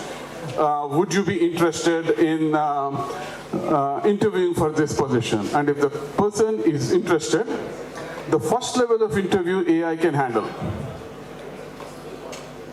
And once the first level interview is done, if the candidate cleared it, It can then set up automatically an interview with the hiring manager, syncing up calendars of the talent and the hiring manager. So a potential candidate can interview with the end hiring manager without any human intervention. That's what TA can do using AI. And it doesn't end there. Technically speaking, if you let it, it can make the selection. After making the selection, it can actually do the background verification, initiate it. It can adjudicate the report. It can technically look at your Aadhaar cards, PAN cards, employment verification can be done. It can onboard. It's like Rajnikant, it's Kapali, it can do anything. But what we really need to be clear about is where do we want to go? How far do we want to go in using AI? So every rose comes with a thorn, they say, right? So it's like that. So it can do a lot of things. There are ethical dilemmas we need to be keeping in mind when you're using AI. And that's where we will spend a few minutes. But before I get into the ethical dilemmas, I have a question for you guys. Can I ask you guys to imagine a situation, right? Let's say you are trying to hire a healthcare worker for a hospital. Okay, so please close your eyes for a second. Imagine this person in, just see in your eyes.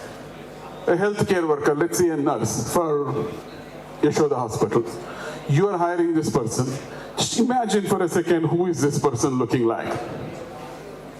Okay? Now the second scenario, you're also hiring a managing director for this hospital. So please close your eyes and imagine this managing director. You see a person? Okay. How many of you, when we're talking about the nurse, thought about a male nurse? Anybody? 1, 2, 3. How many of you thought about a female nurse? Look around. How many of you thought about a woman managing director? 1, 2. Rest are all men. So, see, that's bias. We're not bad people. We are not discriminating against the gender, but these are stereotypes of jobs. These things exist in us. And we are working on creating data sets which are training these AI tools.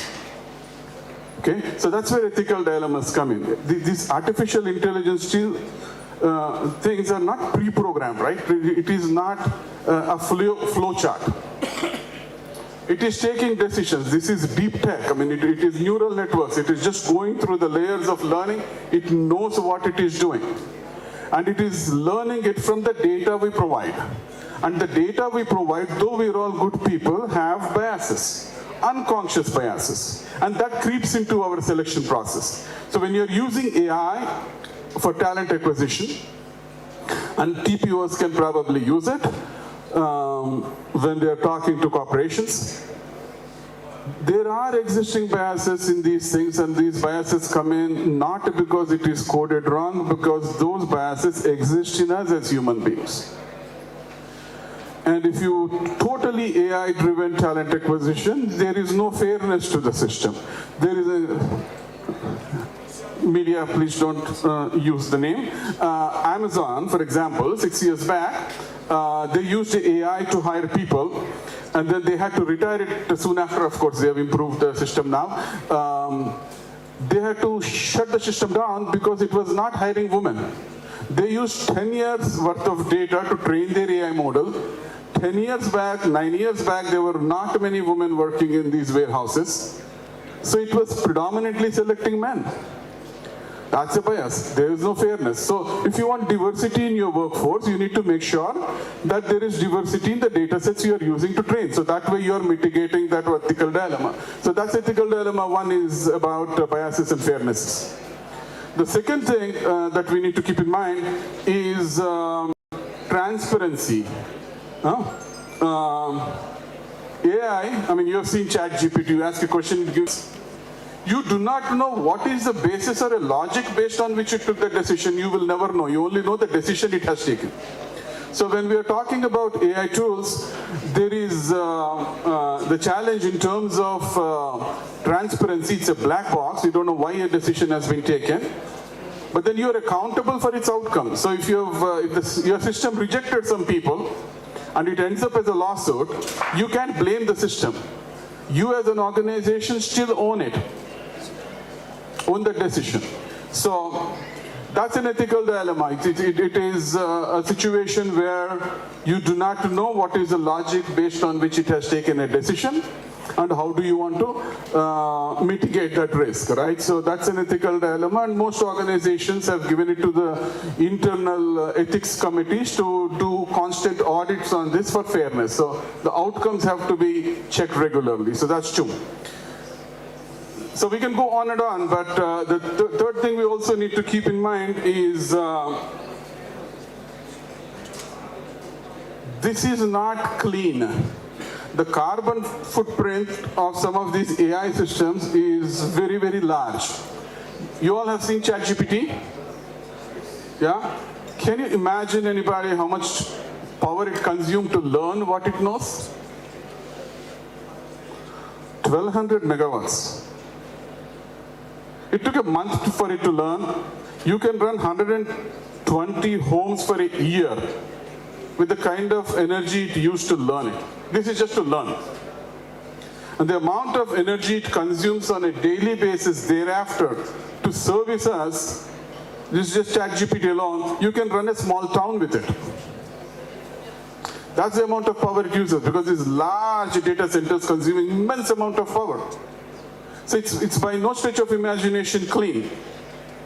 So these are some of the ethical dilemmas. It's not green, it has biases, and if you're talking about global workforces we spoke about, again a big challenge. You know, it's only as good as the data sets you're using, and then if you're training this in US, for example, and when you're trying to use that in India, and you could be having the best of the best college, it won't even know, it won't rank the person high. So we need to make sure that we are training it into the diversity mode. So these are some of the ethical dilemmas that we live in on a daily basis when we're dealing with some of these AI systems. And I'm running short of time. So what does it mean? Does it mean we'll stop using it? No. I mean, look, if you are in colleges or corporates and you are looking for talent, you cannot shy away from AI because it gives you speed, it gives you scale, it gives you accuracy, and it gives you that competitive advantage, so you need to use it. All we need to make sure is that we are building the right governance models around it. And the challenge when we're talking about governance is data security, right? I mean, when we're talking about a TA related AI system, and we as HR people, we all know, when we are trying to hire people, HR space, the amount of data we collect on people is immense. We know their name, we know their address, we know their phone number, we know where all they work. For all you know how much money they're making. We have their references. You have all this information on a lot of people, and you throw it into AI system. Where is privacy? And if that data is lost, imagine the consequences. Okay? Is the consequence bad, really bad? What do you think? If the data is put into AI, I'm feeding everything into this AI and somebody hacked and I lost the personal data of all these people. How worse? You feed the data in one particular pattern. The person who's hacking might not really use the same way the pattern that you use that for. Correct. They will take you gave me your resume and details for getting a job. I put it on my AI system. Some bad player stole it. Now they know your name, your phone number, your address, your salary, your work experience, your photograph for all you know. And many such people, all these people's information is on the dark web. Anybody can use it for anything. And one more thing, the desperation for getting a job, that can be also used. It can be used for anything. And when you say it's bad, I'll tell you how bad it is.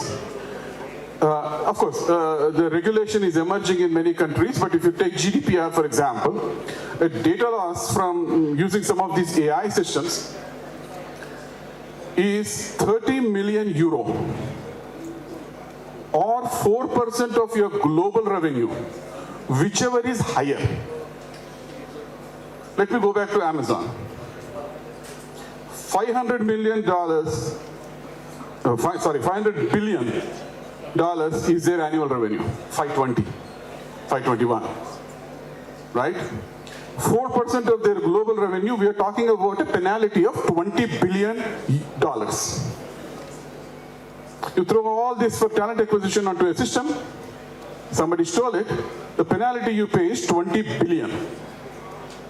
You heard about Porsche cars? Annual revenue $20 billion. One mistake. A company says of Amazon, they'll have to have a penalty as much as Porsche makes in a year or Xerox makes in a year. That's the implication. Okay, so when we're talking about ethical dilemmas, these are real dilemmas. But then these dilemmas, if it stops, then we're stopping progress. The solution is not to run away. And look, all these companies are coming here not to save the cost, they're coming here for talent. And if you're not able to handle the supply chain for talent on an ongoing basis, they will go wherever talent is available. And that will hurt our economy real bad. So you have people, whether you're in campuses or colleges, the future of this nation and its economy is also on your hands. So use the technology for what it is built, build governance to mitigate some of these risks, but continue to use it, because that's when we will be able to make progress as a nation. Otherwise, there are 100 other countries in the world, 100 other cities in this country who are trying to win the progress that we have. Okay, so good luck, do well. If you have any questions, I'll take it. Otherwise, thank you for your time and enjoy your sessions. I'm sorry? Thank you, thank you. Yeah, governance comes in different aspects of it. If we're talking about the biases part of it, the governance around that is constant audits. Large organizations with heavy use may probably have a chief ethics officer. But even otherwise, there is a role for ethics team to continuously audit the outcomes of or the results of these systems to make sure that the results are fair and have no biases, or retrain it so that they come down. There is obviously intervention from legal, because you are collecting a lot of PII and leaving it in the system. What do we need to do to make sure that we are mitigating the risk? For example, these penalties of data loss, simple solution is to take an explicit consent from the talent. Hey, we use AI and your information you're providing is going to go into my system. Are you okay to leave your data into that system? If you're okay with it, then I'll take it. If you're not, then it's okay. So if there is an explicit consent and it is default penalty, that's an exaggerated case, right? So it can be up to. And depends upon how you are governing and making sure as an organization to mitigate the loss of data, the respective jurisdiction and the legal fraternity there will decide what is the loss or the penalty you may need to pay. So it comes in different forms and shapes, but what's also important is a lot of times, particularly HR community, I don't know if you're HR or what you are, HR? Placement offices, particularly HR. A lot of times HR would want IT to build an AI system for them which they can use. It's not an IT job alone. So where HR can really participate and make sure that they're playing their role in the governance part of it is to work on training the model with the right data.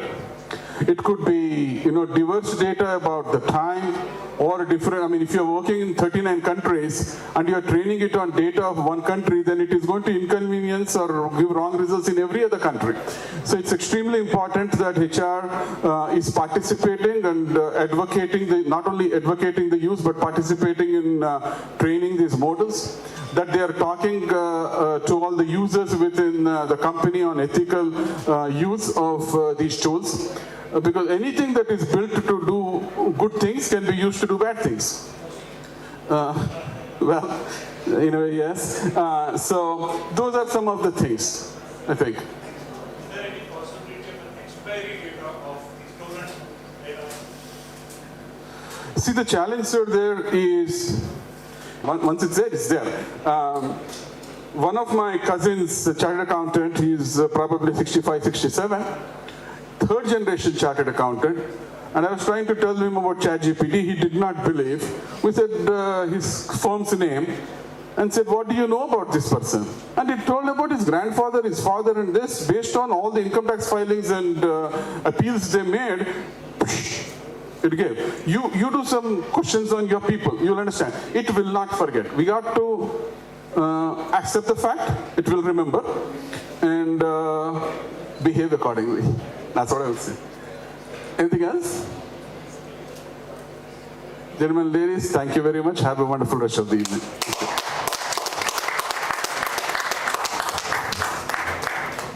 Thank you so much, Ramana Garu. May now invite Dr. Jairam and Prashant sir to come and felicitate Ramana sir. Sorry? Prashant sir, please.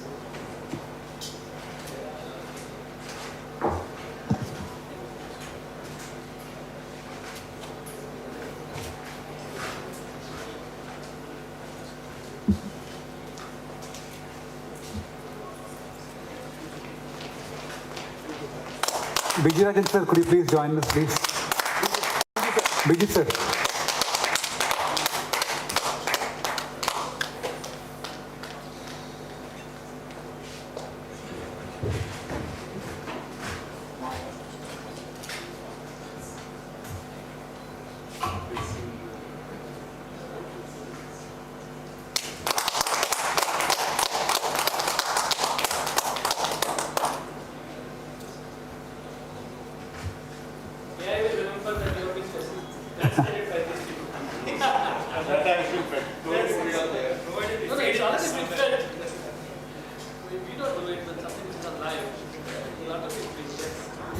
Thank you so much, Ramana Garu. May I now take this opportunity to invite our next speaker, Sri Fani Pattamata Garu. Sri Fani Pattamata Garu is a fractional executive of IFE Group.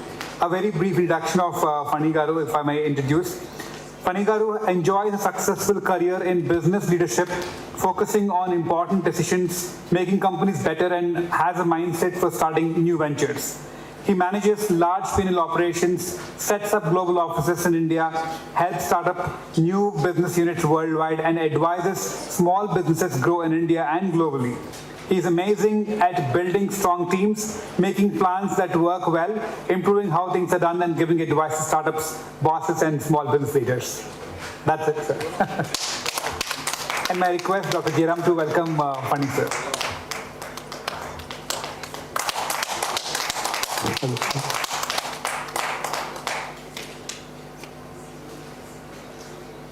Would you comfortable with this? Okay, whichever be the format, I think this is going viral and popular, which Ramana used, so let me do this. Good evening, everybody. I'm sure. So, how many more sessions are there? This is the last one. So, I'm between you and your, next program. So, just quick raise of hands. How many in this room are demand generators? So, how many of you are supply creators? The TPOs who are creating those freshers in the colleges, in the schools. And how many of you are mediating these two, demand and supply? The HR services, talent suppliers, skill development folks, all of you that do these as your main line of business. And what percentage of people in this room are outside and not hearing to this session? I think there are a lot of people outside. It will be useful for them also. Thank you, Upadhay. This is a great initiative, and I was told we did this about 4 years of pre-COVID era, and trying to do it again is fantastic.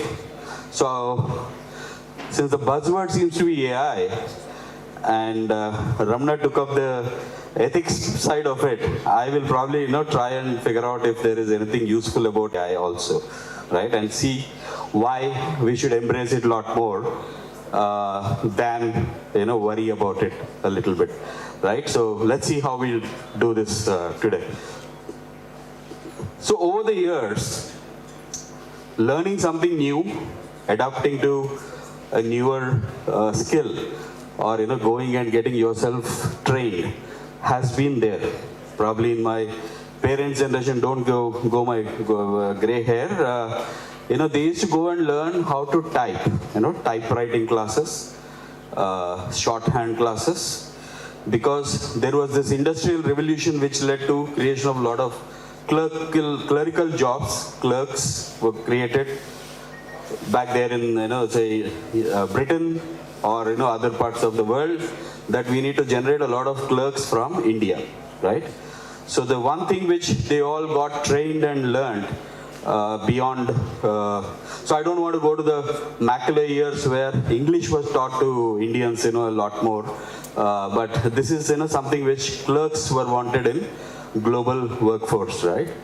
The main thing that, they were using to learn this skill, a new skill called typewriting, was their limbs, their fingers, their hands. And shorthand is also, there's a hand in the shorthand, right? So to that extent it was, you don't have to use your head or brain, just keep doing what you're doing repeatedly. Because I remember going to one typewriting class and then, couldn't continue further. I was asked to do this ASDF, semicolon, LKJ, HJ, some 10 pages of it, right? Then I said, I don't think, I belong to that, right? So that's the first lesson in a keyboard, of a typewriter. Fast forward a couple of decades or probably 15 years or so, in my generation, we all went and learned computers in computer training institutes, right? The BCITs, the aptechs, the NITs, we all went and learned how to code probably Fortran language or this language or that language, right? To write programs. And what got us jobs in Wipro, the first one I joined.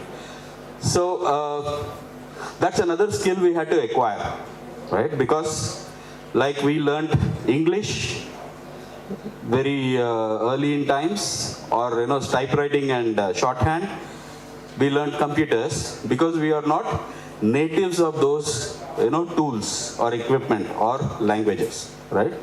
So I was born before computers were introduced in India at least, right?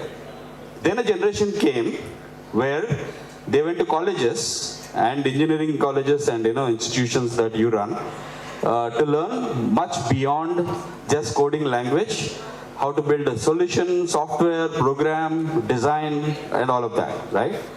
Because they also were coming from a generation where they were not completely thinking structured way, because what they were told in the first 12 years of education is to rote, a lot of subjects, whether they liked it or not, history, civics, sciences, everything that they actually had to memorize, and then come to engineering college, which is an application of science, right? So engineering is application of science and applied science. So they had to really understand how to learn these new frameworks. In this context, where people started to understand, I remember the first thing like system analysis and design, programming techniques, writing a code, building a program, designing a solution, architecture diagrams. When we learned all those things in engineering colleges, when we were taught, beyond using limbs, that is hands, they started using a little bit of brain also, right? So that's what, because they had to think, they had to visualize a solution, create an architecture for it, a flow chart, and then how do I code this whole flow chart into a solution? That's our software. Fast forward a few more years, and during those 20, 30 years that we were continuously teaching in engineering colleges only how to write software programs to create applications, the world has moved, right? The market has moved. Mobiles were introduced, internet has become rampant, and slowly over the time, the students who are coming to these engineering colleges also have, they are mobile natives. Like I said, I was born before computers were born in India, and there are students at least 20 years back who joined 95 ke baad, or who's born 95 after 95, were students who were born when mobiles were already there in India, right? So to that extent, what they were learning within the college, or those 4 years of courses in computer science, or whatever be the names that we had given to those courses, was something intuitively they seem to be knowing it already, right? In their own head, they can figure that out very quickly.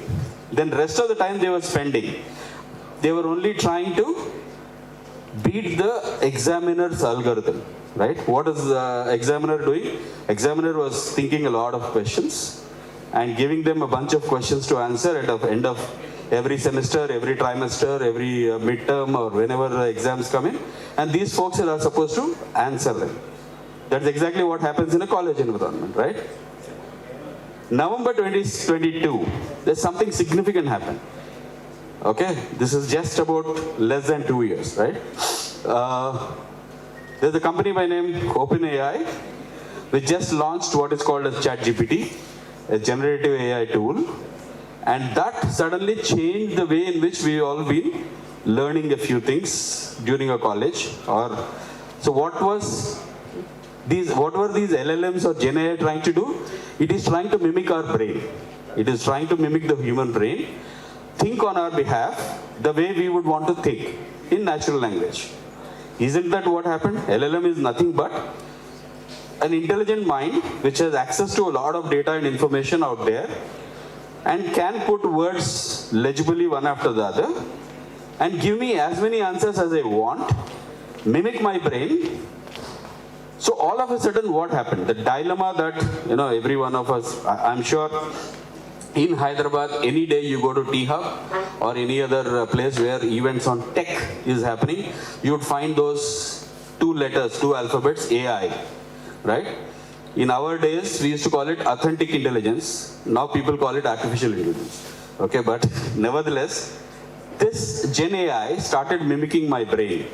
So which means, as a student or somebody who wants to learn this, like my father learned typewriting, I learned computer courses, somebody else learned, maybe something else. Today, the student who is not finding how to learn Gen AI in a college as of now, the college curriculums and universities are still working on it. They have to really go and train themselves, not in a computer institute like in the past, or a typewriting institute like in the past, but in the confines of their own homes, on their own mobiles, and absorb what is needed for them, right? To be able to intelligently work with these generative AI tools. But what is required of them to do? They are supposed to be writing good enough prompts, right? They need to know how to ask a question. Now, over the last few decades, our education system has only taught us how to answer the questions given by somebody. Now, I need to really flip myself on the head and start thinking how to really frame a question. Because none of them taught me. Either in my 16 years of education or even in my work life. My bosses always, ask me questions to which I prepare answers every day, right? To that extent, today the LLM is, pushing me to ask questions. I don't know that, I don't have that skill, right? And what we've been, so this is the why of why AI is becoming a little bit unknown animal. All of us are trying to that elephant, around which those, people are finding elephant with, whichever organ they're trying to touch and trying to understand this elephant completely is because I'm suddenly having to ask questions. I don't know how to do it. At least in India, our education system has not taught me that. At least in the corporations I work, be it the largest ones, the big ones, with all due respects to many of these corporations, they haven't taught me to ask questions. Because that was curbed in the 5th year, in my parenting itself, right? Whenever, imagine yourself that 5-year-old, when the teacher asked you in your, kindergarten, who can come and draw a fish on the board? You would see the whole class, enthusiastically raising their hand, wanting to volunteer to draw that fish. But fast forward 10 years and ask a 15-year-old, who would want to come me what I taught you in the last half an hour, right, in a classroom? Hands will not go up, even if those 1 or 2 enthusiastic, fellows who are still remaining in this world, raise their hand, they will look at their friend who has not raised their hand, they'll put it down. So you wouldn't find volunteers in your college environments because from childhood, we've been telling them no and not yes. Beta, ye mat karo, wo mat karo, ye mat khao, ye khatam karo, no mobile, no TV, no this, no that, no, no, no, no, no. That is what is taught at the parenting. And teachers, hey, funny, why are you, always raising your hand? Put it down. I have other students in my class, right? Teachers are telling me no. And to my why questions, the curious why questions, I don't have answers. Mama, why is the sky so blue? Why doesn't, buses fly in the air? Why does, so why does the apple fall from the tree? Because there is gravity. Okay, but I pour water in a plant, it goes up against the gravity. How is it working? Why is it so? Either the parent or the teacher doesn't have a full answer or find that time not appropriate to answer that question. Therefore they say, chup bed, do your breakfast and go, right? So these are the issues and reasons why we had over the years forgotten to ask questions, or at least curbed our own enthusiasm to ask a question. So that curious me stopped functioning, right? Curiosity, right? Even cats are supposed to be having curiosity. So we are all curious by birth and nature as a living animal, right?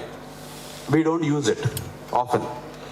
And now LLMs and these generative AI is actually pushing us to start using it. And what did the world tell us? The same world which created the jobs for clerks, the world which created jobs for engineers in US, the world that created software jobs in the world over, the same World Economic Forum, every once in 5 years, releases a report which is the top 10 skills, future skills for the next 5 years or something like that. Right? 2015 they released a report, 2020 they released a report, future skills of next 5 years.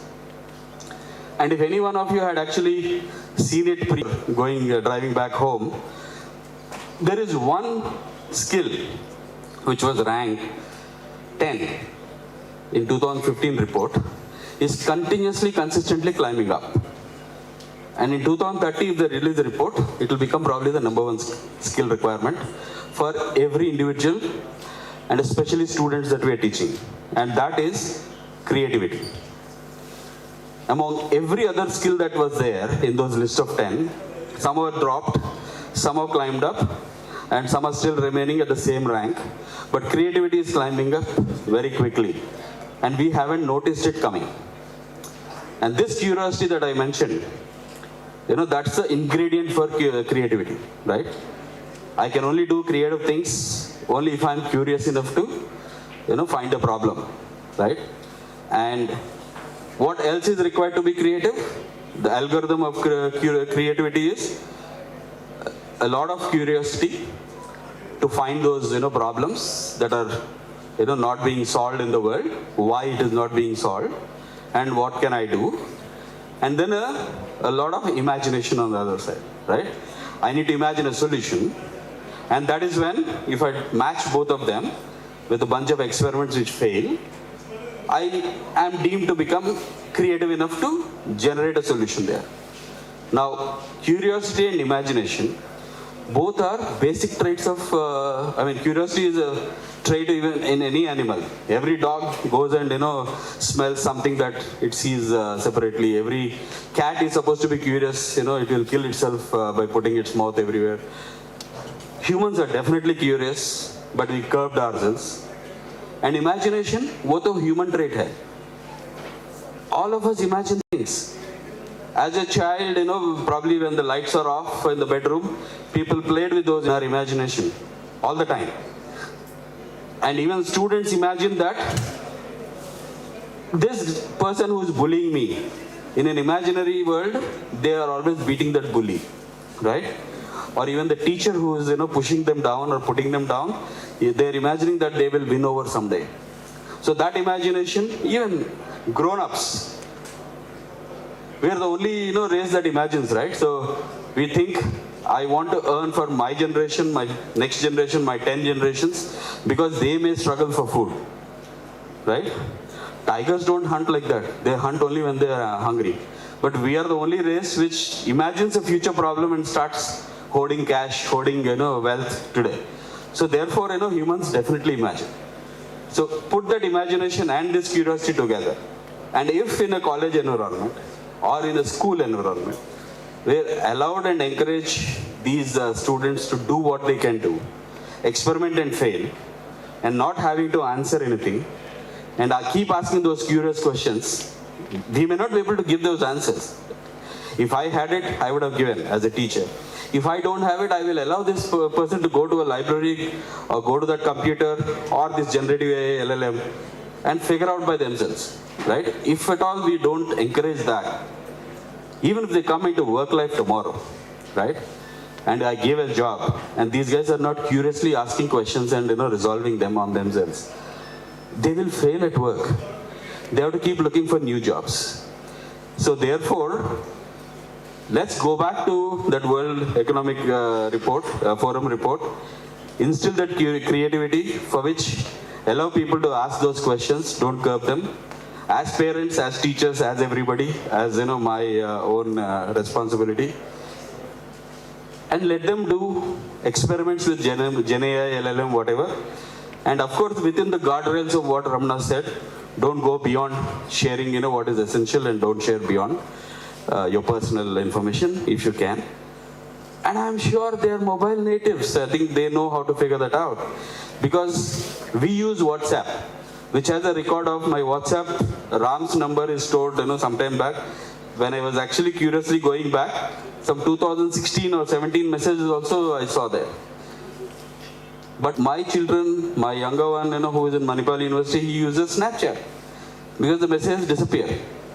It may be residing in some data center somewhere, but at least in the network of connects that he's got, his messages are not there. So why is Snapchat created and it got popular? Even if I blurt something that is inappropriate, illegible, unnecessary, Snapchat anyways erases it. I don't mind. And social media to that extent, even if I post something and did something, an error on English or somewhere an inappropriate word there, I can always pull my post down, edit it again, do blah blah, right? So to that extent, all these social media solutions are allowing you to experiment. And lastly, the chat GPT that all of us have gotten so fascinated with in the last 1.5 to 2 years, it allows you to regenerate a response. Even if my question were wrong, I can go back and edit my question, or the response, I didn't like it, or I find not useful, I can ask this ChatGPT to regenerate something else. So that is not possible in the exam system that we have. Once I had written that paper at between the 10 and 12 or 1 o'clock exam and submitted my answer sheet to my teacher, I can't go back and correct it, right? The only option I get it is after 6 months or 3 months, when I have to go and do an improvement or, re-examination, right? So that is the beauty. Senior enough and mature can allow them to experiment. Ask them to make mistakes and don't judge them for that, right? I guess we can fuel a lot more creativity. And I don't know how much time I'm sitting, but I will finish it by one last thing. Personally for me, what was ChatGPT in my own personal understanding? The AI tool, the Gen AI tool actually. I'm going beyond AI. What took for me about 4.5 years or so to understand the philosophy of Ayn Rand by reading her 2 or 3 books multiple times during my college years, and doing a bunch of debates in the college, and trying to impress those girls, who are also reading those books along with me, and think that I got Ayn Rand's philosophy at the end of it. My son, who I told you is in Manipal University, who is 19, in about 5 to 10 minutes of time, by prompting, regenerating response, and asking ChatGPT repeatedly, could actually prepare a 2.5-page article for his school when to his college about Ayn Rand's philosophy. Because fundamentally he has not read Ayn Rand, First time, and probably that whatever book club leader told him or a few of them to write about Ayn Rand, he asked me first. I said, if I have to talk to you about it, it takes 4.5 years. So he said, oh, okay, Dad, thank you so much. I will use ChatGPT for that, right? So that's the beauty of ChatGPT. What topics I don't know or I have no answers for, it will tell me some answer. Whether it is right, whether it is hallucinating, whether I like it, I don't like it, bingo, I can regenerate, right? So that's to me the power of these LLMs and Gen AI that we have. Please, I'm sure colleges have partnerships with Microsoft, Google, and other large tech companies. Ask them to give some education logins or versions of LLMs and allow these students to use them. Because unless they go and tackle with these new tools, eventually they'll not be able to win the big race. So this is their practice stuff. Let them practice whatever. They'll fail, they'll fall down, they'll hurt their knees. Even I have a lot of bruises on my knees. Every one of us must have had while learning cycle or cricket. So that's it. That's how simple I feel AI is. It's not going to eat away jobs. But we need to teach our kids how to ask those right questions. Otherwise they might fail. Thank you so much for the opportunity.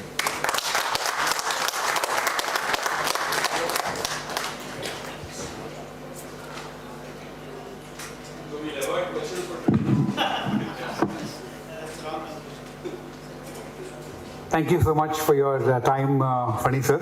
And may I now invite Ramchandra Garu, Jairam sir, Murali sir, and Prashant sir to come on the dais and felicitate Fani sir for his time with us this evening.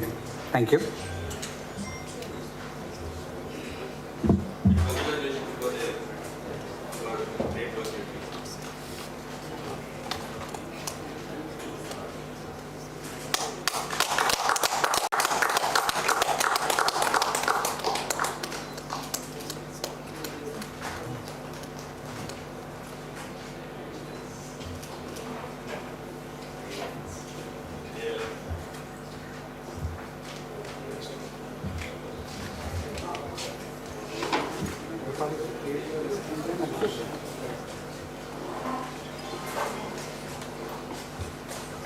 May also request Jairam sir to stay back. We would like to also do some token of appreciation to some of our esteemed guests. May I first request Krupali Garu, Senior Manager, Disney, to come onto the stage, please. May I invite Indira Priyadarshini ma'am, Treasurer, Telangana TPO Association, along with Dr. Jairam to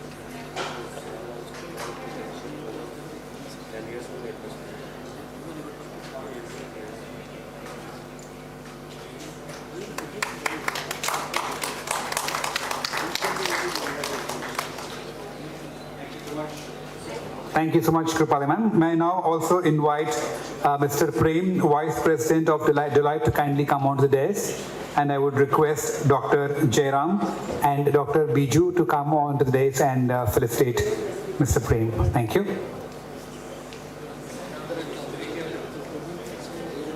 Mr. Prem, may I request Mr. Prem to please come on to the dais.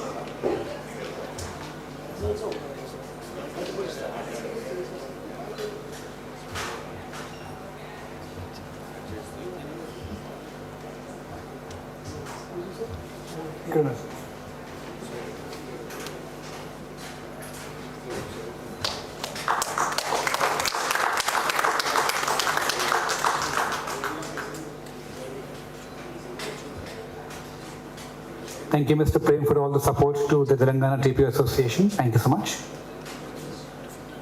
With this, we formally conclude day one. Kindly note, tomorrow's session will start at 10 in the morning, and it is going to be on 7th floor. And the hall name is called Pinnacle. I repeat, it's a very important announcement. Kindly note, tomorrow's session is going to start at 10 a.m. in the morning. in the same building of T-Hub, we will need to assemble at Pinnacle, which is stationed on the 7th floor. Thank you. With this, we conclude the day, and the dinner will be served in a few minutes.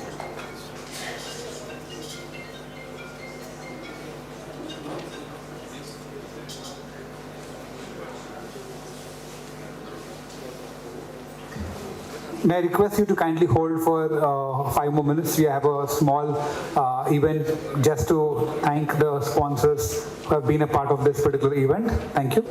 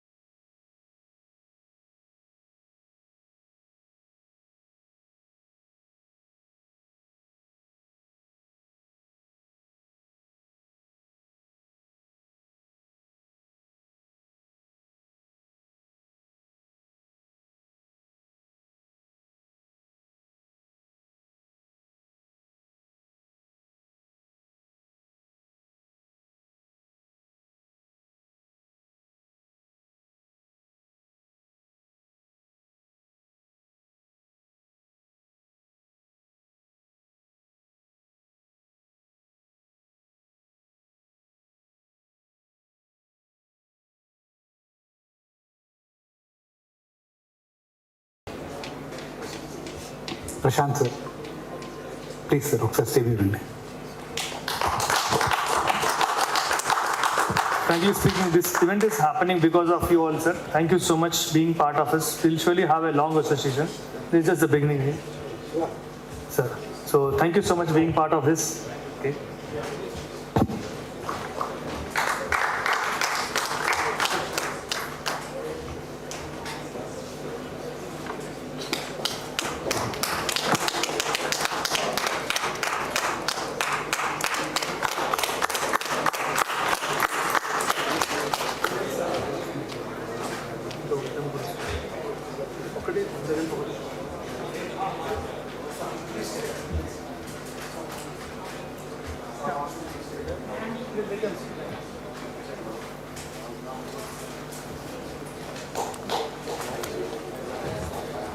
Explore Akhil is the title sponsor. Thank you so much being part of it. Your last 1 week you really have done a great job. Thank you so much for being part of it and make it successful. Thank you so much.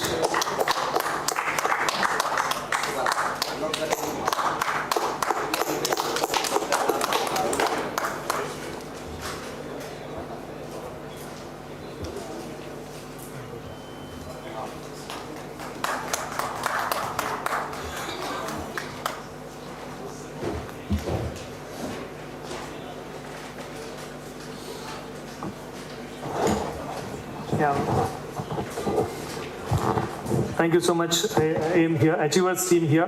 Thank you so much for supporting us. Again, looking forward for a long session. Thank you all so much for being part of it.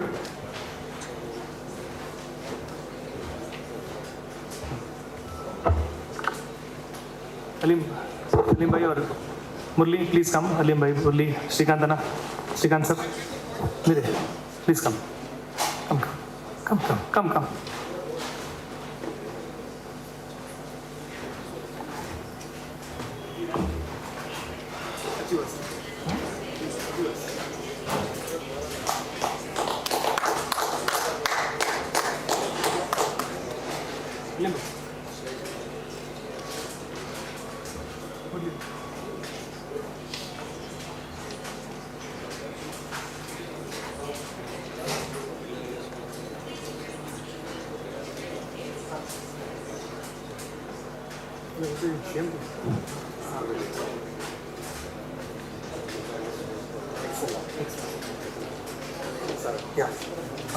Excellent team, thank you so much.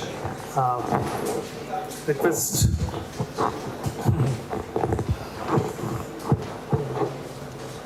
Yeah. Shrikant sir to please. Ganesh sir and Shrikant sir, please. Ganesh sir, please come here.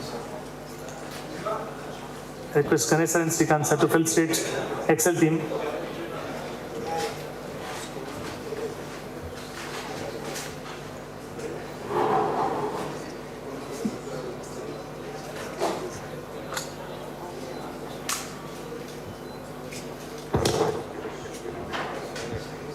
Thank you so much. Thank you.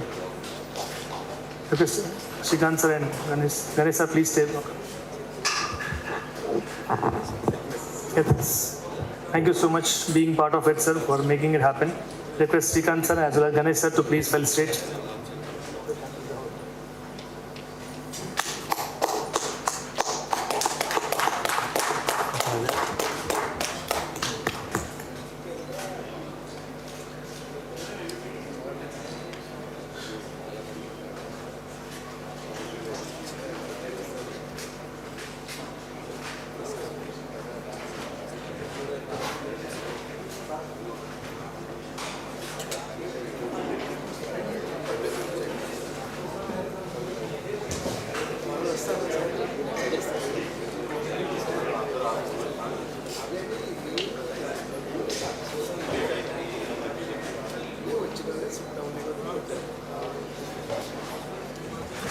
Thank you. This marks finally the end of today's formal session, and thank you so much for your patience and being with us.